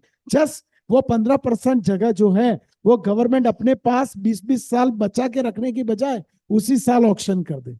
Yeah, very well taken. I mean, but the important point is to make the auction. The procedure is so tedious and so old that I mean, the government Vatsalji, cannot able to I'll tell you. easily dispose it. I'll tell you. land. And I think it is better that why should you? No, you need see, 15%? point You is. just leave that 15% to the developer. Yeah. No, point is Thodi this, hona hai. that 15% should not be taken. It should be used for infrastructure purposes. I mean, why do you want to do business? I mean, that's. No, I mean, see. Government I जब mean, धंधा शुरू करती है ना तो उसमें फिर चल सकता है. any other comments? 1 minute, and then we'll have some questions from the audience. I would like to add one thing, like if you travel across India and even the outside, so the kind of quality in the kind of at what price we are giving, I think Ahmedabad suits as the best city, which is the cheapest and the most quality. Even if where we have invited so many people from outside, and they have come, so many people have come Gujarat for the first time, and they were amazed to say like 4,000 rupiya માં આવું કઈ રીતે આપો તમે. They have never seen this kind of quality. So for buildings, I don't feel like we have to evolve day by day, but not just look up to the international thing and just take it those things here, because that doesn't match our environment. We have a like 8-degree temperature also and 44-degree temperature also. And I think we should also have a green infrastructure policy, which will allow city to breathe. Like every TP scheme needs a lungs for the oxygen park, Shortage of time. We'll have to wind up. Discussions on this can prolong quite long. But it was a wonderful discussion. I'm thankful to Mr. Desai, Parth, Sameer ji, Suresh ji, and Vatsal. I mean, I hope it was interesting to everyone, the audiences, and we can have the questions. Yes, we have a bandwidth for one question. Unfortunately, we are running late. But sir, I'll come to you. Please ask your question. મારો question gift city માટે છે કે gift સિટીમાં government અત્યારે એવું focus કરે છે કે ભાઈ 10 લાખ લોકો ત્યાં એમ્પ્લોયમેન્ટ લેશે. હું ત્યાં ઘણી બધી વખત ગયો છું, તેના રોડ્સ જે બન્યા છે એના પરથી એવું લાગતું નથી કે એની સાઇઝ કે વિડ્થ પ્રમાણે ત્યાં આટલા વ્હીકલ કે આટલું એકોમોડેશન થઈ શકે. અને બીજો ક્વેશ્ચન એ છે કે જે હમણાં નોટિફિકેશન જે કેન્સલ થયા અમુક વિલેજીસને કેન્સલ કર્યા ગવર્મેન્ટે, એનાથી અને જ્યાં રેટ જે રીતે ત્યાં વધ્યા છે એ રીતે એવું શક્ય છે ખરું કે it will be convert in a ghost city in future? There will be more supply of real estate in Gift City in the next 5 years than there exists on SG Highway today. And each of these buildings, Chitrak Bhai is here and he will vouch for it. Each of these buildings are today existing buildings are there's hardly any space available for people to buy. That is how much the demand is there, existing demand. And the future demand is coming. Now the challenge is that demand is being driven by policy. That demand is driven by the policy, the demand created by policy. The social infrastructure, like I said, is something that still needs to happen. But I think it will be a perfect model for a great town new development in Gujarat.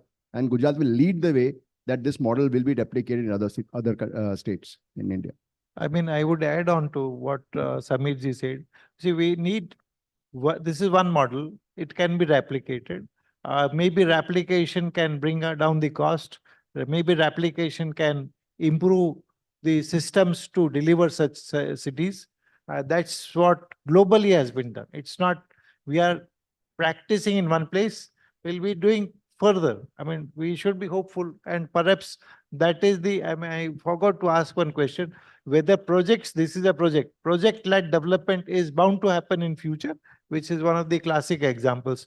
I mean, perhaps that will solve your problem in, I mean, the lower cost supply, I mean, the supply of land would be at a cheaper rate. One thing that I want to just add to that question, to the audience also, that see, we have two examples. One is Dolera and another is GIFT. In both the cases, we found that government initially take lots of interest, and at one point of time, they lost their interest. And because of that, lots of people are actually feeling that the investment in that area is not in favor of money, or they are not is a good investment. The same thing, इससे सिर्फ एक चीज सीख लो, सरकार पे इतना भरोसा मत करो कि आपके पैसा लेके वो डूब जाए और साथ में आप भी डूब जाओ. कहीं भी हुआ है तो यही हुआ है particularly क्योंकि this type of projects required 20-25 years constant support from government. And unfortunately, we are a democratic country. Every time you will not get the same mindset of political people who is taking the decision.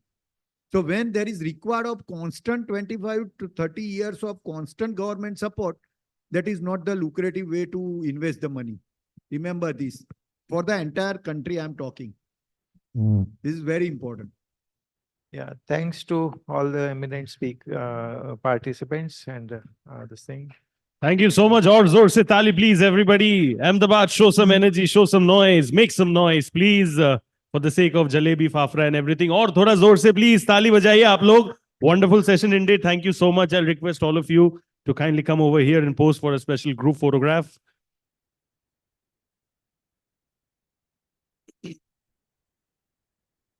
And then after the photograph, I'll request you to kindly wait on stage.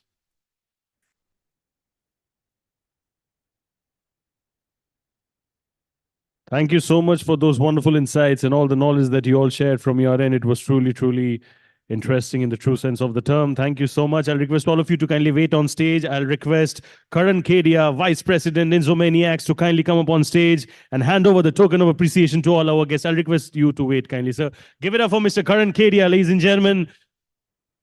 By give it up, I mean this. Yes, thank you.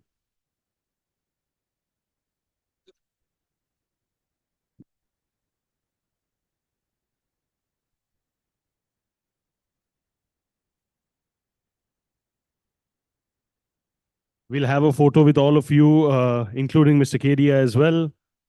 Group photograph. And apologies, unfortunately limited time. जैसा कि मैंने पहले भी कहा था, दिन में 24 hours ही है, मैं कुछ नहीं कर सकता इस चीज का. Too much of knowledge to be taken, too many questions, but unfortunately time is limited. So of course you can connect offline with all of them over here. It's not that you get all of them together under one roof in a single day. But thank you so much, sir. Been a pleasure to hear all of you. Thank you so much. I must thank Realty Plus and Sapna for such type of gathering, because this is the occasion when we can meet and greet to each other. And thank you very much, Realty Plus. It's almost like a social gathering. It's almost like a party of all the real estate classics coming together and merging under one roof. Thank you so much. We'll quickly get going with the next panel discussion. And I'll request everybody to kindly settle down. Just two requests to everyone over here. Whoever is present inside the room, I'll request everybody to kindly keep their phones in silent mode. And at the same time, I'll request our honorable moderator to kindly keep a note of the time that's mentioned in the display. We're running a little late, so I'll request our moderator to kindly stick to the timeline that's mentioned in the display over here right in front of you. Quickly moving on, ladies and gentlemen, to the next panel discussion. I'll request everybody to kindly settle down. We are going ahead with our next panel discussion. Can I please request everybody to please settle down? We're all set to move forward with the next panel discussion.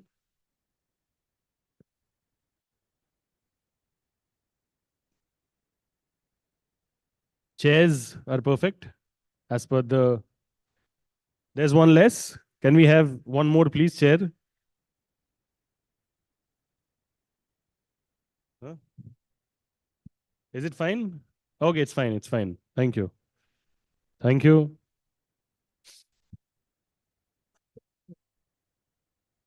Thank you so much. So quickly moving on to the next panel discussion. It is, ladies and gentlemen, unlocking Gift City real estate potential. Ladies and gentlemen, the crowning glory of Gujarat is all set to be celebrated and discussed in this wonderful, wonderful topic. Gujarat, the Gift City, and unlocking Gift City real estate potential. I'll quickly introduce our honorable moderator, and then I'll be introducing our speakers in alphabetical order. So I'll first invite the moderator of this session, Ravin Bhojani, Senior Director, Advisory and Transaction Services, CBRE. This is the second time he's coming. Please give it up loudly for him, please, ladies and gentlemen. Mr. Ravin, thank you so much, sir, for once again joining us. For all the ones who joined us new, he's been there for 25 years plus in sales, marketing, PR, leasing, branding, and business development experience in real estate, funds, media, retail, and healthcare industry. He has a distinction of working with prestigious companies like SCI, I believe it's Computer Center, Simba Net, Iscon Group, Everstone Capital Funds, Shalby Hospitals, World Trade Center Association, and Adani Group, gaining national and international exposure with Asian and Africa. Give it up for him, please, once again, ladies and gentlemen, our moderator for the session. तालियों की गूंज मुझे सुनाई नहीं दे रही है Ahmedabad. Can we please make some more noise over here? All the people over there at the back, all the ladies over here in the front, can we please expect you to clap a little more? Can we please expect you to clap a little more? Thank you. Quickly moving on to our first speaker, and I introduce in alphabetical order. We have Amit Jaitley, who's the Deputy MD, Mid-India Project Management at Colliers. He's a seasoned real estate professional with over 19 plus years of experience in the country. He has managed the entire aspect of project lifestyle development executed across India, including interiors. As executive director, he's responsible for the Gujarat operations as well, and he's skilled in business development, design management, value engineering, and close monitoring of construction activities, leading the team towards project delivery, of course. Ek baar zor se taali, please, for Mr. Amit Jaitley over here. Thank you so much, sir, for joining us over here. We have Chitrak Shah, who's the co-founder and MD, Shivalik Group, Chairman, Credai Ahmedabad as well. He's an industry leader with over 26 years of experience. He's a visionary in the true sense of the term in the real estate realm, renowned for his role in transforming the city's skyline through innovative and iconic projects.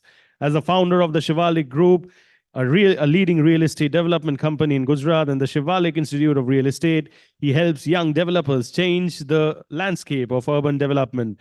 His focus on leveraging the latest technology and sustainable practices is also making a significant impact on the real estate ecosystem. Give it up, ladies and gentlemen, for Mr. Chitrak Shah over here. Thank you. We also have Rutul Shah, who's the co-founder and partner, Ortus Consulting.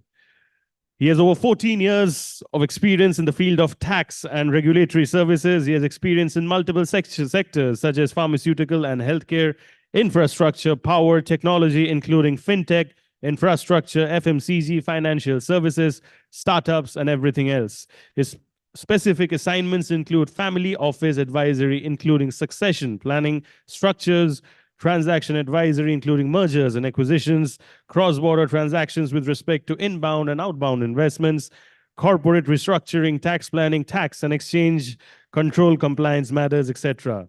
Give it up for him, please, once again, ladies and gentlemen. Zose over there, people at the back, can I expect you to make some more noise over here for our wonderful panel? We also have S.K. Patel, who's the founder of Kavya Ratna Group. Under the leadership of S.K. Patel, Kavya Ratna Group today stands among the most respected names in the property development business between Ahmedabad, Gandhinagar, and Gift City. The group is one of the fastest growing and most diverse construction and real estate development enterprises in Gandhinagar and is quickly expanding its footprint, laying the groundwork for future development. What an incredible panel. I want you all to make the highest amount of intensity and noise for this wonderful, wonderful panel. We're all set to share their insights and experience with us over here to ensure that the community grows. Thank you, sir. Over to you. Thank you. Thank you. Good evening, everyone. Welcome back to the 16th Realty Plus event and Conclave 2024. It's always a pleasure to be a part of this conclave. I won't waste much of our time because we have to make sure that we cover up on the time that has been lost. Welcome, everyone. Gift City. It's a gift to the country, gift to the, the state, and the first of the smart city. Chitrak bhai, I would love to start from you. You have been a pioneer in real estate industry for years now. You have come a long way. You are building one of the most iconic projects in Gift City, which has already made some waves and made some, exciting investment opportunities for. You have launched AIF. You were the first person to come on. How has your experience in general been from the day you decided to be a part of Gift City?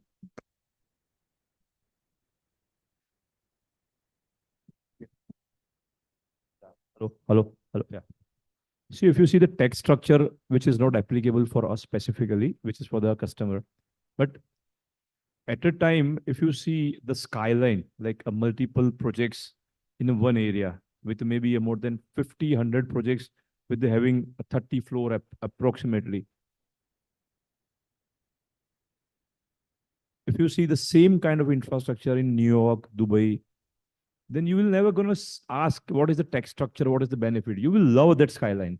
And cities are always aspire with the skyline of the building. So even though text structure is there or not there, but the infrastructure, the type of building, the MEP services, the way it has been built, we thought it is coming out different way, which is not typical project, which is just a project. If you go out of the project, maybe if we are building an SG highway, if we are just going out of our one project, then we'll typically find the common roads, infrastructure.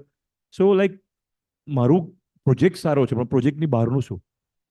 So the infrastructure, if you see overall, with the good design in project, good MEP, good level of services, I don't think so. I think entire India ma આવું કોઈ infrastructure હશે. And a tax is the added advantage for our consumers. Thank you. So now that you've raised that topic about tax, and we have one of the panelists who is an expert and been part of Gift City, how do you foresee and what has been the response when it comes to occupiers, and what benefits have they achieved with regards to tax and savings? I fairly know, but for the public over here who would definitely not know more benefits that are available within DTA limited, but within SEZ, that could set the tone for understanding how Gift City is comparatively to any city in the country who is offering SEZ comes number one, or it's much better than any other SEZ within the country. So we've been dealing with Gift City for over 15 years now.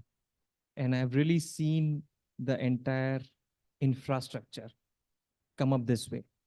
I still remember the days when there were only 2 employees and they used to sit out of that GMDC office, right? And I would only say one thing: where there is a will, there is a way. And we've constantly seen the government making positive changes to the policies, tax framework, looking at global infrastructure, looking at global policies, looking at global products, and trying to bring them here to compete with the global markets. And if I share my experience, our experience as a firm dealing with Gift City and the entire ecosystem there in last 3 years, it's phenomenal. I will be surprised if this doesn't cross the current space already occupied and even 3,000 acres, which is already approved for expansion. And the reasons are, as Chitrak Bhai rightly said, tax incentive is one thing, but there are so many things. You are providing opportunities, you are providing infrastructure, you are providing ecosystem to people who want to do business. And it is not only for residents, it is for resident community, it is also for non-resident community. It is not just financial services. It is much beyond. It is ancillary services, insurance, banking, funds, brokers, advisors, airline leasing, ship leasing, global capability centers, and you name things and they are trying to bring those things here. You have a holding company regime, you have a variable capital company proposed. Anything which is a new concept globally is something that they are trying to bring here. And if all of these things come here, and from my interactions, our interactions with the regulator there, they are open to doing everything that facilitates entry into Gift City. There are incentives on tech side, there are incentives on securities transaction tax, stamp duties, GSTs, commodity transaction tax. So those are all, I would say, added advantages. But when you provide that ecosystem, when you have people doing business from Gift City, when you have people coming down to Gift City to do business, when there is no need for them to go to Singapore, Dubai, or Mauritius to do the same thing, then I think we are up for a much bigger, much larger global game. I agree. And IFSC has been the boon, and we are the first ones to implement in the country. And that has been the game changer. Now, even the charter accountants who are dealing on offshore businesses are also been added into that list of, businesses that could start occupying offices. Coming to that, what you said was residential and hospitality, which currently is limited. There is only one developer who has delivered, that's Shobha. I understand, Suresh sir, you're coming up with an excellent residential project within Gift City, and it's already making waves. Kaveri Ratna is something that people are talking about. How has your experience and what do you foresee of the residential playing a game changer within Gift City? Of course, it's a need of the hour because most of the employees that are working over there do find it a tough job of commuting. So you coming up with a residential, how has your experience been and what's the response that you have received? Namaskar. With respect to the first, I will like to highlight about the planning of the whole Gift City. The way they have allocated the space of each category of infrastructure. If we consider residential, it's only 4% of the whole land. If we consider commercial part like offices and other commercial areas, it is only 28%. 34% land they have spared only for green development. So the way they have planned the whole city, such a city has not been planned elsewhere in all world, we can say. And the infrastructure, the way they have started from the day one, say way back from 2011 onwards, they have made all infrastructure ready and then they have started allocating plots for further development. Maybe a residential, maybe a commercial or offices building like that. Looking to the only 4% residential space, that is a very crucial point with respect to requirements of real estate actually.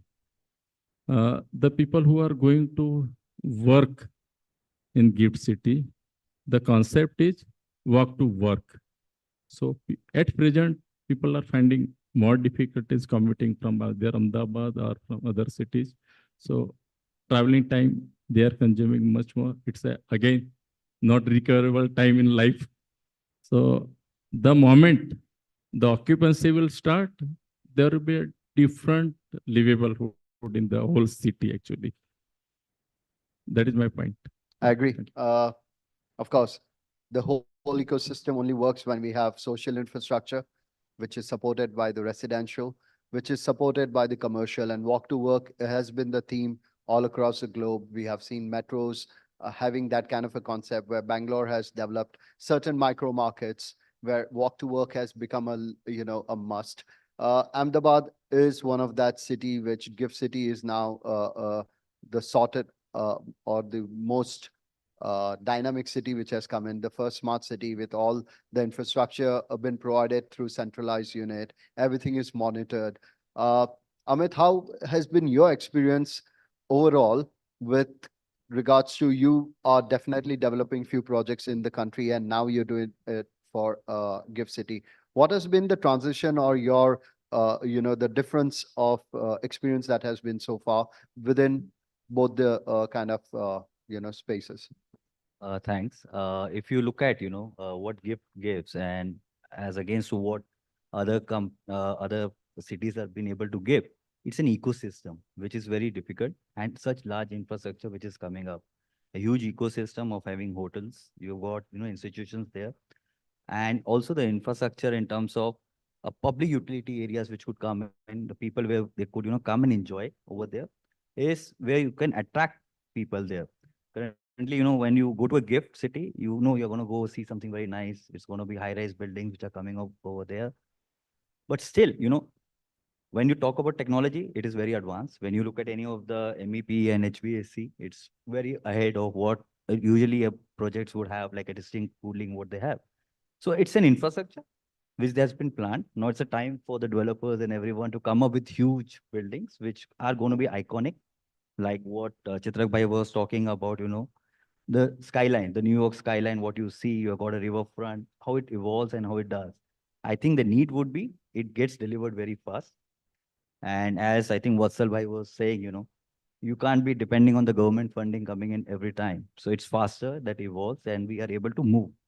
And I think the metro, which is coming, needs to come inside GIFT, which would also help, the growth that's going to happen over there. Certainly. So the connectivity is a major a miss, which we are looking at. The trial runs were done in early this year, and we are looking at by next quarter, it should be functional. And that's what that target is for Metro to be functional by at least July and August. And that would definitely be a boon. We ourselves have experienced the change in gears from most of our occupiers now concentrating and looking at gift.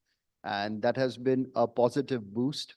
We have experienced so much of traction that we are seeing in last 6 months that has given us the confidence more of major occupiers coming in, major IT companies coming in, and they are not just coming in with a small requirement of 10,000, 5,000 or 15,000. They are looking at setting up their GCCs over here.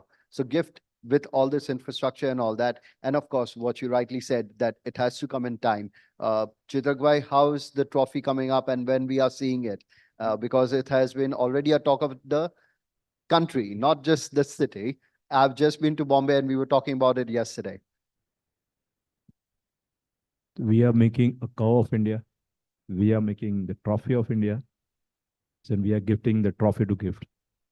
That is how the force as a design. Because we see gift completely differently. That is international standard, international public will gonna come, the MNCs who required some iconic buildings can be straight line also for the betterment of efficiency. But I always say, Ferrari mein baithna ho to kick to lagegi. So you have to pay extra and you have to feel uncomfortable hoga, but ultimately you are sitting in Ferrari. So that's the difference. That's what people should feel. That's what the people sitting into the building should feel. That's what the thought process. So we thought this is leasing model always. Leasing model can be straight line, simple with efficient structure. But कभी-कभी ऐसा होता है कि 2-5% भले waste जाए. We'll learn lesser.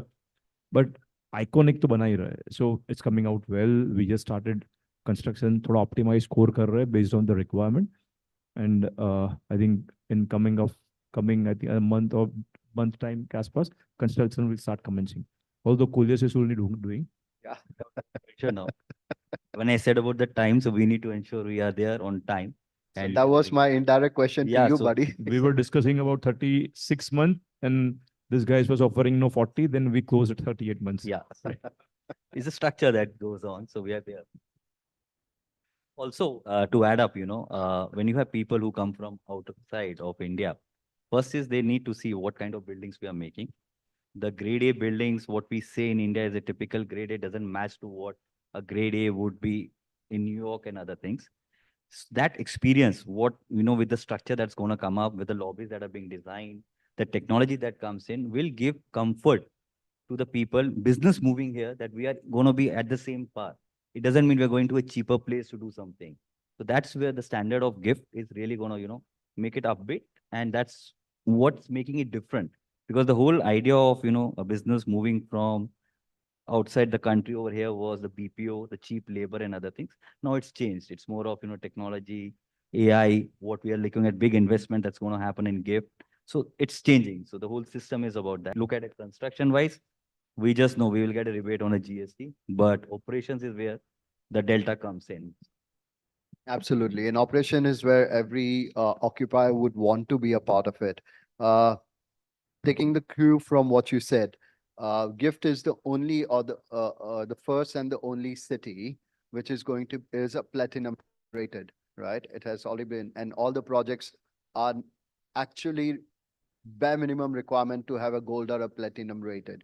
And that's setting the standard or the tone for it to become the smart city with platinum rated or gold rated buildings that meet or are parallel with the other skylines across the globe.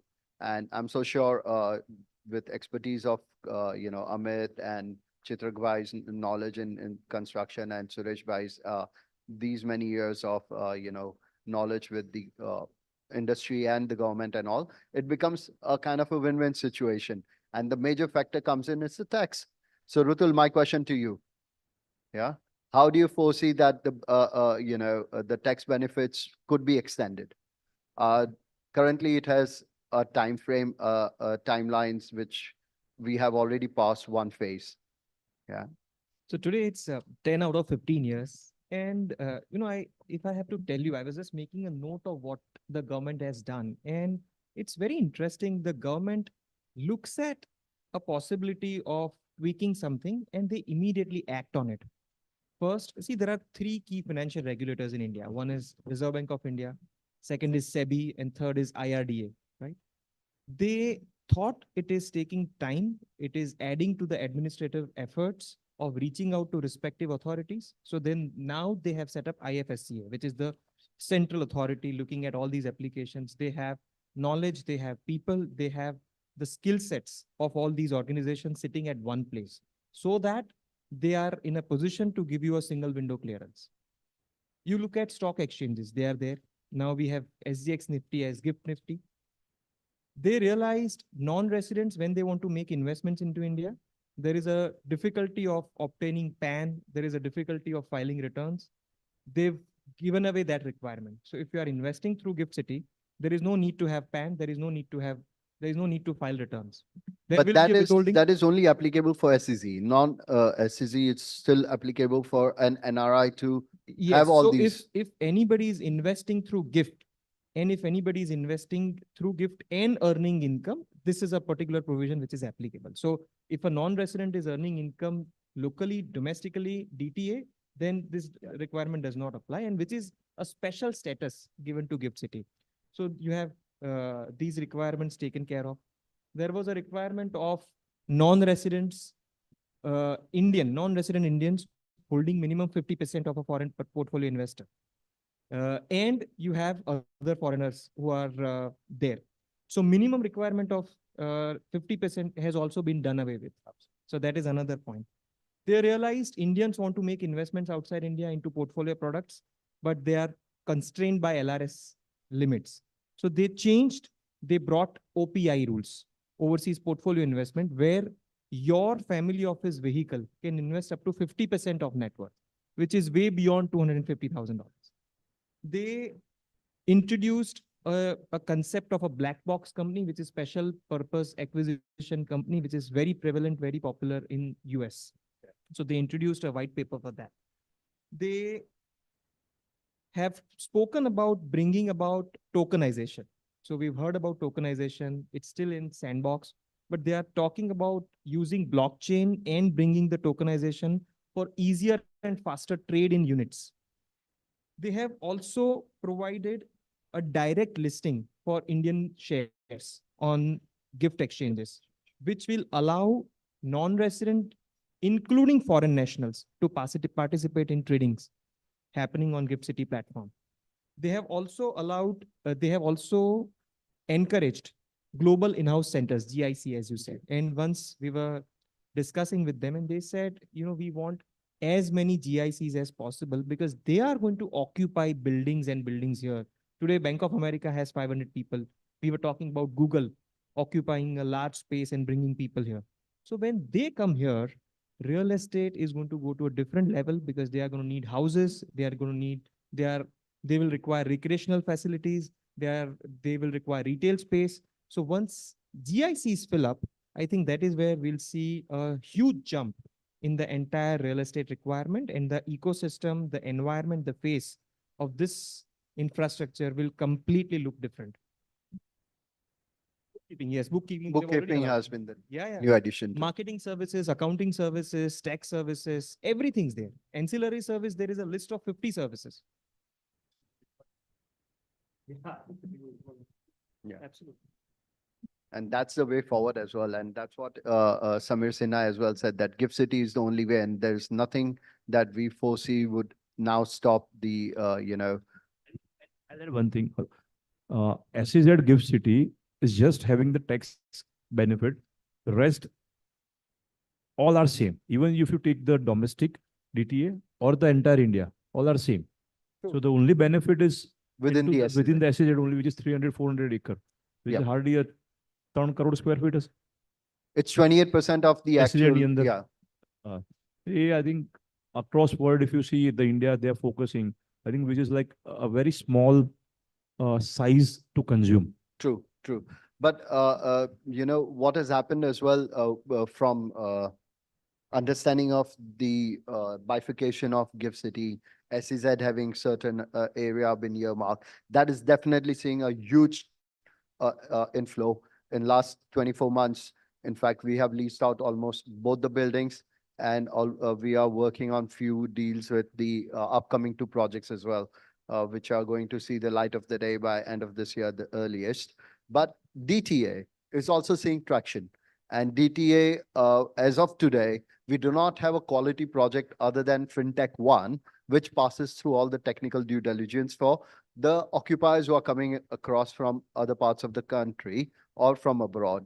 And that's one of the reasons Capgemini, Google, IBM are stationed out of 1. How and where is the new project that mushrooms up, and how quick that mushrooms up would definitely help the flow of, interest that is going on, and it has caught that momentum to continue. So that's one of the reasons. My question was, Amit, please make it quick. 36 is too late. See, it's the time the construction takes. We are all there to ensure, faster it's done is better for all of us. The approvals come in place. So there are techniques which we can use, and we can surely, do it much earlier. So absolutely. The time frame has changed from 21 days to now reduced to even a week that a slab takes, right? But when you do a commercial, so we could do a table form and get about 10 to 12 days cycle. You use jump form as a technology. True. You go really up fast, so we can do it. It's the timeline and the designs that needs to be evaluated based on that. Absolutely. And that's one of the things Suresh Bhai is also taking care of in his projects. With respect to timeline, yesterday itself, there was a discussion with the MD, sir, myself and Chitravi, all were there actually. Actually, if you see 13 story to 18 story, we were constructing within a time frame of around 3 years in other part of the city actually. Now 30, 35 story buildings we are going to construct within 3 years time. 3.5, not more than that actually. So that technology has taken care for high-rise buildings in Gift City. If I talk with respect to my commercial building called Narmada actually, we have taken a decision to go ahead with the composite structure of construction. None of the structure has been constructed so far in Gujarat, actually.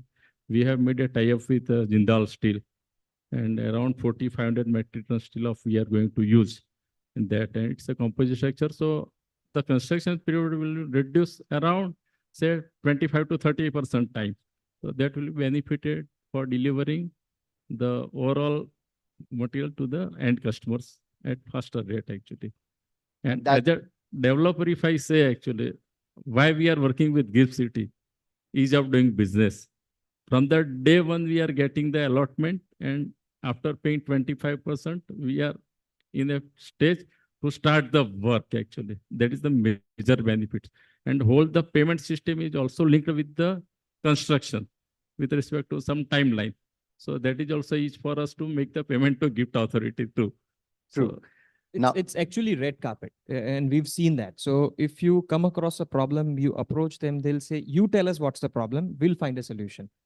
They are also, this is an uncharted territory for them, right? So they also, it's not that they don't have struggles and they don't have difficulties. They also have a lot of issues which are new for them.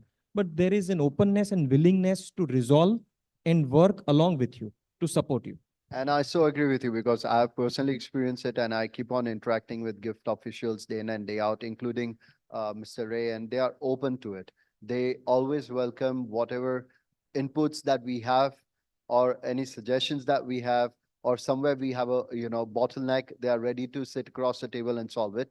And that has been a boon for even my occupiers who have had that reservation to come and check GIFT City out, because hardly there are buildings that are available. But yes, the kind of support and the kind of response time which GIFT officials are giving makes a lot of difference, and an extra mile for every occupier to reconsider that, yes, this is the way forward for us as well.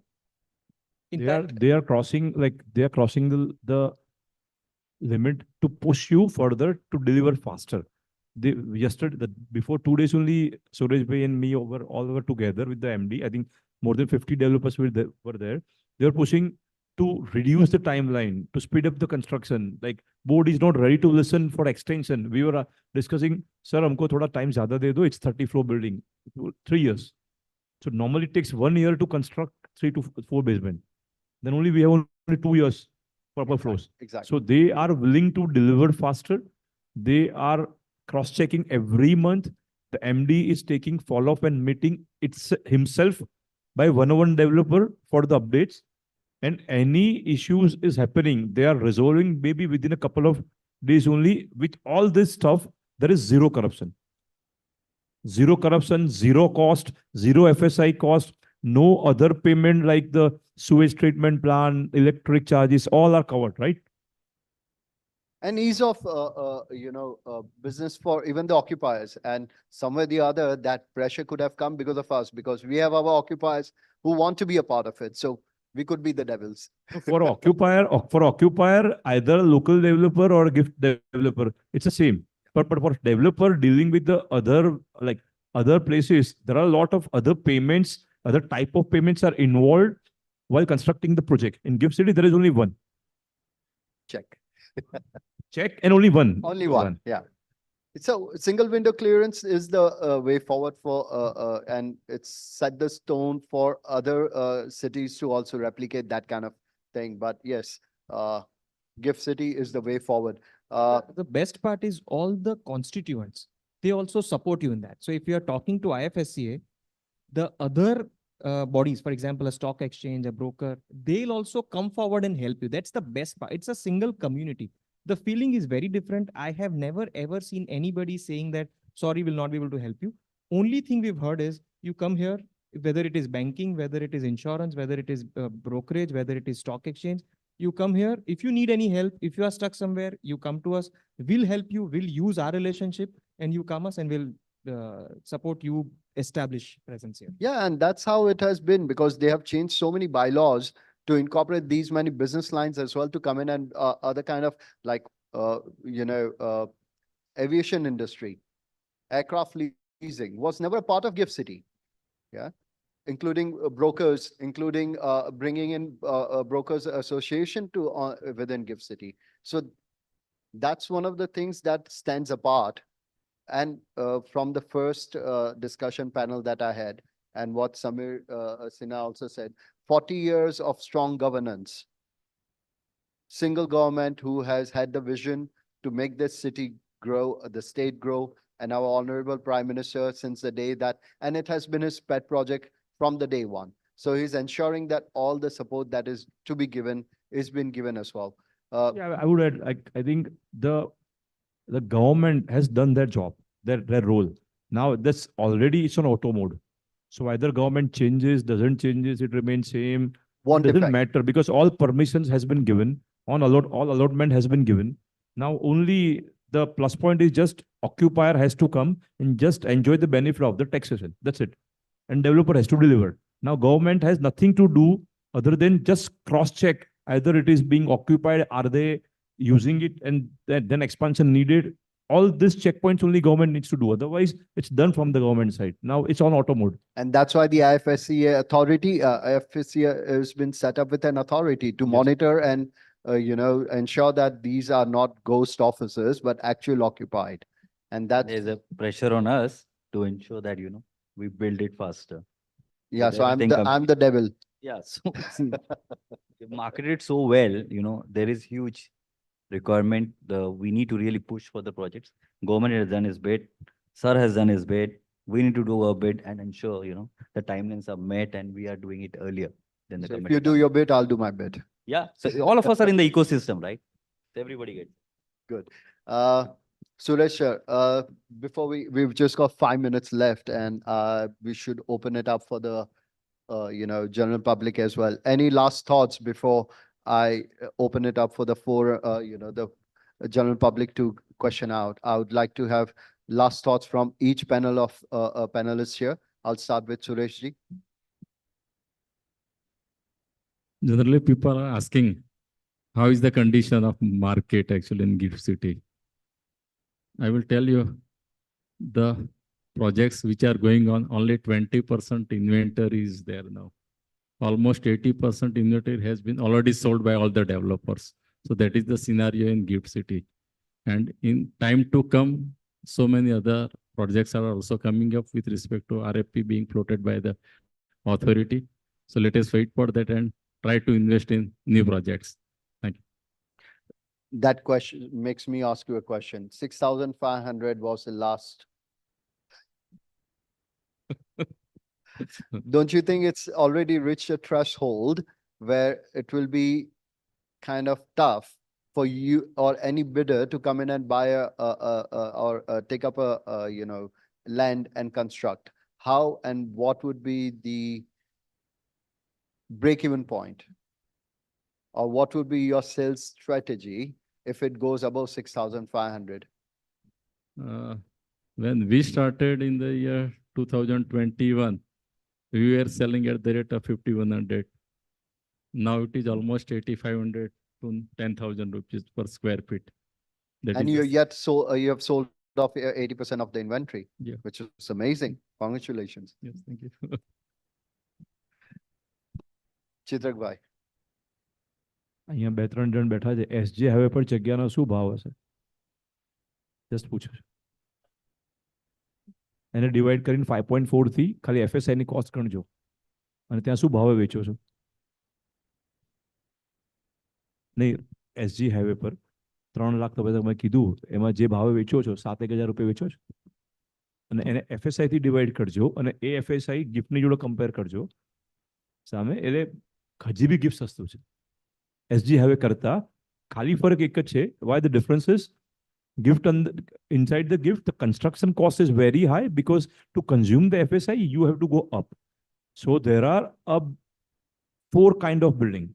एक low-rise building, एक high-rise building. It used to be high-rise building. Now there is a 70-meter building and there is an iconic structure. So each and every building has a different kind of construction cost. So the prices, the saleable prices is different. If I'm considering the iconic structure into the SG highway, then I'm still selling cheaper price and buying a costlier FSI than the Gift City. Fair. So still gift is cheaper. The price may go up.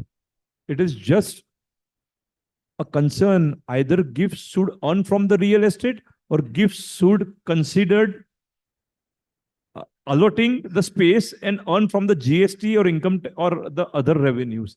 That's the only debate which we always discuss with the gift city. And that only gift can answer. Inputs or suggestions or, advice for the general public. Gift, boon and boon. Yeah, absolutely. It's an amazing opportunity. A lot has already happened.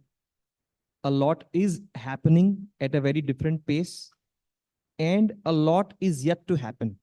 So I would say exciting times ahead for international financial market in India. India is moving ahead in terms of GDP, in terms of our size of economy everywhere. So I think exciting times for international financial market driven from India and cross-border transactions as well. So I think not a bus to miss. Fantastic. Amit, that group, Chitrak had to say something? The second update, Abu. Please. The election pattaya pachi, we sold more than 35 CR inventory. 70 to 70 CR collection આયું છે અમારી પાસે અને રેરાની અંદર 40 થી 50 કરોડ રૂપિયા જમા પડ્યા છે જે રેરા નથી ઉપાડવા દેતી. This is a gift city. So ખાલી આપણે પિઝા બહારના લોકો ખાય ને પછી આપણે અમદાવાદમાં ખાતા થયા. આજે બી એવું છે કે બહારના લોકો હજી બી ખરીદે છે. અમદાવાદવાળાને ડાઉટ છે કે ગિફ્ટ સિટીનું શું છે શું નહીં. આ જ વસ્તુ ગિફ્ટ ચાલુ થયું હતું ને ત્યારે બી હતું. બહારના લોકો બાય કરતા હતા અને પછી અમદાવાદવાળા બાય કરતા હતા કે અમે રહી ગયા કરીને. It is still same scenario. So anything goes wrong then સૌથી વધુ ચિંતા ઘરનાને હોય છે જેણે ઇન્વેસ્ટ બી નથી કર્યું કે જેણે ખરીદ્યું બી નથી. જી રહી ગયા એ રડે છે. બરાબર છે. So, how about you, Amit? What do you foresee and what are your target plans for Gift City? Taking up more projects? Yeah, that's always there. We're in the same business, right? The projects are required. We look forward to, contributing to the skyline of Gift City. And I would say it's 3 years. What you see, you're going to look at absolutely a different Gift City with new iconic structures that come in. So it's boom. I would really, expect a nice retail, leisure activity, complexes that come in, which helps the whole ecosystem that's there. It's just a support system that's required to keep the momentum going. With this, I thank each and every panelist here. Thank you for your time. Thank you for your, all the, we'll open up for the general public if they have. How many questions could we take, Sapna? Couple of them? Unfortunately, just one question, sir. I would love to ask you so many questions myself, but we have to wait for offline connection for that. One question over here, please. Who would love to grab that opportunity? I see that hand sabse pehle. Thank you. I request you to kindly stand up and put forward your question. Good evening, sir.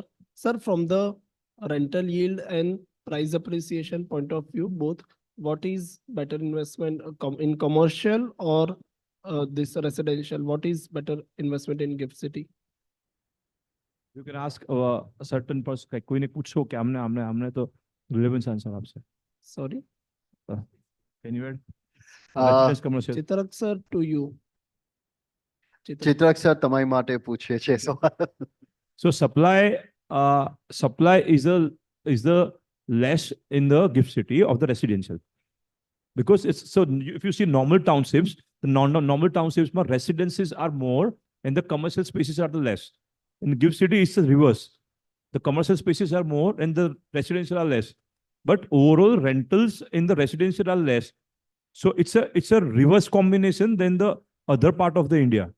Right. So we see the both will have the good rental. It is up to you to choose. Will you able to lease out to someone by your network with the commercial spaces or residential spaces, or are you gonna use by yourself later on, or you thinking to switch later on to Gift City? Then you should opt for the residential. If you are only expecting on to rental, then you can choose any of them. Clear? Yeah. Thank you. And Thank you. Thank you. Conclude. Thank you, Chitrak bhai. Thank you, Rutul. Thank you, Suresh bhai. Thanks, Amit. Ladies and gentlemen, ये आज के दिन का final panel discussion था, तो please final की तरह उसी लेवल का एनर्जी, एंथुजियाज्म, ज़ील दिखा के ताली बजा दीजिए और जोर से. Thank you so much. I'll request you all to kindly stand over here and pose for a special group photo.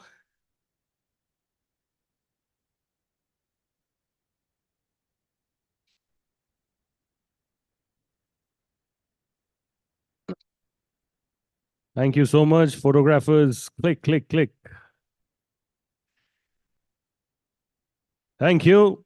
And also, I'll request Sumit Suri, Director Investments from Alton Capital, to kindly come up on stage and hand over the token of appreciation to all our wonderful speakers over here. Give it up for Mr. Sumit, ladies and gentlemen. Alton Capital it is. एक चीज मैंने decide किया है, अगर कोई ताली नहीं बजाएगा तो सबके बिहाफ पे मैं ताली बजाऊंगा, नीचे आके बजाऊंगा, दिखाऊंगा कैसे बजाना है. And you do it like this.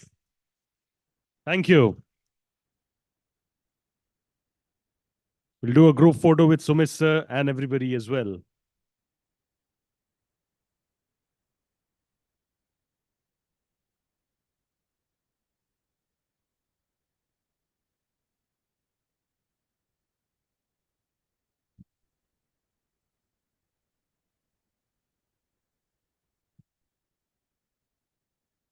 Thank you. We'll have a group photograph with all of you as well.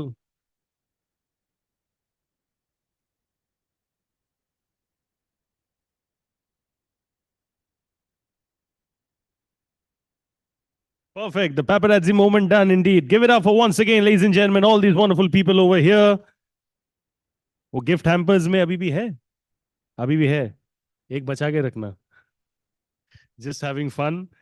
But can I please request somebody to help me clear the stage? Have we sorted with the chairs? Exact number of chairs that needed? One needs to be removed? Okay. Sir, एक हटाना है, please.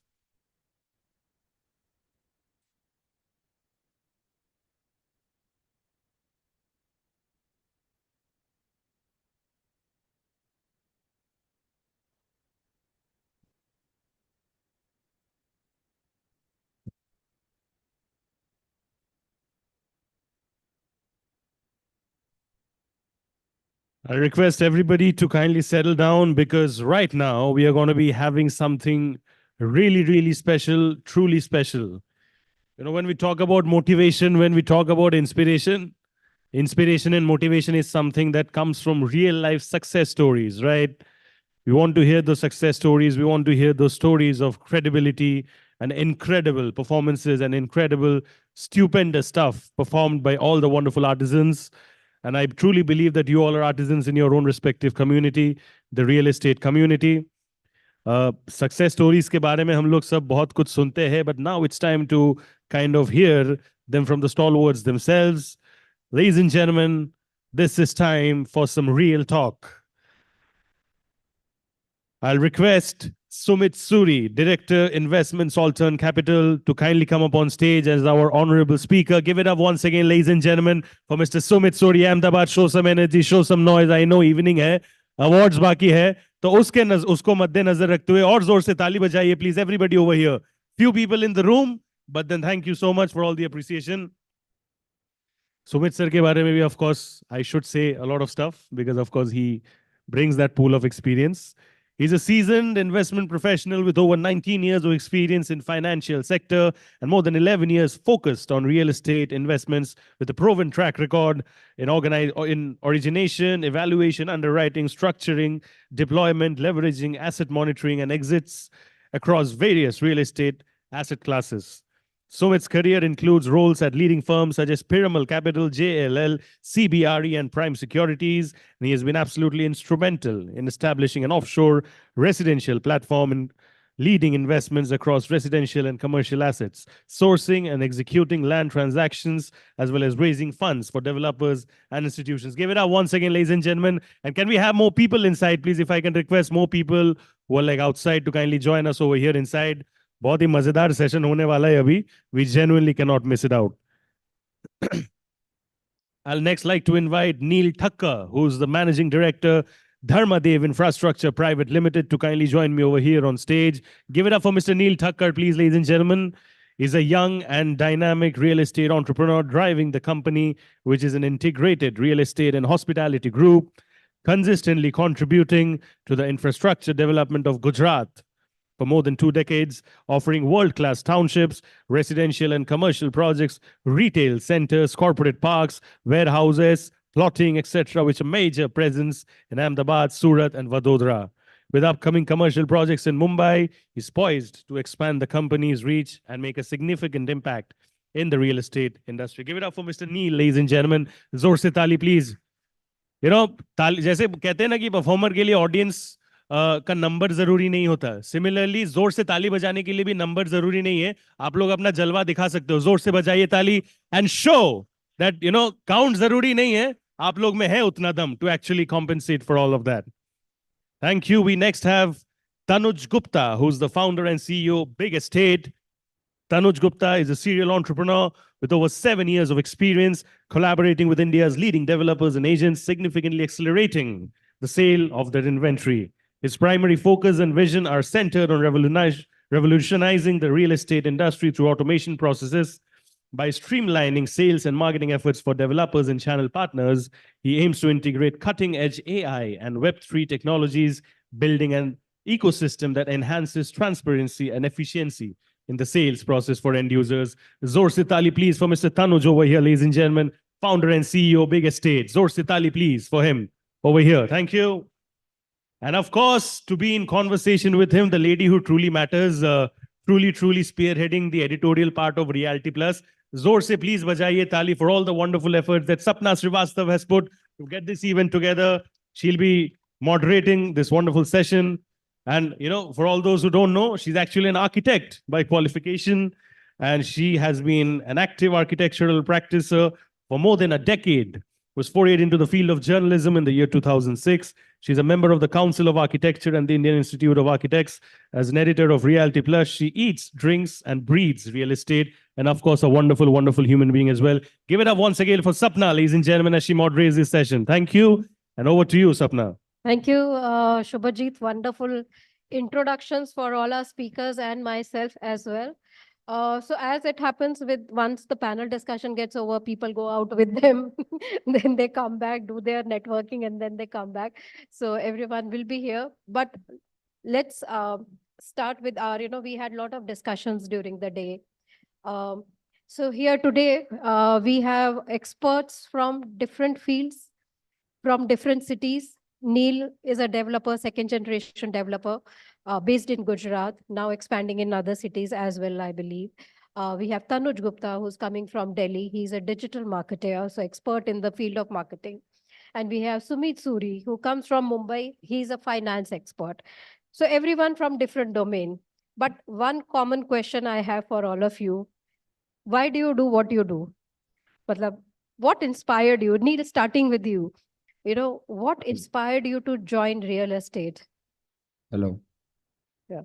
Good evening. So dad tells me a sentence which I remember is that Neil, people have two major dreams, right? One is to get a good wife and one is to get a good home. And I think I'm fortunate enough to be working in the housing industry. And we specialize in affordable housing, right? So it's an entry level. We start a unit from, let's say, 15 lakhs to 40 lakhs. So we are doing the government job, right? And we are giving houses, we're giving chat to people who require. Was it the family environment? क्योंकि घर में वही environment है, वही बात होती है dining table पे. Was that the So I influence? think we have one thing in common. I just found out that you're an architect student and I'm also an architect student, right? And architecture has been my love, passion, right? And that is why most of the projects, I think the last project which you visited also. So yes, there are a lot of things which, comes why we do what we do. But it's a learning process, I think, right? Each day I am into 4 different markets, right? 2 different divisions. So it's every market has a different opportunity and a different problem. But I think we are growing with time. Yeah, great. So you're an architect and you get to create those buildings. What do you think of? Many times architects, वो जो उनका project होता है वो envisage तो करते हैं, but वो reality नहीं बन पाता. So when I talk to architects, the problem architects and developers have is developers are only looking at FSI, right? And architects want to explore everything above FSI. So I think when I'm an architect student, I do understand their bit and try Fantastic. to work with them. So what better field you could have chosen for yourself? So very lucky indeed. Sumit, you've been in this industry for almost 20 years now. Yeah. With Piramal and then CBRE and JLL, and you've been in finance, uh, and now launching an AIF. Yeah. So how did that come about? That's a big step. So actually, I'll start with how I started my career. I was actually an investment banker. I used to work for a firm called Prime Security, mid-market investment banking firm. I worked across all sectors except real estate when I started my career. Then, post 7-8 years, I joined Piramal Capital. At the time of interview, my apprehension was, see, I worked on other various sectors. So, some of the sectors are very complex. So the first thing which I was told by the guy who my guru, that real estate is the only subject which is easy to comprehend. Secondly, unlike other sectors, it has a finite exit. You know from the beginning when you enter, from an investment perspective, when you enter, you know that there is an exit mechanism. So I think that really stems, and that's how I got motivated and continued in this real estate sector. After working for almost 8 years in Piramal and then 4 years in IPC world, we realized that it's time that we should start something of our own, and that's how the Alton Capital, the concept came into picture. We are an investment. So just I'm taking a 2 minutes actually to introduce us, because not many people knows about Alton Capital. We are basically an investment management firm based out of Bangalore and Mumbai. We have 2 offices, and it's been founded by 3 people with an investment experience of more than 60 years. All of us have worked with Piramal Capital, Edelweiss, Walton Street, a US-based private equity fund. We have disbursed and invested more than 150 transactions, aggregating to 20,000 crores. And we have also facilitated more than 100 exit. So now with this investment experience, we decided that it's time that we should start something of our own. And that's how the concept of Alton Capital came into picture.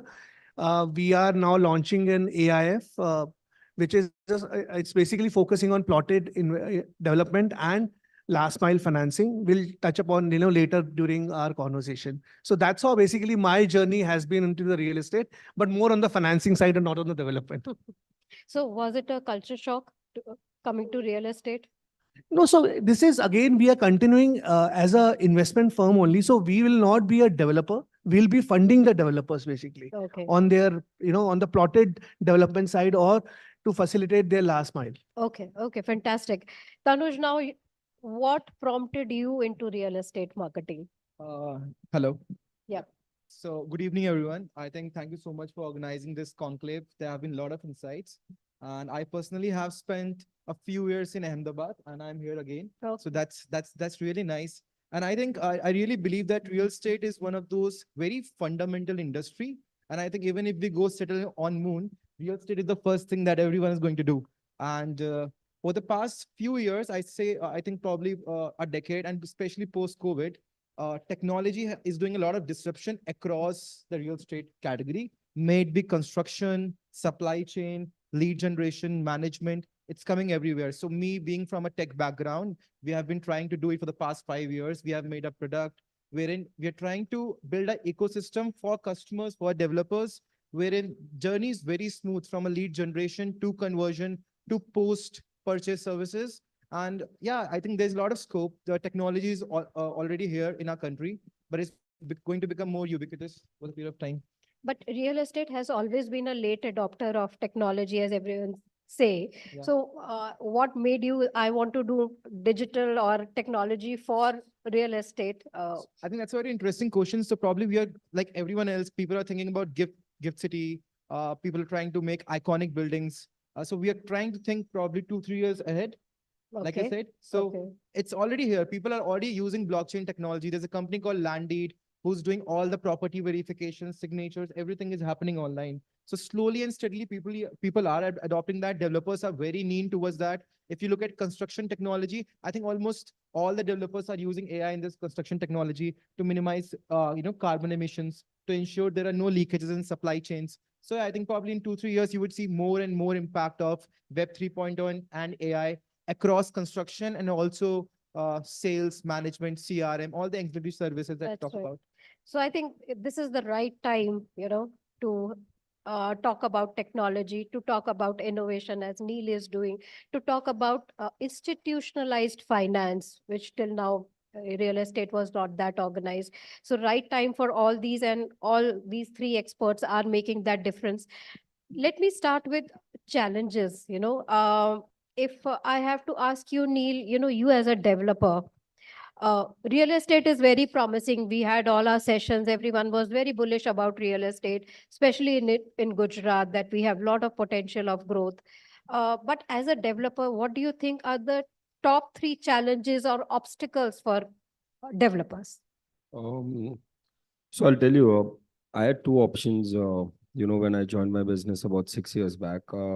One was obviously I have a great legacy here, right, to take it forward. And the second was to, step into different cities, right, and build my own name through this brand. So we started with Surat, right, and I have the largest project in Surat today. Then we ventured into Mumbai, and I'm launching 4 projects in Mumbai. Now, the challenges which I face is that real estate is a very local game, right? You have local players who are controlling, uh, even be it corporates, right? They are not that successful than the local developers. So, going to region is the first challenge that I picked up, right? Where now, since I moved to Bombay, since 5 years, I've seen a lot of players from South India coming to Mumbai, which was not seen before, right? So I think that barricade is getting broken in the new generation. The second is obviously the passing. Mumbai has its own issues of lengthy projects and possession, and a lot has to do with one window clearance. What we see here in Gujarat, right? Passing is never an issue. There is a major challenge, right? And then obviously sales is the key to every success. So as I tell you, local developers always matter a lot. Sales is a bigger issue for any developer who is trying to get into a different. So जैसे बॉम्बे में ऐसा है कि every area has a specific developer, right? People don't want to move from Navi Mumbai to Mumbai. They don't want to move from suburbs to South Mumbai. And then you have developers coming from other cities trying to enter that. So I think that is the biggest challenge which I personally wanted to pick up and create my own name in that space. Okay. So one is getting into a new region, for any developer, that's a big challenge, as you said. And second is obviously the clearances. And I think Gujarat is still much better than many other cities. But yes, other metros, Delhi, people tell us it is a lot of time it takes for any approvals and all. Mumbai itself. So that's one big challenge. And sales, of course, sales. It's a very local game. Real estate is a very local game as you rightly said जो जुहू में बना रहा है वो south Mumbai में नहीं बना रहा और जो साउथ मुंबई में है वो नवी मुंबई में नहीं है so that's correct. Neil, sorry, Sumit, for you, And the last bit, I think he'll agree with me, is the financing, right? When I would go to financing for my Ahmedabad projects or my even Surat projects, it becomes a little difficult, because we don't have a track record in new cities. And now when I'm proposing Bombay, right, I think so every time the person who takes part in Reality Plus, Amit Bhai, right, he's my biggest financer today. He just gave me about 250 crores last month, and one was for Bombay. But it takes a lot of convincing for any fund houses that, when a new developer is coming to a newer city. So I think funding is one of the major issues which developers will face if they go outside the cities. So, Sumit, what do you have to say? He said funding is one big problem, but a lot of funding guy says that there is a lot of money, we don't get developers to fund. I think there's basically a mismatch of expectation versus reality. So one is, of course, when we do underwriting, we want to tend to see that if he's entering Bombay, but he has expertise in Ahmedabad and Surat, whether he'll be able to replicate the same in Bombay. And, totally like it's a localized business. So that plays a very important role. Having said that, sometimes, and this is basis our experience, sometimes the way information is also given to the lender, the way it's presented, the whole story, sometimes uh, the narrative is not correctly addressed. So that's where, it takes time for underwriting and, to get that confidence. So, it takes, and obviously you deliberate more, you have more conversations, you have more meetings at various levels to understand, their ethos. And एक चीज है जो मतलब, I'm speaking in Hindi. uh, एक होती है काबिलियत, एक होती है नियत. So a lot of times lenders basically want to understand नियत. कि अगर नियत अच्छी है तो अगर सेल्स स्लो भी होगी तब भी हो जाएगा, इवेंचुअली हो जाएगा. So that is very important, I guess. So I think that takes time because obviously, you have to build that confidence. Secondly, sometimes, expectation on, you are at an early stage, but you are looking from you're reaching out to people who don't fund at an early stage. So sometimes, it is a mismatch of the target lenders. You reach out to people who are not really your target borrowers, basically. So that's where also, sometimes there is I would say, challenges which the developers face. And thirdly, also with respect to a lot of developers have now their in-house corporate finance team, or they usually work through consultants. But still the way the lenders expect the data to come more, as a overall, like a developer data and the project data, it doesn't come in a way what they really want to, and that prolong the underwriting process.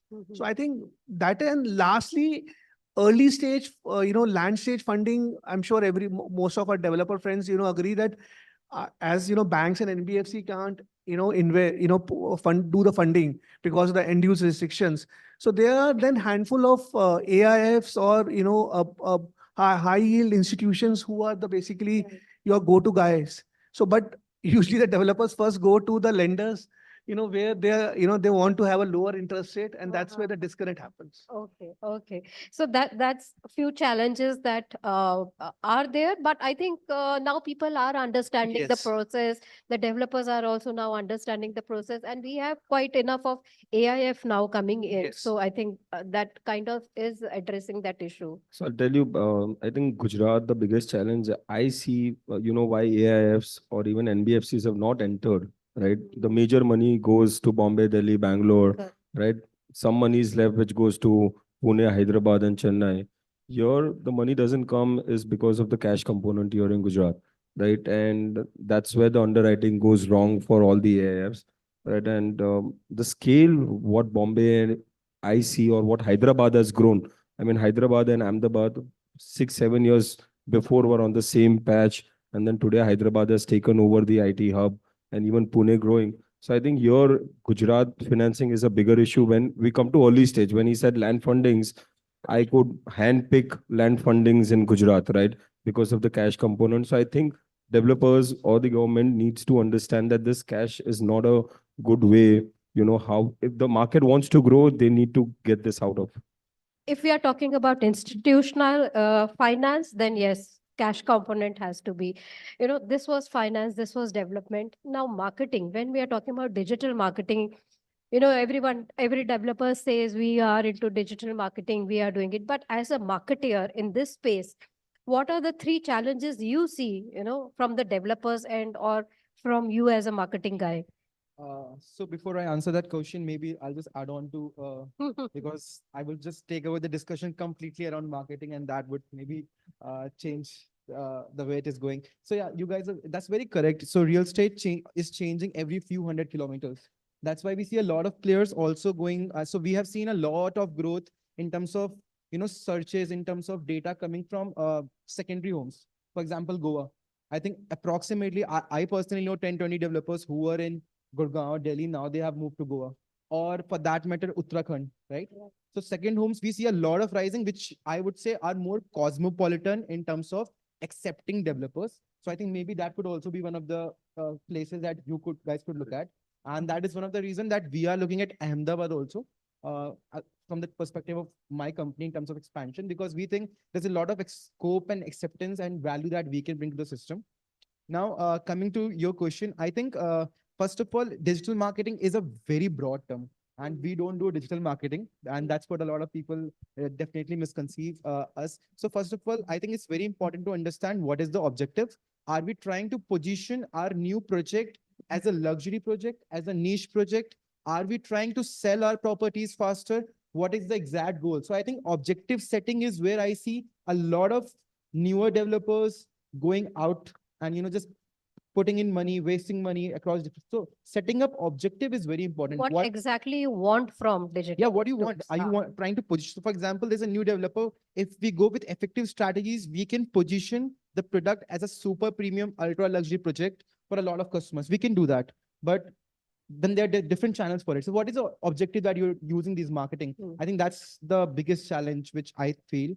And yeah, I think we are still in a nascent stage when it comes to using of technology. So there's a lot of scope. Okay. So first is the objective. Many of the developers are not clear actually why they want this digital marketing tool. Second is the tools itself, what tools should be employed. That is the second channel probably. So for example, marketing is just not about selling your flats. Of course, that's the priority. That's the fundamental of business, that we need to rotate cash. We need to keep in bringing more customer. It's also about who have been in, how do you, so for example, post-purchase services, right? That is also very important part of marketing. How do they refer you to their connections? How do they refer to you more buyers, right?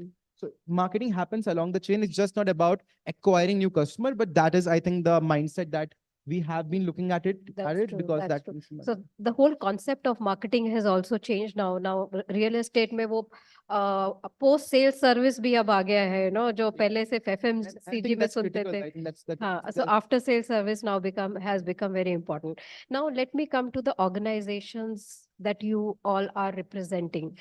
Neil, you are now, as you mentioned, other cities you are looking at. What are the innovative models now you are incorporating in your project, whether it is in terms of project design, whether it is in terms of development or construction? So what are the innovations you are bringing in your own projects and organization? So I think I'll start with Bombay.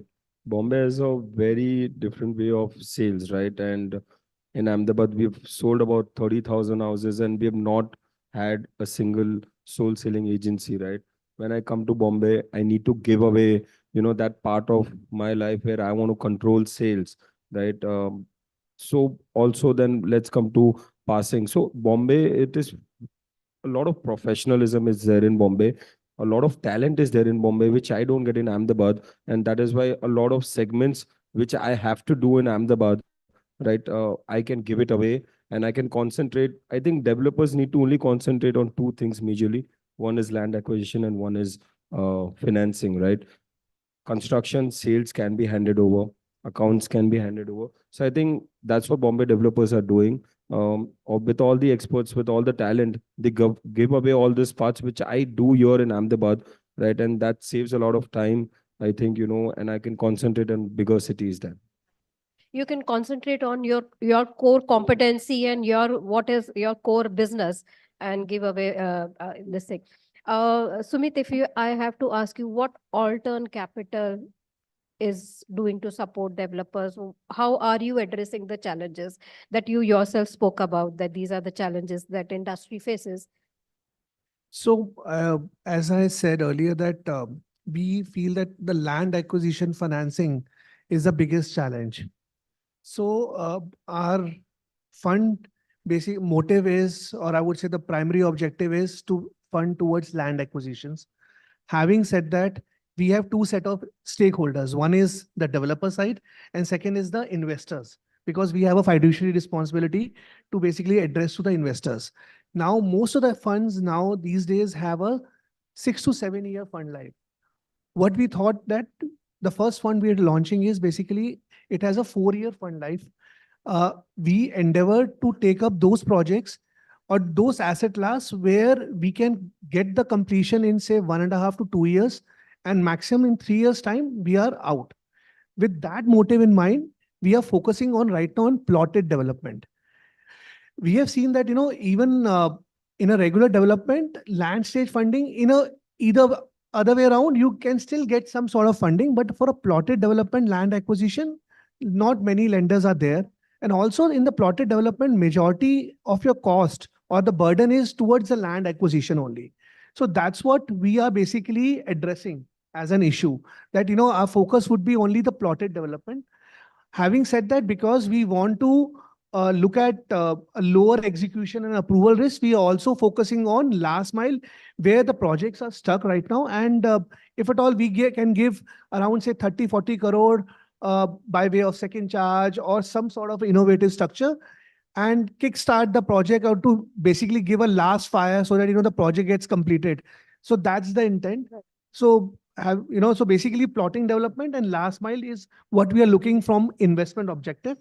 And from an investor's perspective, we want basically a 2 to 3 year product, so that people, so investor always complain that, we while we getting interest servicing, but we see principal coming back after third or fourth year. So the intent is that within say 1.5 years, they'll start getting basically light on the principal side as well. Okay. So for investors also interest, you are maintaining that Yeah. they should see their money coming back after 3-4 years or something. And also plotted developments, because land is where the Yeah, funding ma- is required by maximum them. funding is And required. last mile where the project is on the stages of getting completed, but because of financial reasons. Yeah, and some then you reasons, can it bring has. that to revive. So that's great. Tanuj, in terms of you spoke about AI and Web3. So how are these tools, because developers want ROI. So how quickly to get ROI, how these tools can help them, how it can enhance their ROI. I think I will not essentially talk about marketing, because you mentioned Web 3.0, AI, Yeah. blockchain, etc. Right? So if you see, blockchain is being used very aggressively when we look at supply chain management today. Right? When there are large project being constructed, there are a lot of multiple delays in the project. There's supply chain leakages, workforce management, vendor management, or all these is being managed through blockchain, right? So it makes the system very effective and eventually helps in reducing the turnaround time of the project, and of course that impacts your complete ROI, right? Now, when I talk about ROI, when it comes to selling your project fast, right? So we were doing this project for DLF, which is called Privana. They had approximately 600 units, which was for approximately $1 billion, right? The entire project was sold out in 2 days. We had 500, 600 people lined up on the channel. So for example, Gurgaon is driven a lot by channel partner and brokered market compared to any other place, right? Like Neil was saying, there's cultural differences that we see. So, so for them, we really, of course, they have a brand name, but for similar developers, we really position the product so high. We try to create that curiosity in customers' mind. And of course, after COVID, we see a lot of small scale investors who are corporate goers, who have a good salary, but they want to rotate their investment, who want to come in pre-launches or just after pre-launches, right? That's where we see a lot of attention. So I think if we can target those people who are looking for early investments and exits, and then maybe they will sell it to end customers, that's where we can see a good ROI for our projects. All right. So that's where your technology comes in the That's where picture. we are seeing a lot of ROI for our clients. Yeah, definitely. Okay. Okay. Fantastic. So we spoke about challenges. We spoke about why they do what they do and how they do it and how they are making a difference for the industry. Let me now ask you all that one accomplishment that you all are really proud of. I'm sure you must have had a lot of accomplishments on the way, but that one accomplishment, again, Neil, I'll go to you first. One accomplishment that you are really, really proud of that you would like to tell us about. Um, I think when we launched Surat, the first project outside Ahmedabad, we sold about 60% of the inventory. Then we launched Bombay last year, sold about 45% of the inventory. So I think new horizons, right? I also got into the hospitality space last year. Right, we relaunched one of the most beautiful hotels of the city, and then now it's the most awarded hotel. So I think, but we have still a very long way to go. I'm still not proud, right? Because You're what my still dad waiting has, for that my dad accomplishment. has he's done so much for the city, and I think I have a very long way to go. So still, I'm not that proud. Okay, you have set a very high benchmark for True. yourself. Okay. Tanuj, any one accomplishment that you would like to tell us about?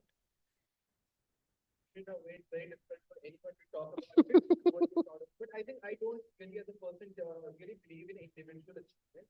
I think what I would say achievement is whenever we are able to bring that so our motto is bringing in transparency and efficiency into the entire marketing chain, right? Which eventually helps in increasing the ROI, right? So there are players with whom we have been working for more than 3-4 years now. This company is not old; it's been almost 4-5 years since we have been operating. And I think that's success for us going into the new market. And when other people start following you, they start asking you what are these guys doing. I think that's a big accomplishment for us. Definitely. That's right. Copying is a form of flattery. So, when others are copying you, that's a flattery for you. Great accomplishment. Sumit, what would you like to say has been your, biggest achievement or your most favorite achievement? So I think I would say that, I'm still striving that the best is yet to come. I hope that our new baby, achieves greater heights. Having said that, in my previous, organizational experience, so I was basically involved in setting up a platform when I was at Piramal. So I was given a responsibility of setting up a platform with a Canadian pension fund called Ivanhoe Cambridge, which is a real estate arm of CDPQ. So I think that I would say is one of the big accomplishment for me because that was a task given, and and we had a defined timeline, and working with overseas guys, especially in the real estate, because they had burned their hands in past. Right. Let's accept that they have burnt in 2008-10. So they come with their own experience. They have their own set of processes and reporting requirements, and convincing then finally into developer fraternity that they feel that Piramal is representing. So that I would Someone say coming with a with a bad baggage, experience, with a and the baggage, and then convincing them to huh. set up a platform. So we finally set up a around $350 million platform with CDPQ, and we did couple of transactions from them. So I think that was my biggest. But I would say going forward, we just Yeah, hope that many more many achievements more to come. achievements Yes, will come definitely. definitely. Before we finish, our time is almost up, but uh, one controversial question, and I would ask you not to be diplomatic about it. So, what is the one thing that you like the most about your work and like the least about your work? Tanuj, starting with you. What you like most about the work and least about your work? I think the thing which I like the most about my work is I think it's an add-on from the last thing that I talked about, that we are actually able to bring an efficiency and transparency through our work, which is not only impacting the real estate stakeholders, which is Neil or any other channel partners, brokers, but even the end customers, right? Okay. So I That's think what you like. I What think I you think don't definitely like now. and what I don't like about the work is definitely it's very dynamic. It's It's ever never changing. it's ever changing. It's changing so fast. You need to keep a pace with it, and I think that's exciting. But yeah, I think would like Okay. something to If stay. it was a little slow. Yeah, maybe. Yeah, but yeah, I think yeah. Okay, Neil. So, what you like the most and what you don't like? I won't say hate, but not like so much. But I won't be diplomatic. I really like what I do, right? I really like what I do, and I think I have a very beautiful team, and we're building a very beautiful team. And I think that bonding, with everybody, and people understanding the vision, and being with me, believing in us. I think that's the most favorite part about when people. So when we started Bombay, trying to convince my family, trying to convince the whole team, and then doing a lot of investments in different cities. I think that confidence from the team was very proud moment for me, that people are believing in the success story. Um, I really don't. There's nothing I don't like about my business. Dealing with the government authorities? I Is think that a that good that part? is doing that bit right now. So I do not know that. True, but I think it's beautiful whatever we do. We are part of nation building, right? And we're very fortunate that we have a very progressive government. I must say that I have seen this government in the last 20-25 years, right, in Gujarat, and now they're in their third term. It's a very progressive government. Definitely, yeah. Yeah, and very proactive for businesses, and a lot of bandwidths. Today how the world sees, right? There are a lot of fund houses coming outside, from outside. There are a lot of funds coming, FPIs coming. It is all because of the image this government is making. had, And we're very fortunate to be in this era, and this is India's time, right? Okay. And we're very fortunate that we're a You part of gave us this. a diplomatic answer. You didn't tell us what you don't like. So, Sumit, what you like and not like about your work? So I will take it to an angle of investments, or I would say financing. What I like the most is that real estate financing or investments, there is a reality to it. There is a real asset to it. Correct. So even if so I would say that any default in any other sector, most of the times you get the maximum value out of selling the real estate only. So Mhm. actually it's a real asset. So we are working on real assets. Right. What I don't like about it is also same only that still real estate investment is considered risky. While there is still, I would say there is a value, there is a collateral value. Yeah. Most of the times we do a 2x security, but it is perceived as the most riskier asset from a Mhm. even banking, provisioning, or any perspective. So Right. that's what I would say Right. that I You hope don't that like. I have Yes, answered the yes, controversial. you're better still. So fantastic. I think this love-hate relationship will continue with our sector, everyone. So, but, you all are doing great in your fields, what you are doing in terms of marketing, the digital space that you're talking about now. AI and Web3 are the next tools that we are going to see. Neil getting into other cities now, getting out of the comfort zone is one big step. After that is done, then the sky is the limit. And with you bringing new financing models to the industry, I think that's the need of the hour.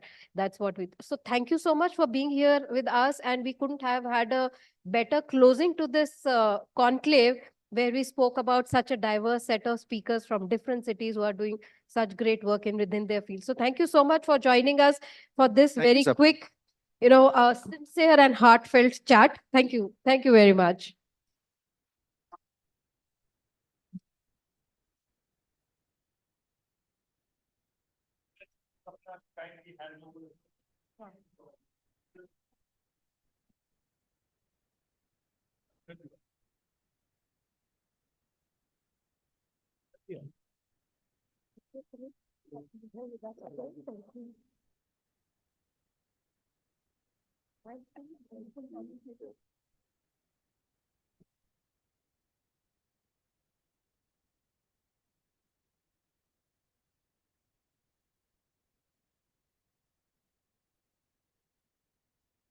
Truly inspiring stories indeed. Real talk जो था genuinely बहुत real था.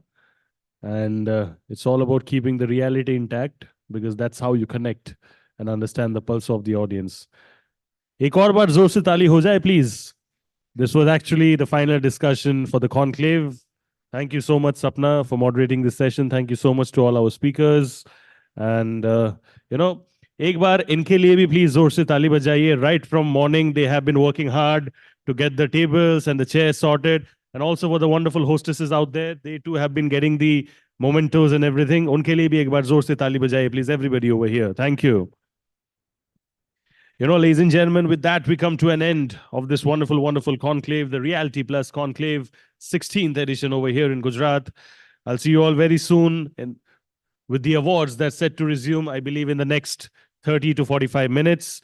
Just a quick request to everybody over here. We'll request everybody to kindly vacate the room. The team will need the space to get it sorted and ready for the awards that's set to happen later in the evening. So I'll request everybody to kindly please vacate the room so that we can get this room entirely sorted for the awards that's set to happen in the evening. Thank you so much. This was an end to this wonderful conclave. See you all very soon with the awards that's set to unfold in the evening. Thank you.